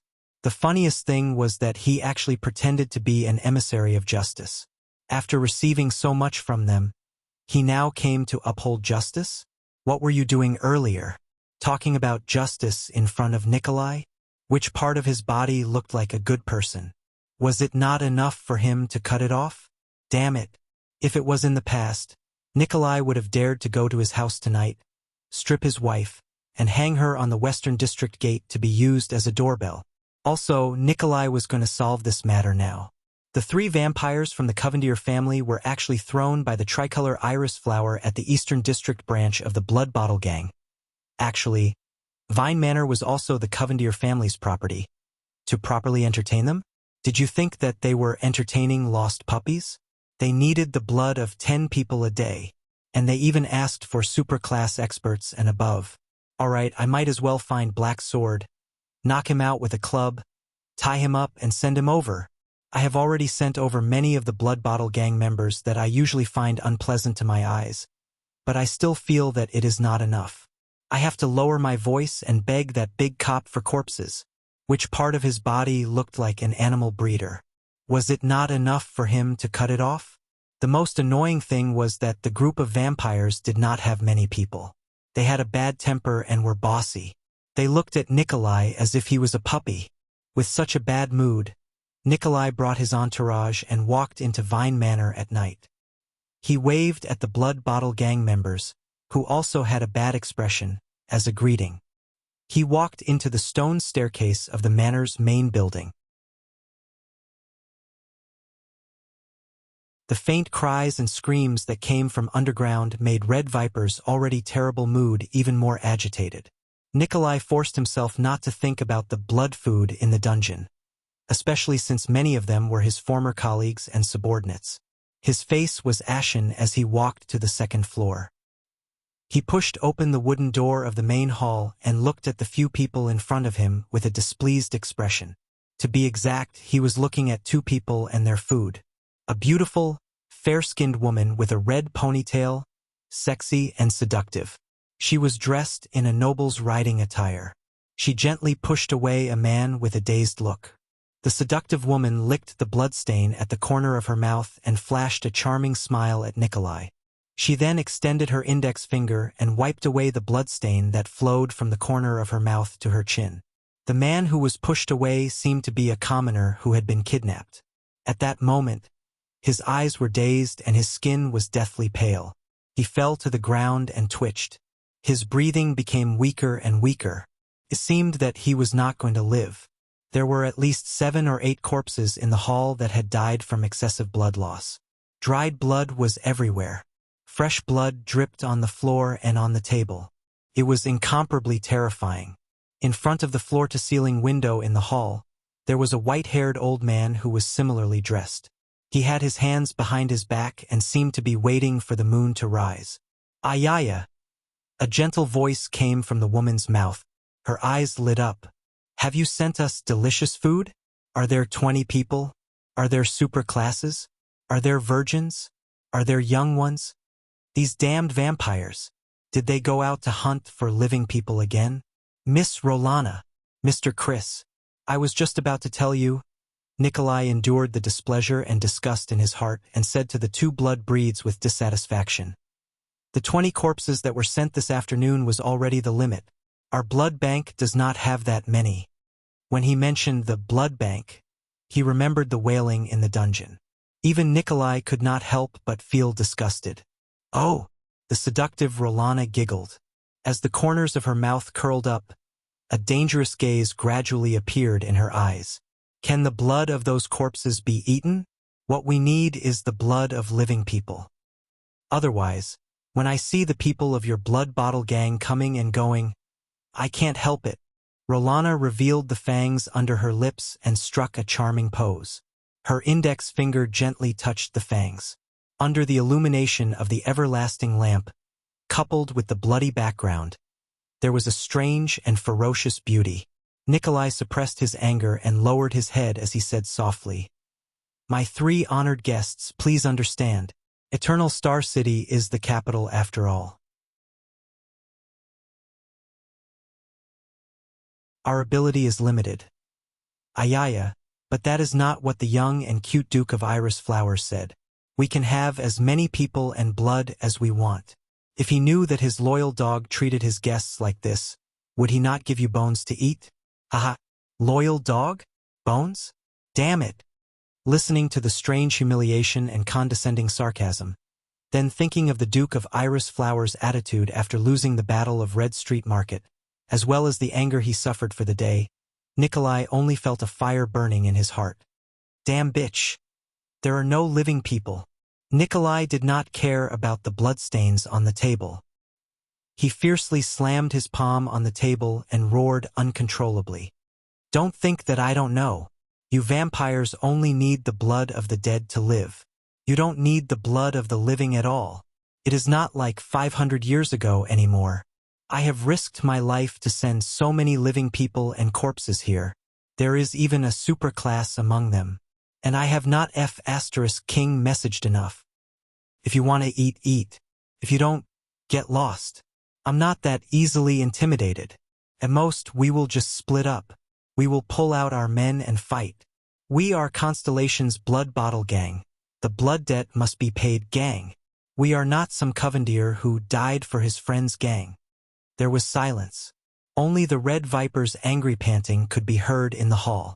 Even the followers behind Nikolai were so frightened that they took a step back. In the next moment, Rolana's expression changed. She bared her fangs and her expression became ferocious. Her originally seductive voice that sounded like she was acting coquettishly became fierce and wild. Lowly mortal, for the sake of your master, I'm being courteous. The blood of corpses? You can survive by drinking water, eating vegetables, and eating rotten meat every day. Why do you still eat meat and drink wine? Risking my life? That half-dead superclass in the prison is just you abusing your position to avenge a personal grudge. You want us to help you solve your internal affairs. Talking to the Corleone family about blood debt must be paid? I can immediately let you taste the blood debt. The anger in Nikolai's eyes burned even more fiercely. He gritted his teeth and abruptly pulled open his scarlet coat. The ferocious Rolana shouted and instantly jumped onto the chandelier above her head. She bared her fangs and brandished her claws like a feline.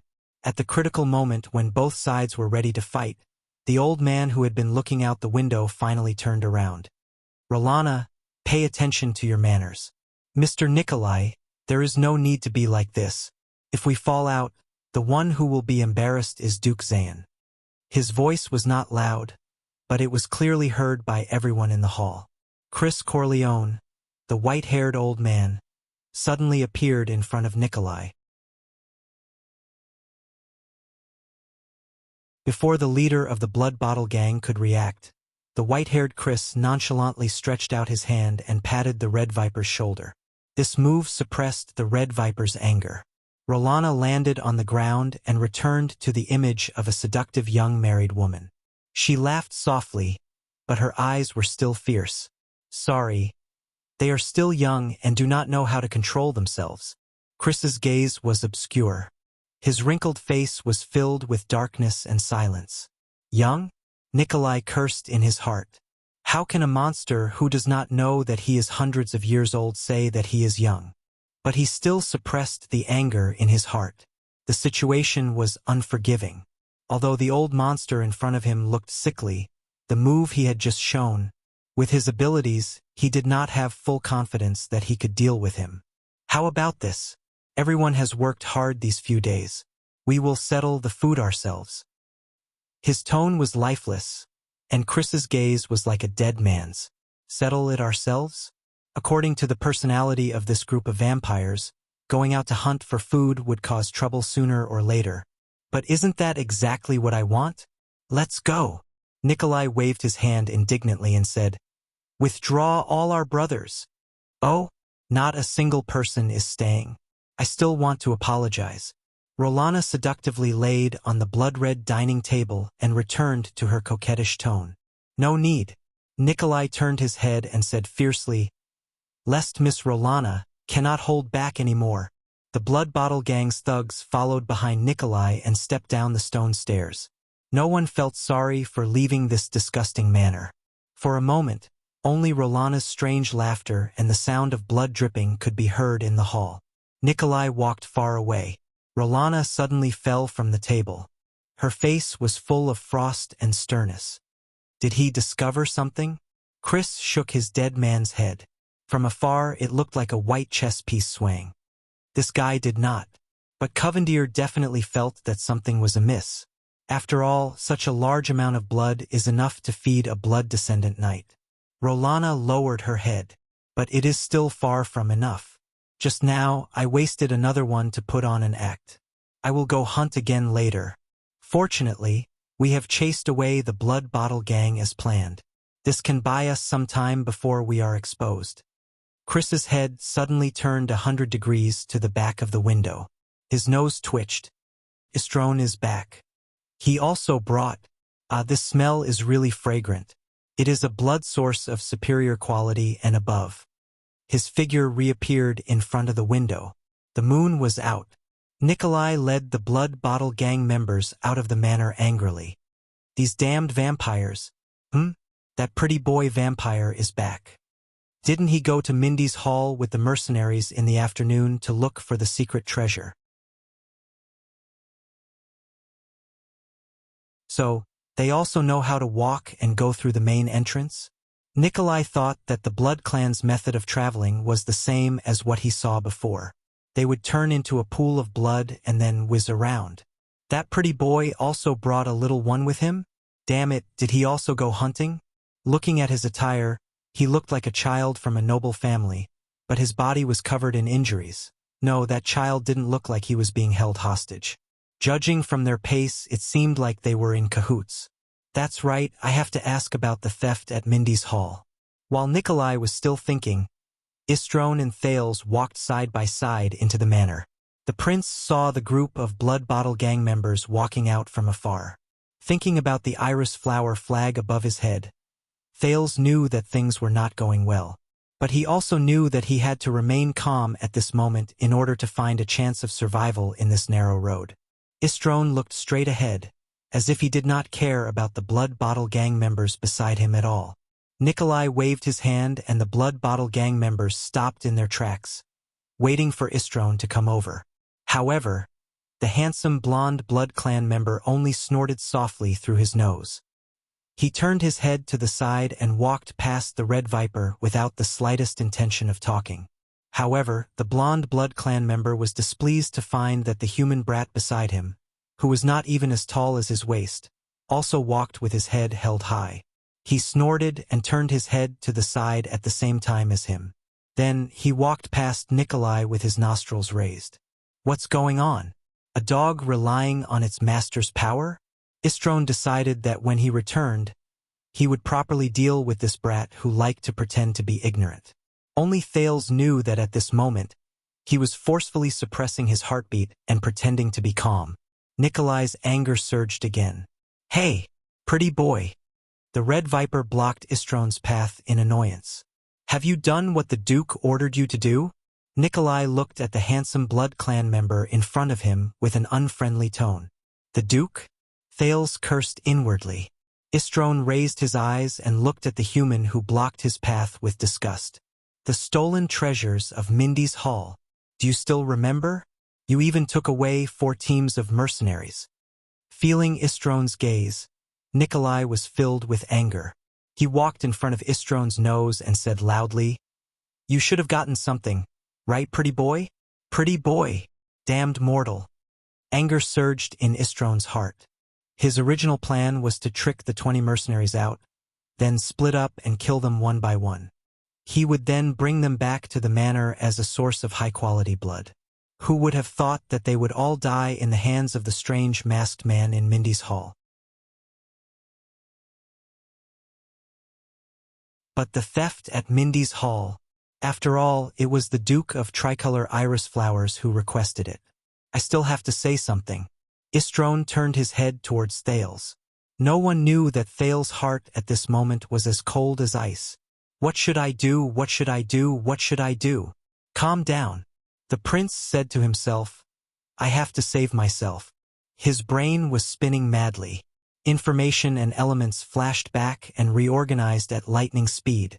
Istron lowered his head and looked at the prince, thinking about how to speak to Nikolai so that he would not embarrass himself in replying to this damned mortal. Nikolai looked at Istron's arrogant head in annoyance. He also followed the latter's gaze and turned towards the little boy beside him. "Hey, kid," Istron said indifferently. Everyone looked towards Thales. At that moment, Thales took a deep breath. "According to that Chinibu, I am the man who wants to change the world. How can I die here?" Then, everyone present saw the 7 or 8-year-old boy's expression turn cold. Before Istron could say his next sentence, he shouted, "Yes, sir! Yes, sir!" Istron was stunned for a moment. Why is this brat so respectful? But before he could react, the situation in front of him changed again. Thales took a step forward without hesitation, and like a loyal guard, he stood between Istron and Nikolai. Then, under the bright moonlight, everyone heard the little boy with the irritating expression shout at the leader of the Blood Bottle Gang, the Red Viper Nikolai, in a childish voice. He was the leader of the 8 psionic warriors, and he was filled with disgust and disgust. "Red Viper, get lost, a lowly mortal. The noble Lord Istron Corleone does not need a lowly stray dog like you to meddle in his affairs." It was a large chapter of 8,000 words. It was not good to cut it anywhere, so he decided not to cut it and posted it all.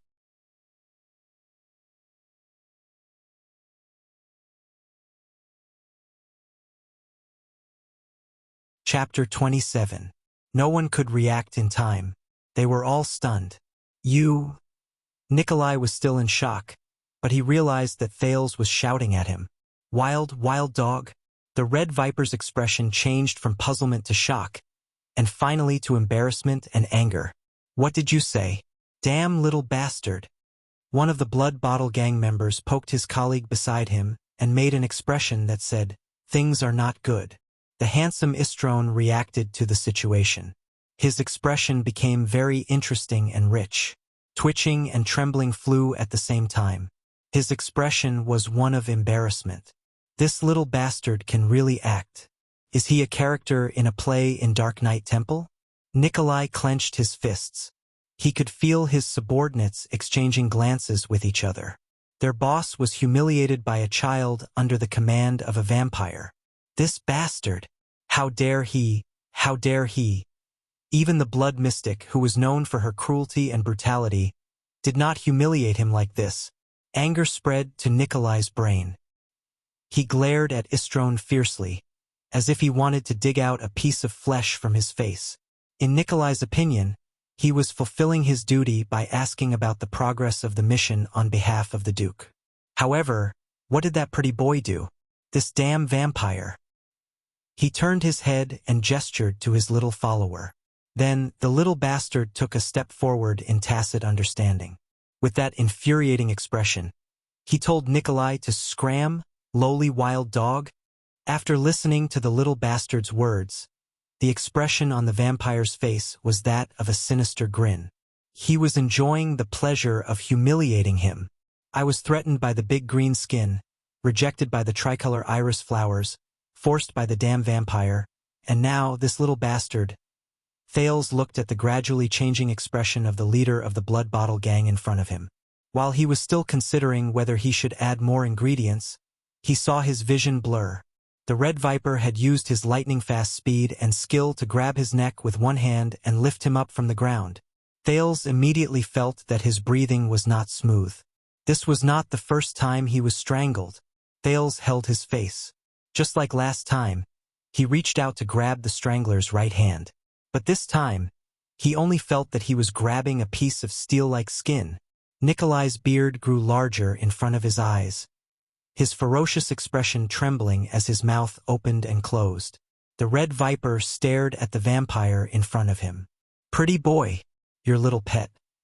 But before he could finish, a karate chop suddenly appeared in front of him. Nikolai had no choice but to let go and retreat instantly. Boom! The two of them stood still. With a gloomy expression, Nikolai caught Istron's hand blade that was aimed at his head from the side. "Since you know that it's my pet, don't move," the blonde Istron said with a disgusted expression.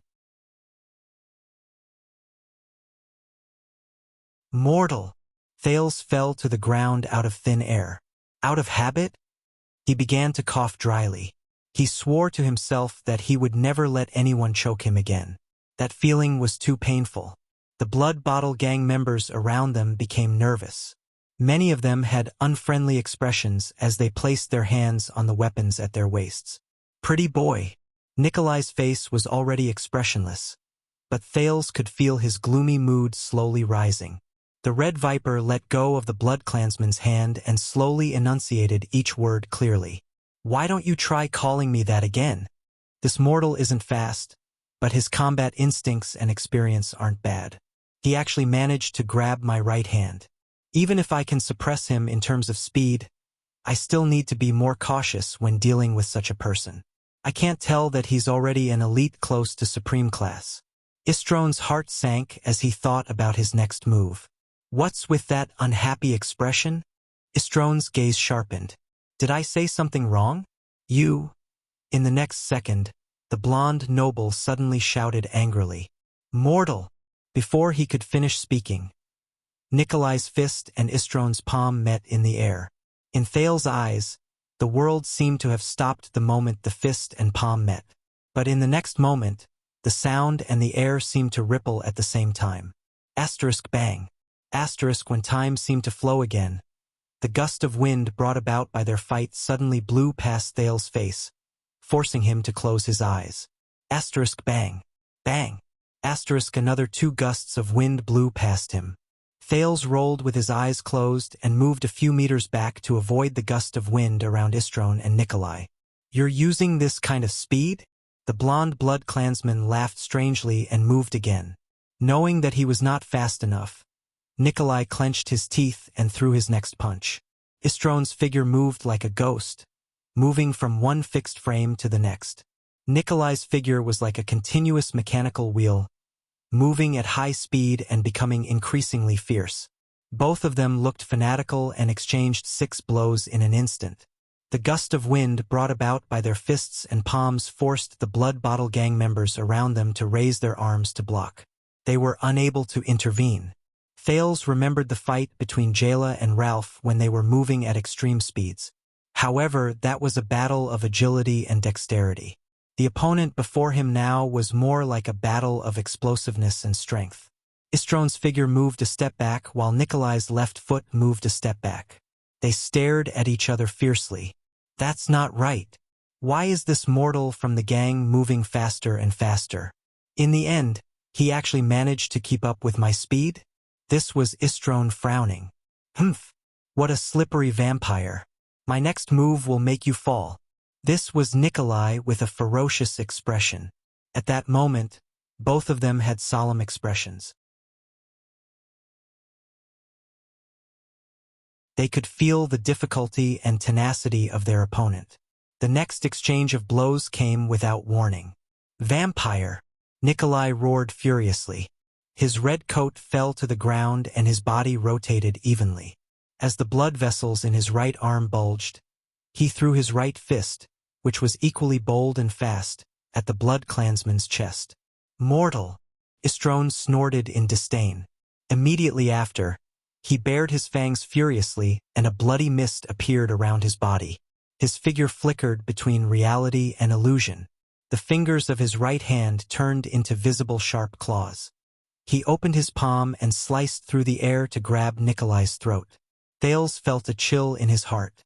Imitating the actions of the Blood Bottle gang members around him, he quickly raised his arms in front of his body to block.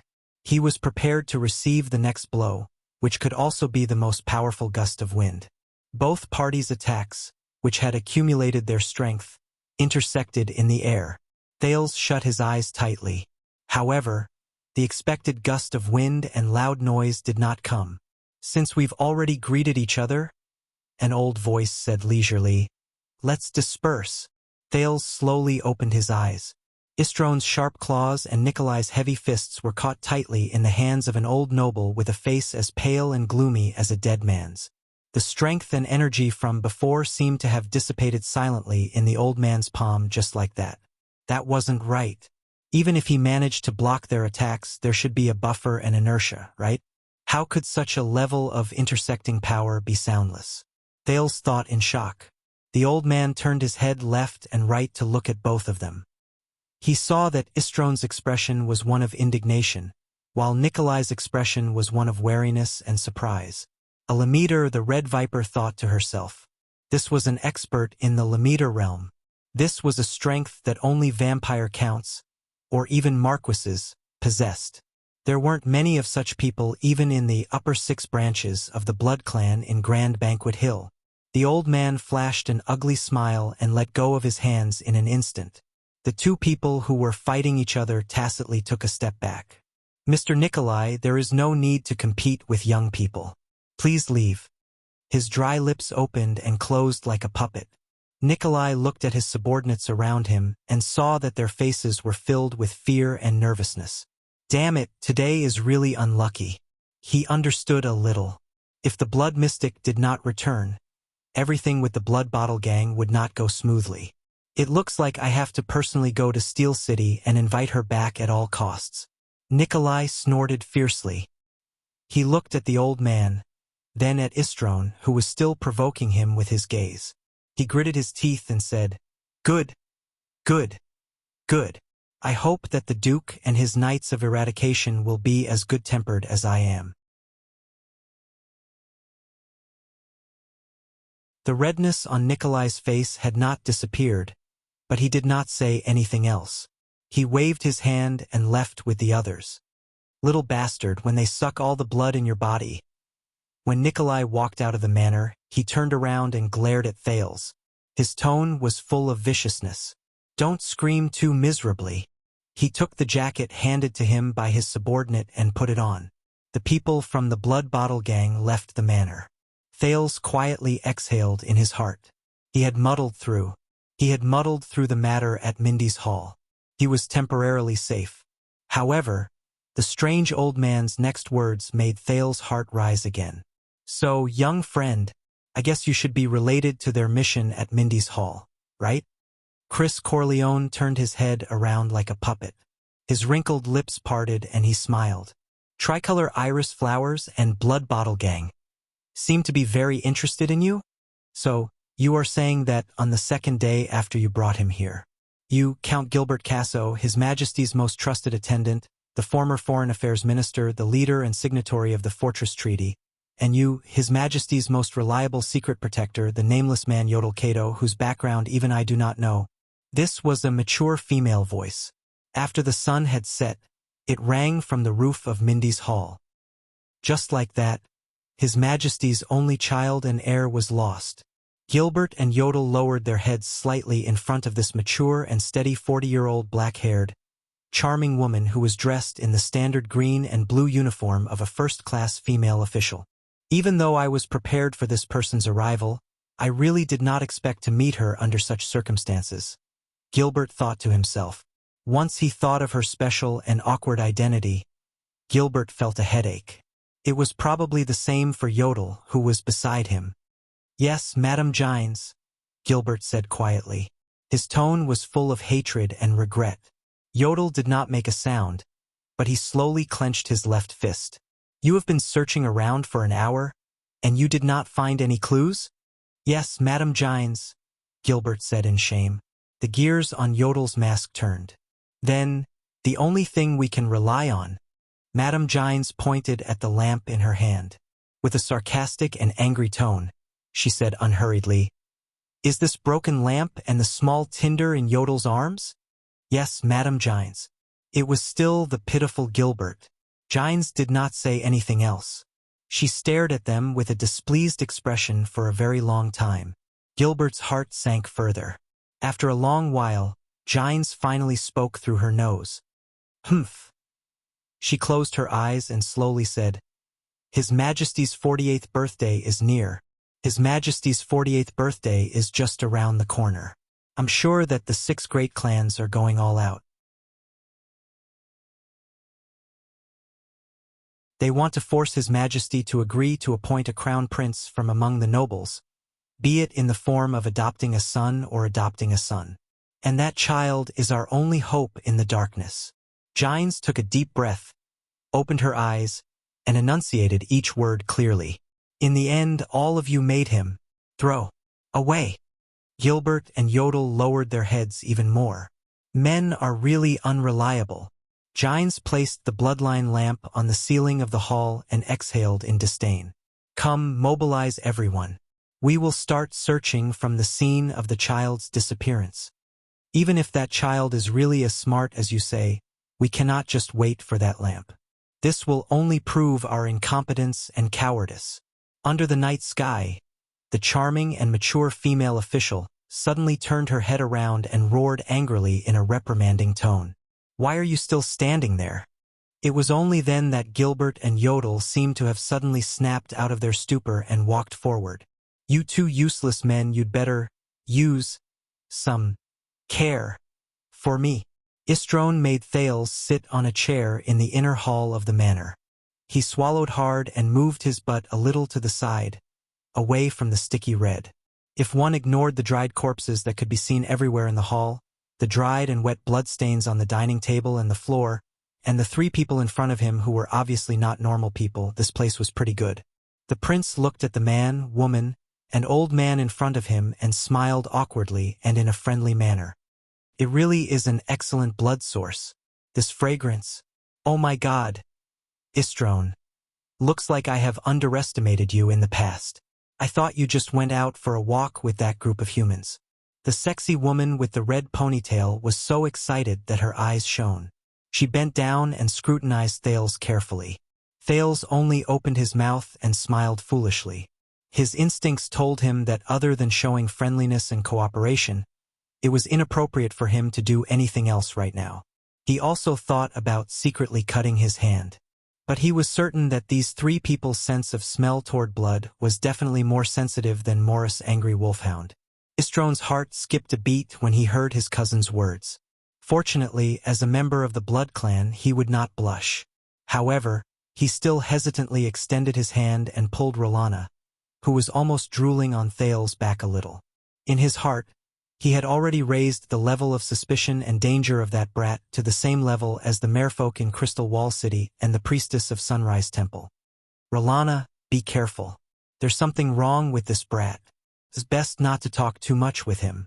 If it were up to me, we should just connect the blood extractor and the feeding tube and lock him in a coffin," the golden-haired blood clansman said awkwardly. The target that the Duke of Iris Flowers deliberately pursued lives in the heavily guarded property of the royal family. He orders the first-class blood clan knights of the Corleone family around without even realizing it. The deathly still old man said quietly. Beside him, Istrone turned his face away awkwardly. Of course there's something wrong with this brat. At the very least, we have to dig out the secrets from his mouth. I'm good at this.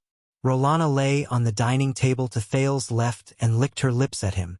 Make a small cut on his wrist and hang him upside down. While interrogating him, he can also satisfy his cravings. Not a single drop will be wasted. I heard from my mother that this is what the Loraloa family does. Istrone hesitated for a moment. Chris the butler had left an indelible shadow in his life as he grew up, and the old man's merciless reprimand just now had severely damaged his confidence. However, Istrone still muttered, I think it's better to just get rid of him. With our current situation, I have a feeling that this brat will bring us trouble. Shut up, idiot! The old man, Chris, rudely interrupted Istrone. If this young man did not have such a personality, with his skills, how could he still be a mere blood clan knight of the Corleone family for 300 years? A smart person like Rolana would have become a blood clan baron a long time ago. Due to the old man's accumulated power, the blonde noble took a step back in fear. But it was already too late. A thought flashed in Thales' mind. With our current situation, Thales acutely grasped this information. So, their situation is not too good? First of all, if they were mercenaries or allies of the Duke and completed the mission, at least the commission and reward would have been provided by the employer, right? How is it not good?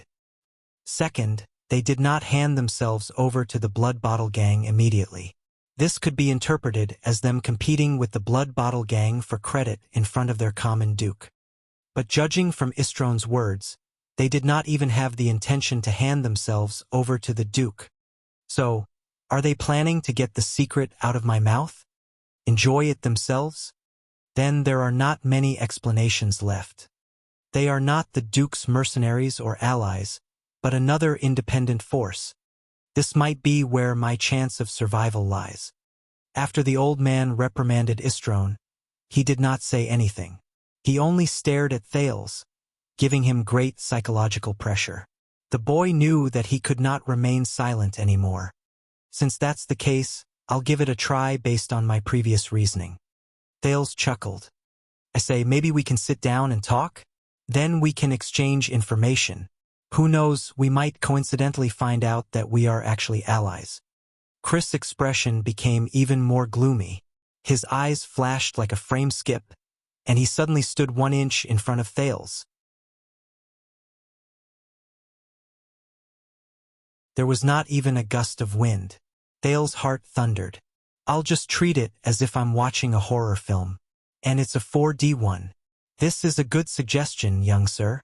Let's exchange information. Chris flashed an ugly smile again. The way he addressed Thales reminded him of Gilbert, and his words made Thales feel relieved. Until the old man's next sentence. Then, our information is that your life is in our hands. Thales heaved a long sigh in his heart. How unlucky to have met someone who doesn't play by the rules. Chris slowly raised his still, malicious gaze. Then, may I ask, what about your information? Just as Thales was frantically thinking about his next step, something strange happened. Asterisk thud thud. Asterisk the dull thud of a heavy object knocking on the ceiling of the hall suddenly rang out. The expressions of the 3 blood clansmen changed at the same time. Even the old man Chris was no exception. Asterisk thud thud. Thud thud. Asterisk another dull thud rang out. It came from the ceiling. The 3 blood clansmen exchanged glances. They were both surprised and excited. It was as if something they had been looking forward to for a long time had finally happened. Thales saw all of this. He created a book group, 397-147-168. You're tuning in to the Legend of the Vagabond YouTube channel. Don't forget to subscribe and join us on this journey to catch the most captivating stories.